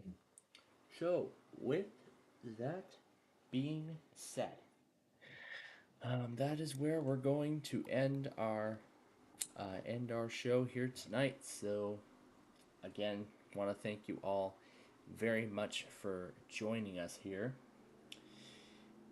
Now, considering that I just brought up that I am planning on filming another nostalgia episode or two tomorrow, considering I might only have 1 hour to do so because there's not going to be much time in between, person, place, or thing and all that other stuff, I thought, why don't we just go ahead and air all of the episodes of Nostalgia Paradise that have been made up to this point? I know it's going to take up 4 hours, but you know what? I think this should be a good marathon for all of you. So, again, thank you all very much for joining us here tonight for our Minecraft program. And we will be back with you all. I'll be back with you all tomorrow night at 7 when we do our Friday Fun Night show to close out the week. We are going to have a lot of fun, and we hope you all will join us then. But until then, thank you all for watching. And if any of you care to join us tonight for the Chicago iHeart test at the end of the night, then please do so. It'd be greatly appreciated. Otherwise, from all of us here at Plainfield TV, we wish you a wonderful night, and we'll be back with you all tomorrow night at 7 for our Friday show.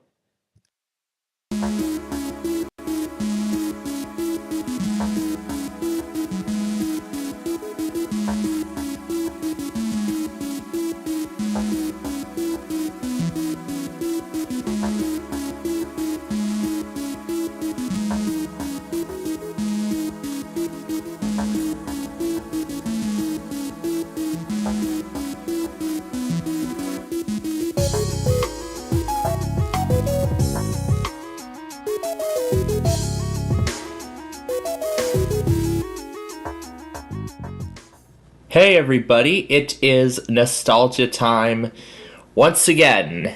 In this episode, I've got 7 different Acer machines, all of which actually came with Windows XP when they were new. As for one of them, however, the TravelMate 8472, it actually came with both XP and 7. We're going to be taking a look at the Windows 7 copy of that in a future episode. I've actually got 7 more Acer copies of XP, and we're going to be taking a look at those in the next episode as well. So, this episode features the TravelMate 2310, the TravelMate 630, the TravelMate 220, the TravelMate 8472, as I said earlier,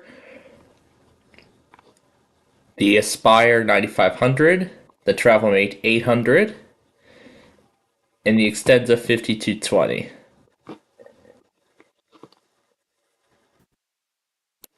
So now let's get the restore started.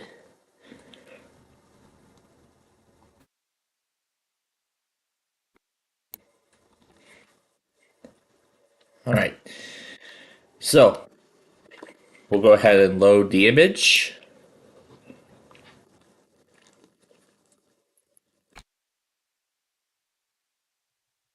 Here's the system CD, but we need to insert disk 1.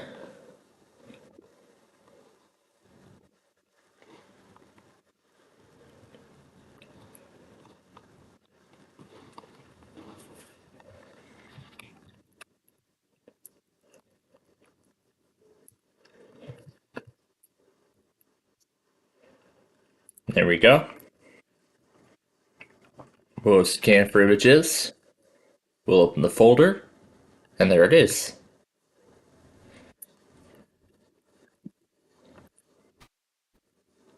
Alright. And Alt-O for OK. And Alt-Y for yes. And now that is off and running. This one's ready to start too. And the 800 is actually giving that same screen that we saw in the last episode with the TravelMate 240. The same graphical interface with the language selection, and that I cannot use the mouse or anything like that. So apparently the restore program on the 8472 is using Windows 7, although we'll have to see if that's actually true when it's all done. And now I'm going to start these two. That one is off and running. However, on the TravelMate 630 and 220, we get a message saying the CD is not for this computer. But I believe we can open syscd.exe, which will pull up the same error.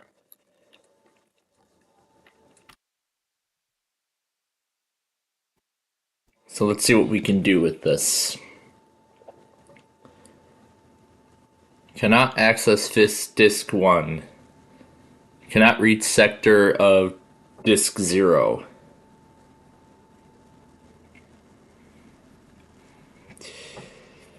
Drive letter assignments may be incorrect. Alright, so I replaced it with a SATA disk. Now it shows the drives and partitions. We really can't do much here, so unfortunately, these two are failures. So we're in this case down to 4 already.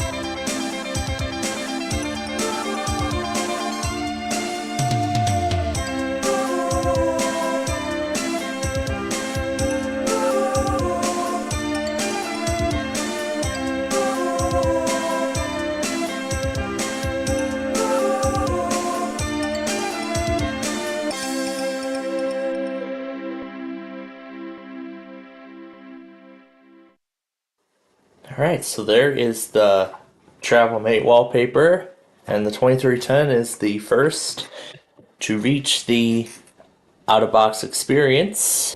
And then of course we're going to get that message that says, "Thank you for purchasing this computer from Acer, featuring Windows XP."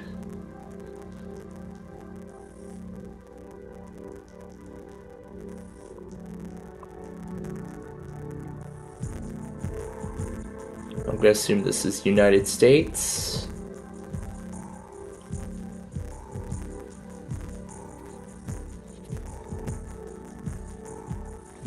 English USA. And it has a Dutch keyboard layout by default. Now switch that to US, it looks like. Yeah, it's US.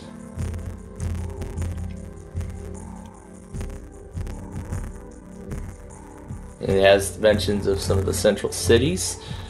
Comes with XP Home Edition. Say yes to automatic updates, even though they don't work.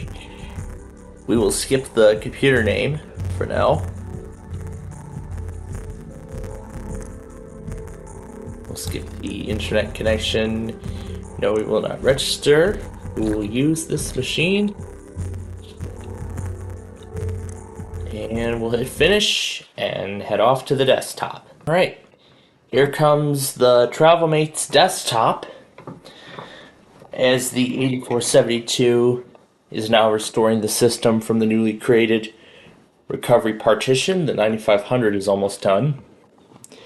Alright, so let's take a look at this TravelMate install. So we have Adobe Reader 6. We got that Acer eManager. We also have the custom Power DVD. And then there's NTI DVD Maker 7. Of course, Acer wants to restart it again. We didn't even need to go into Falcon 4 and update the drivers after all. That's great. But anyway, let's take a look at this install and see what it's got. So it has a utility tray that starts on boot. It's got NTI Backup Now 4, DVD Maker 7, the Print Me driver, the SIS VGA utilities. Those are the usual accessories, and then the games in XP.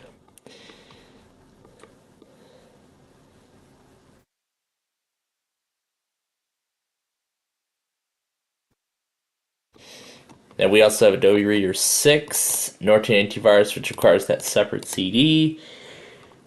And yeah, this eManager, like before. And that's really it. That's really what this copy's got. But just for fun, let's run the... Oh, I didn't type it right. There we go.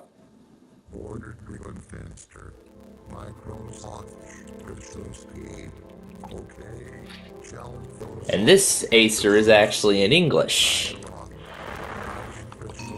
Yep, English US. In the Central Time Zone. This is XP Home Edition.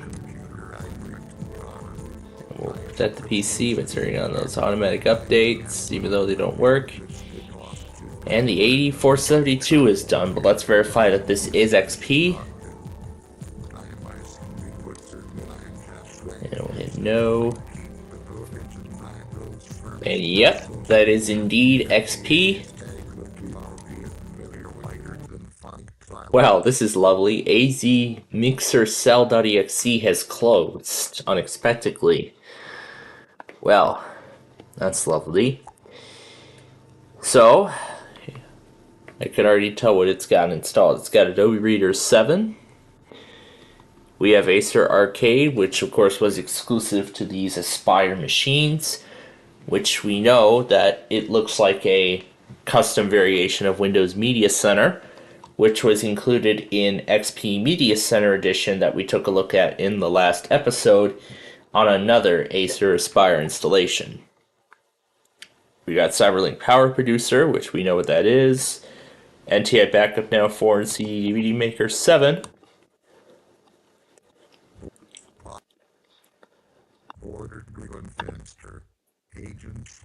Let's have two narrators run together. Why not?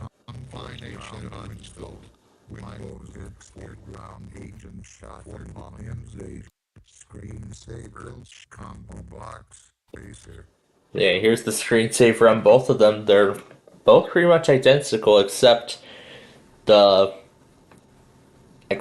ending background is different. There's one for the Aspire, and then there's one for the TravelMate.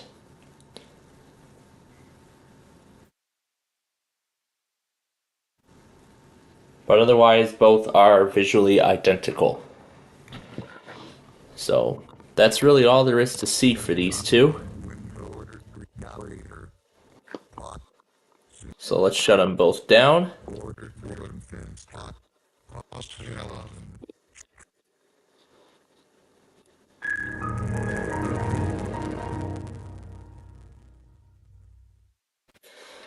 Alright, now we're at the out-of-box experience on the 8472, which is also in English. Yep, English United States. We'll change it to Central Time.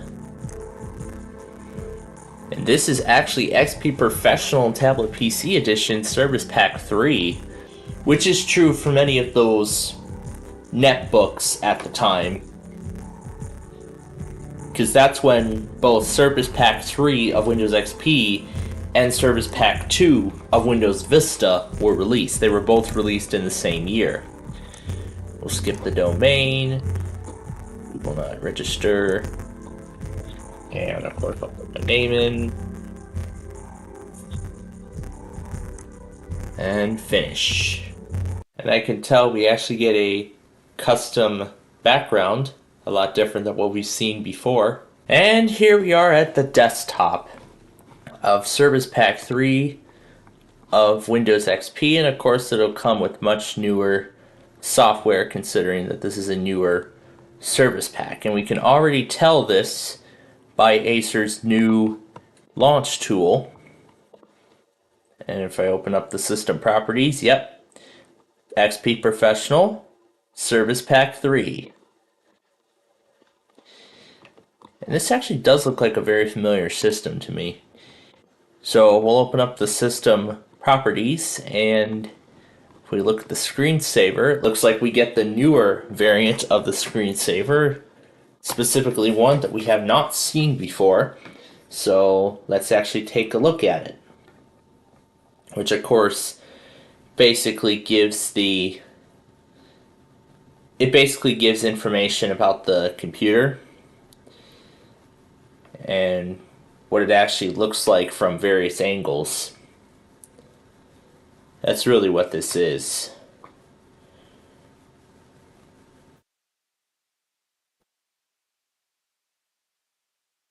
So that's really all the screensaver is. It just shows the back of the laptop, and then it shows it in various angles, halfway open and then fully open. So Acer included Windows 7, I believe, pre-installed, but then allowed the user the option to downgrade it to XP, which,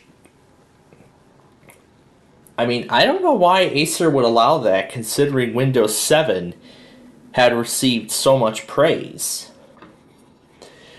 But then again, so let's take a look at what is actually installed. And we've actually got newer versions of apps that we've seen. So we have the updated eRecovery. There's that backup manager, and there's the eSabi. And in fact, all of these are actually what we will see when we install the Windows 7 copy later on. So there's the Intel Rapid Storage, there's the Launch Manager, there's McAfee, and it has the 60-day trial of Microsoft Office 2007. It's got SQL Server 2005, Norton Backup, NTI Backup Now 5, Media Maker 8, the installer for Skype. And I did not know XP was compatible with Live Essentials.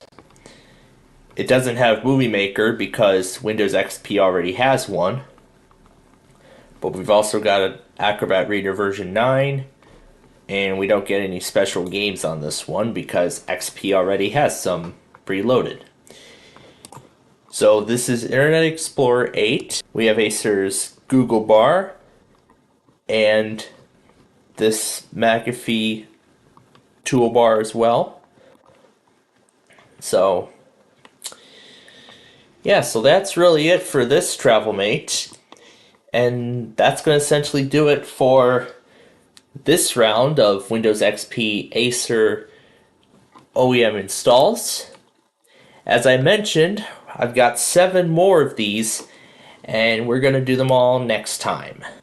But until then, thanks for watching, and we'll see you in the next episode.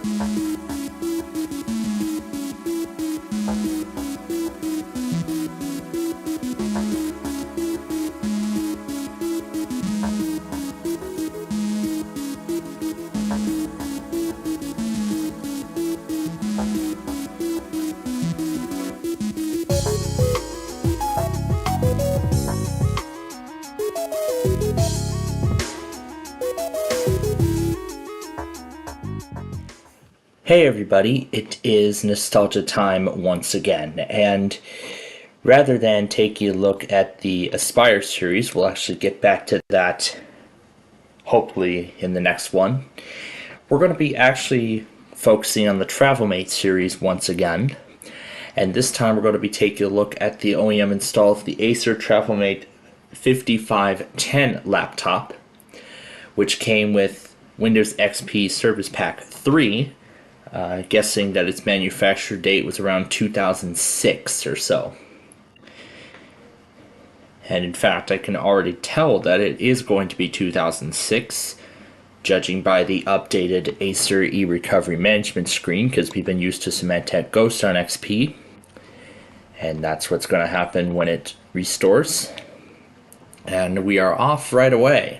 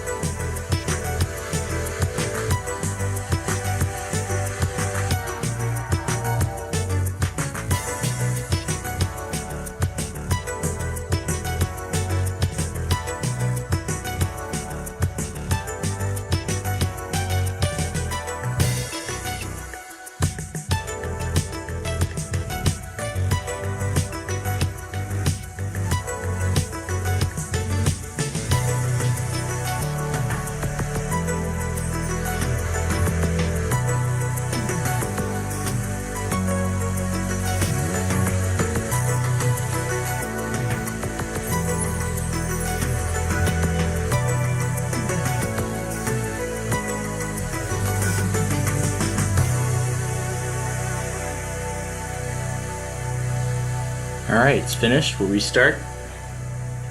I find it weird because it's just said the Aspire series. Although it said TravelMate on the OEM, and this copy is actually in Norwegian. So this is going to be an interesting OEM to take a look at. So of course we will be in the Autobotics experience momentarily here.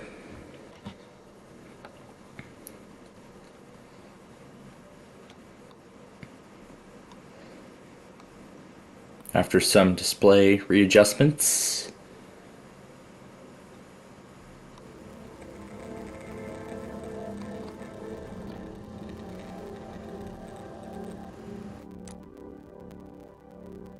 And there we go. We know what this says. It says, "Thank you for purchasing this computer from Acer featuring Windows XP." This is the language.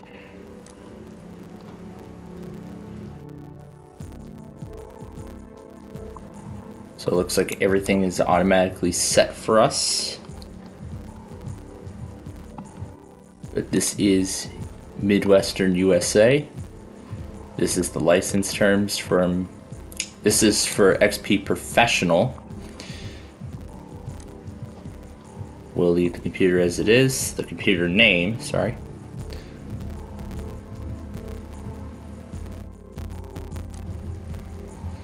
That's administrator password. This will not be part of a domain. Skip the connection. No, will not register. We will use this computer. And now to the desktop. So here we are at the desktop, and I can see there's a launch tool running in the background. And it says, AZ Mixer SCL has encountered a problem and needs to close. And you can see that the Acer launch tool is running in the background. This is ATI graphics. It's just telling us that the driver is not installed. This is the found new hardware.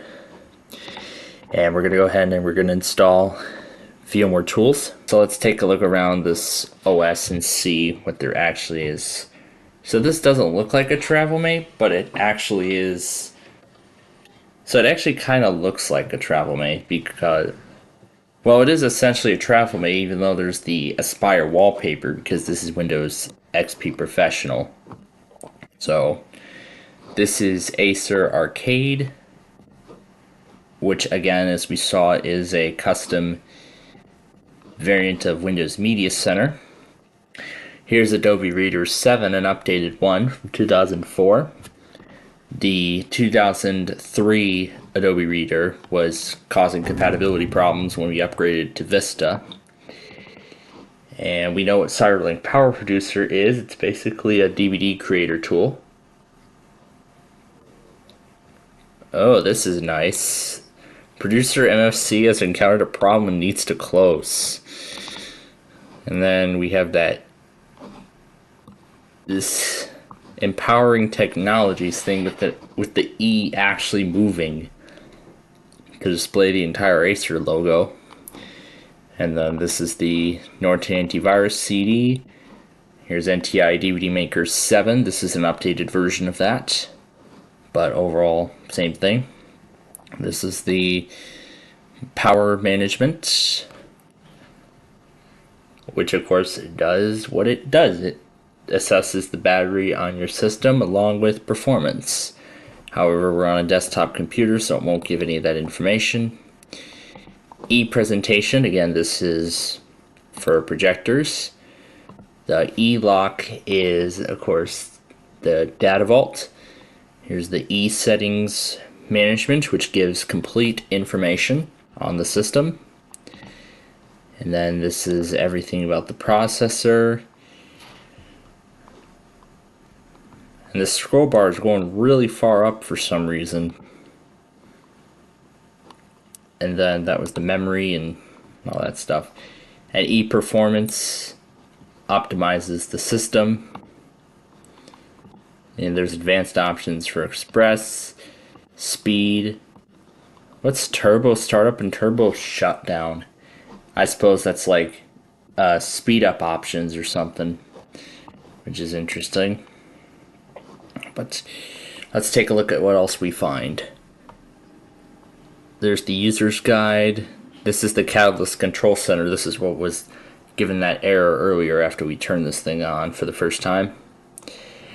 Op start. I suppose that's their startup folder. Spill.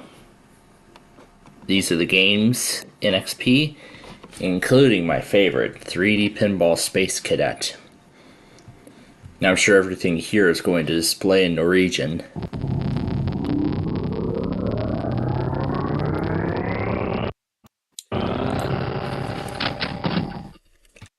Yeah, because it would normally say player 1 in blue, but it's displaying everything in its native language. But yeah, the hint test Easter egg in 3D Pinball doesn't work as it normally does on a physical XP computer.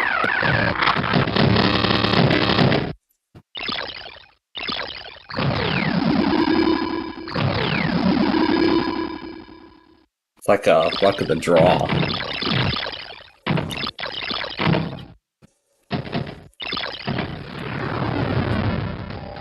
Yeah, sometimes the keyboard doesn't recognize too well on this thing.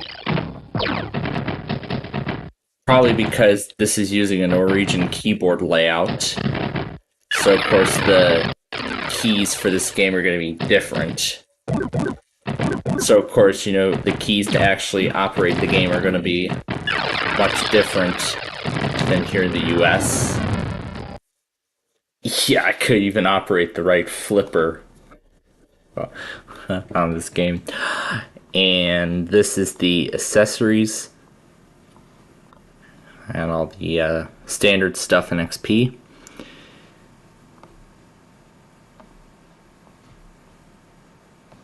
This is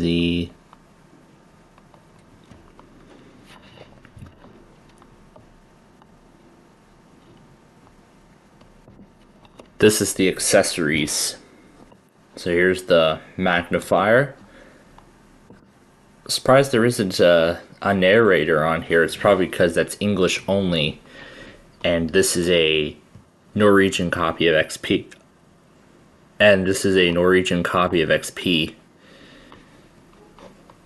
So I think the rest of the way then it's installing drivers and such, and something just caused Explorer to crash.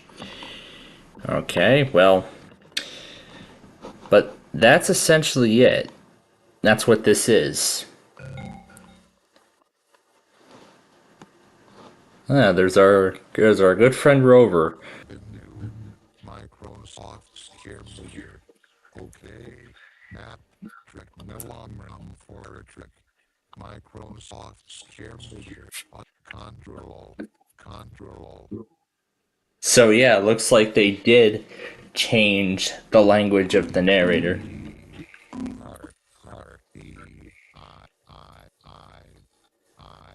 Control. So yeah, they've changed a lot of the stuff for. Control. That's about the only difference I've noticed so far. Accent 1. Exclamation point.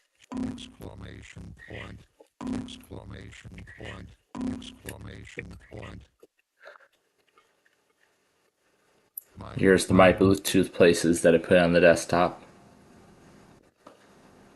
My Bluetooth places. List element. Vertig many slots.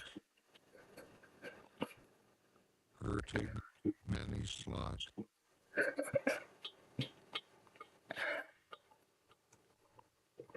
Yeah, they changed the narrator to speak Norwegian, but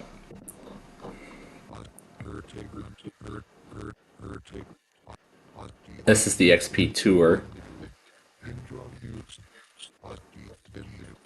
Wait, does it default to the... Yeah, I guess it defaults to the... So it defaults to the non-animated tour. After 5 seconds, system will reboot automatically. Well, that's really all there is to see here anyway. So, Yeah, this is the narrator. Here, this exits the narrator. But yeah, it's too bad we don't get the graphical XP tour. You know, the one with the animations and music and all that stuff. I guess I guess one like that was not made in this particular country. So that's why they had to use the unexciting tour with an HTML file in Internet Explorer. Well, what's this Acer Orbicam that just got installed? This I suppose is a webcam capture program. You hook up a webcam to it, and you can take a photo with it or delete it and stuff like that. Removing Acer setup files. Please wait for several minutes. To enhance security, they recommend installing Norton using the CD provided with the system. So let's see what else it installed. Yeah, there's that Grid Vista, which of course is an early implementation of the Snap interface that would later come with Windows Vista. Of course, I can group it into a grid. So it looks like, again, we will get a 1x1 grid. So it's interesting how Acer brought that to XP. And then what's this help thing? That's help and support.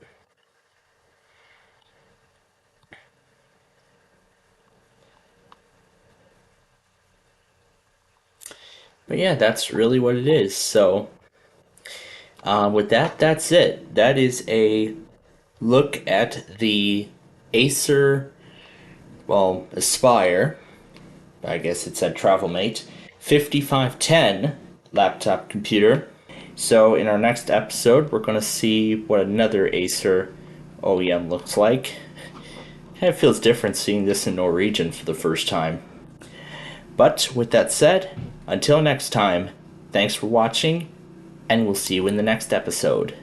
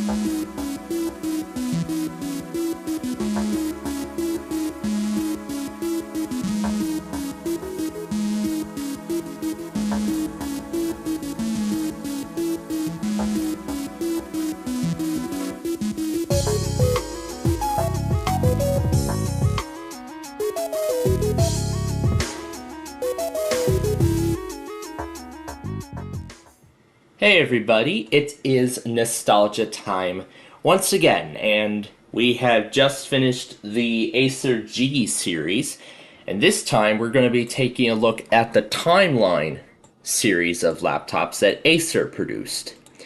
So in this episode, we're going to be taking a look at the Timeline 3810TG, the 3830TG, and the 5820TG.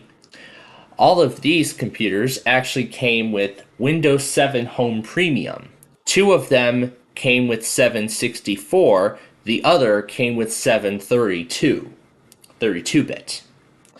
Now, considering that this is going to be Windows 7, all of the restore screens are going to be the exact same, and the process is going to be very similar. So, with that being considered, let's just skip right to the time lapse and see which one gets to the out of box first.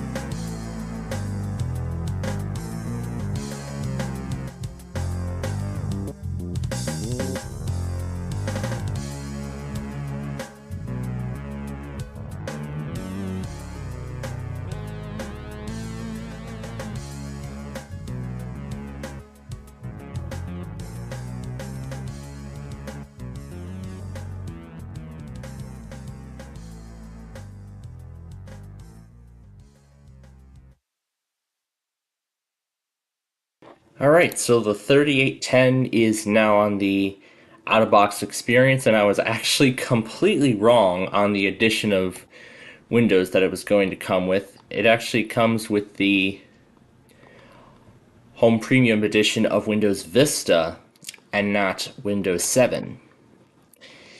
So, I guess we can only continue with this kind of setup, but let's see if I can set it to English US.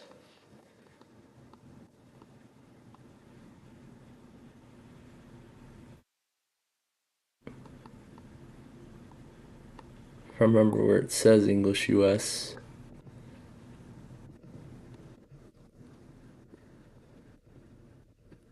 Yeah, let's just continue like that. This is Vista Home Basic and Home Premium Service Pack 1. And I'm going to change the keyboard layout to English. That was English US. And we'll skip the password. Okay. Timeline 3810. I guess that's as far as it'll let me go. Okay. So I see we have some custom backgrounds already. So here's the first one. This is actually what the computer looked like. Here's what it looks like with it open. And then here's a backside view. Let's do this one. Why not? We'll use recommended settings even though it doesn't even work. And this is the offer about McAfee. Yeah, sure. Why not? Let's activate it. Let's activate McAfee anyway. So, because this is Vista, it's going to check the system performance, and then we will be at the desktop.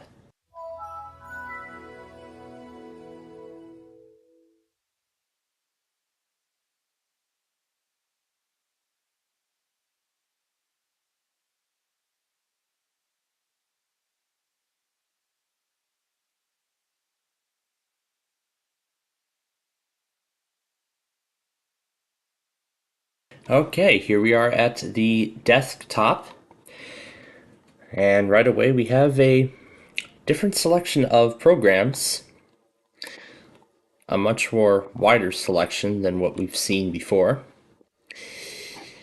And also exclusive, we have something called Yoda Access, which in Russia there was a Yoda brand of, well, not really a brand, but a line of smartphones, one that had a standard glass screen in the front, and then on the back there was an e-ink display, the ones that you see on Amazon's Kindles and other things like that.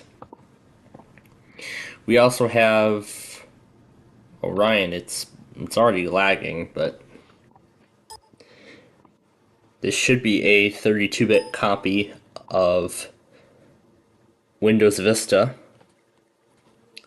And yep, 32-bit Vista Home Service Pack 1. So now if we look through all the programs here, we've got Acer's recovery utilities. And then here are all the games it's got. Now, Puzzle Express, I haven't actually checked that game out yet. I want to see what that is. So, let's see what Puzzle Express is. And while that starts, there's all the usual stuff included in Vista. There's their default games. And here's the Yoda Access tool. It's got Live Essentials, and because Vista already has a movie maker built in, which would be dropped with Windows 7, the Live Essentials doesn't need it. And it also comes with a 60-day trial of Office 2007. There's Acer's Grid Vista, and there's the Google Desktop thing as well, which we've seen what that is. It says thank you. So let's actually take a look at the Puzzle Express game and see what it's like.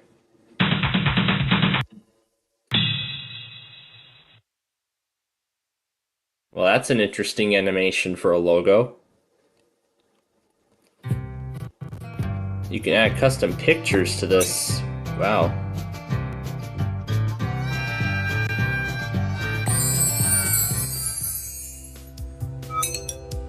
So you have to fill trains. Pick pieces from the conveyor belt by left clicking and then rotate into the desired position. This reminds me of Tetris already. Alright, let's start the game.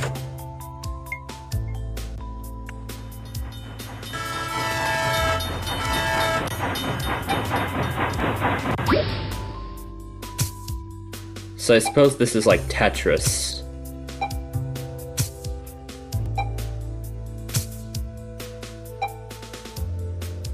Yeah, this is Tetris, essentially.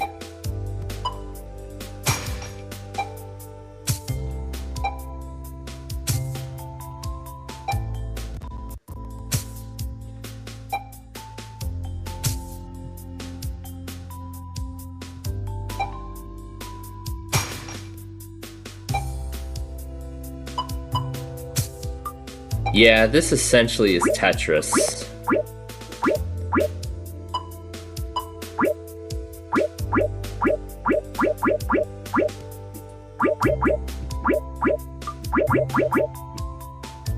Yeah, really that's what this is, so and click exit to Windows, meaning it will go back to the desktop here. Modem not detected, it says. It also translated Aspire to Safflower as Safflower Timelines. That is so weird. But then there's that WinLocker, and there's Microsoft Works. And it's got McAfee and that Matrix thing.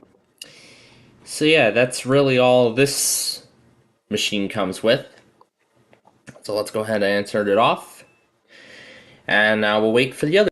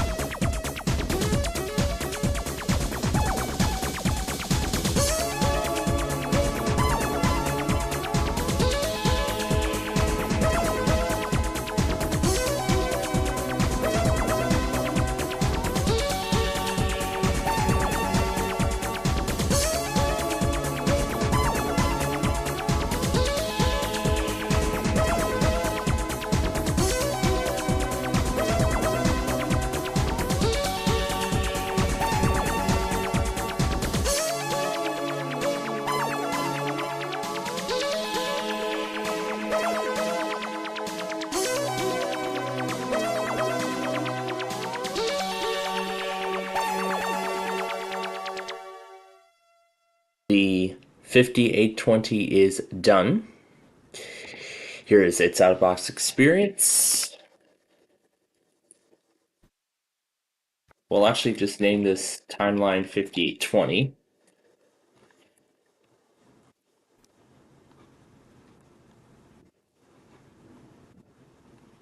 We'll skip the password. And this is the agreement for both Home Premium, RTM with no service packs, and Acer. We'll use the recommended coordinated universal time. We want Central. And to a home network. And now off to the desktop. And the other timeline is now in its out-of-box experience. It's just the same as the other one. It'll be interesting seeing what both of these look like together.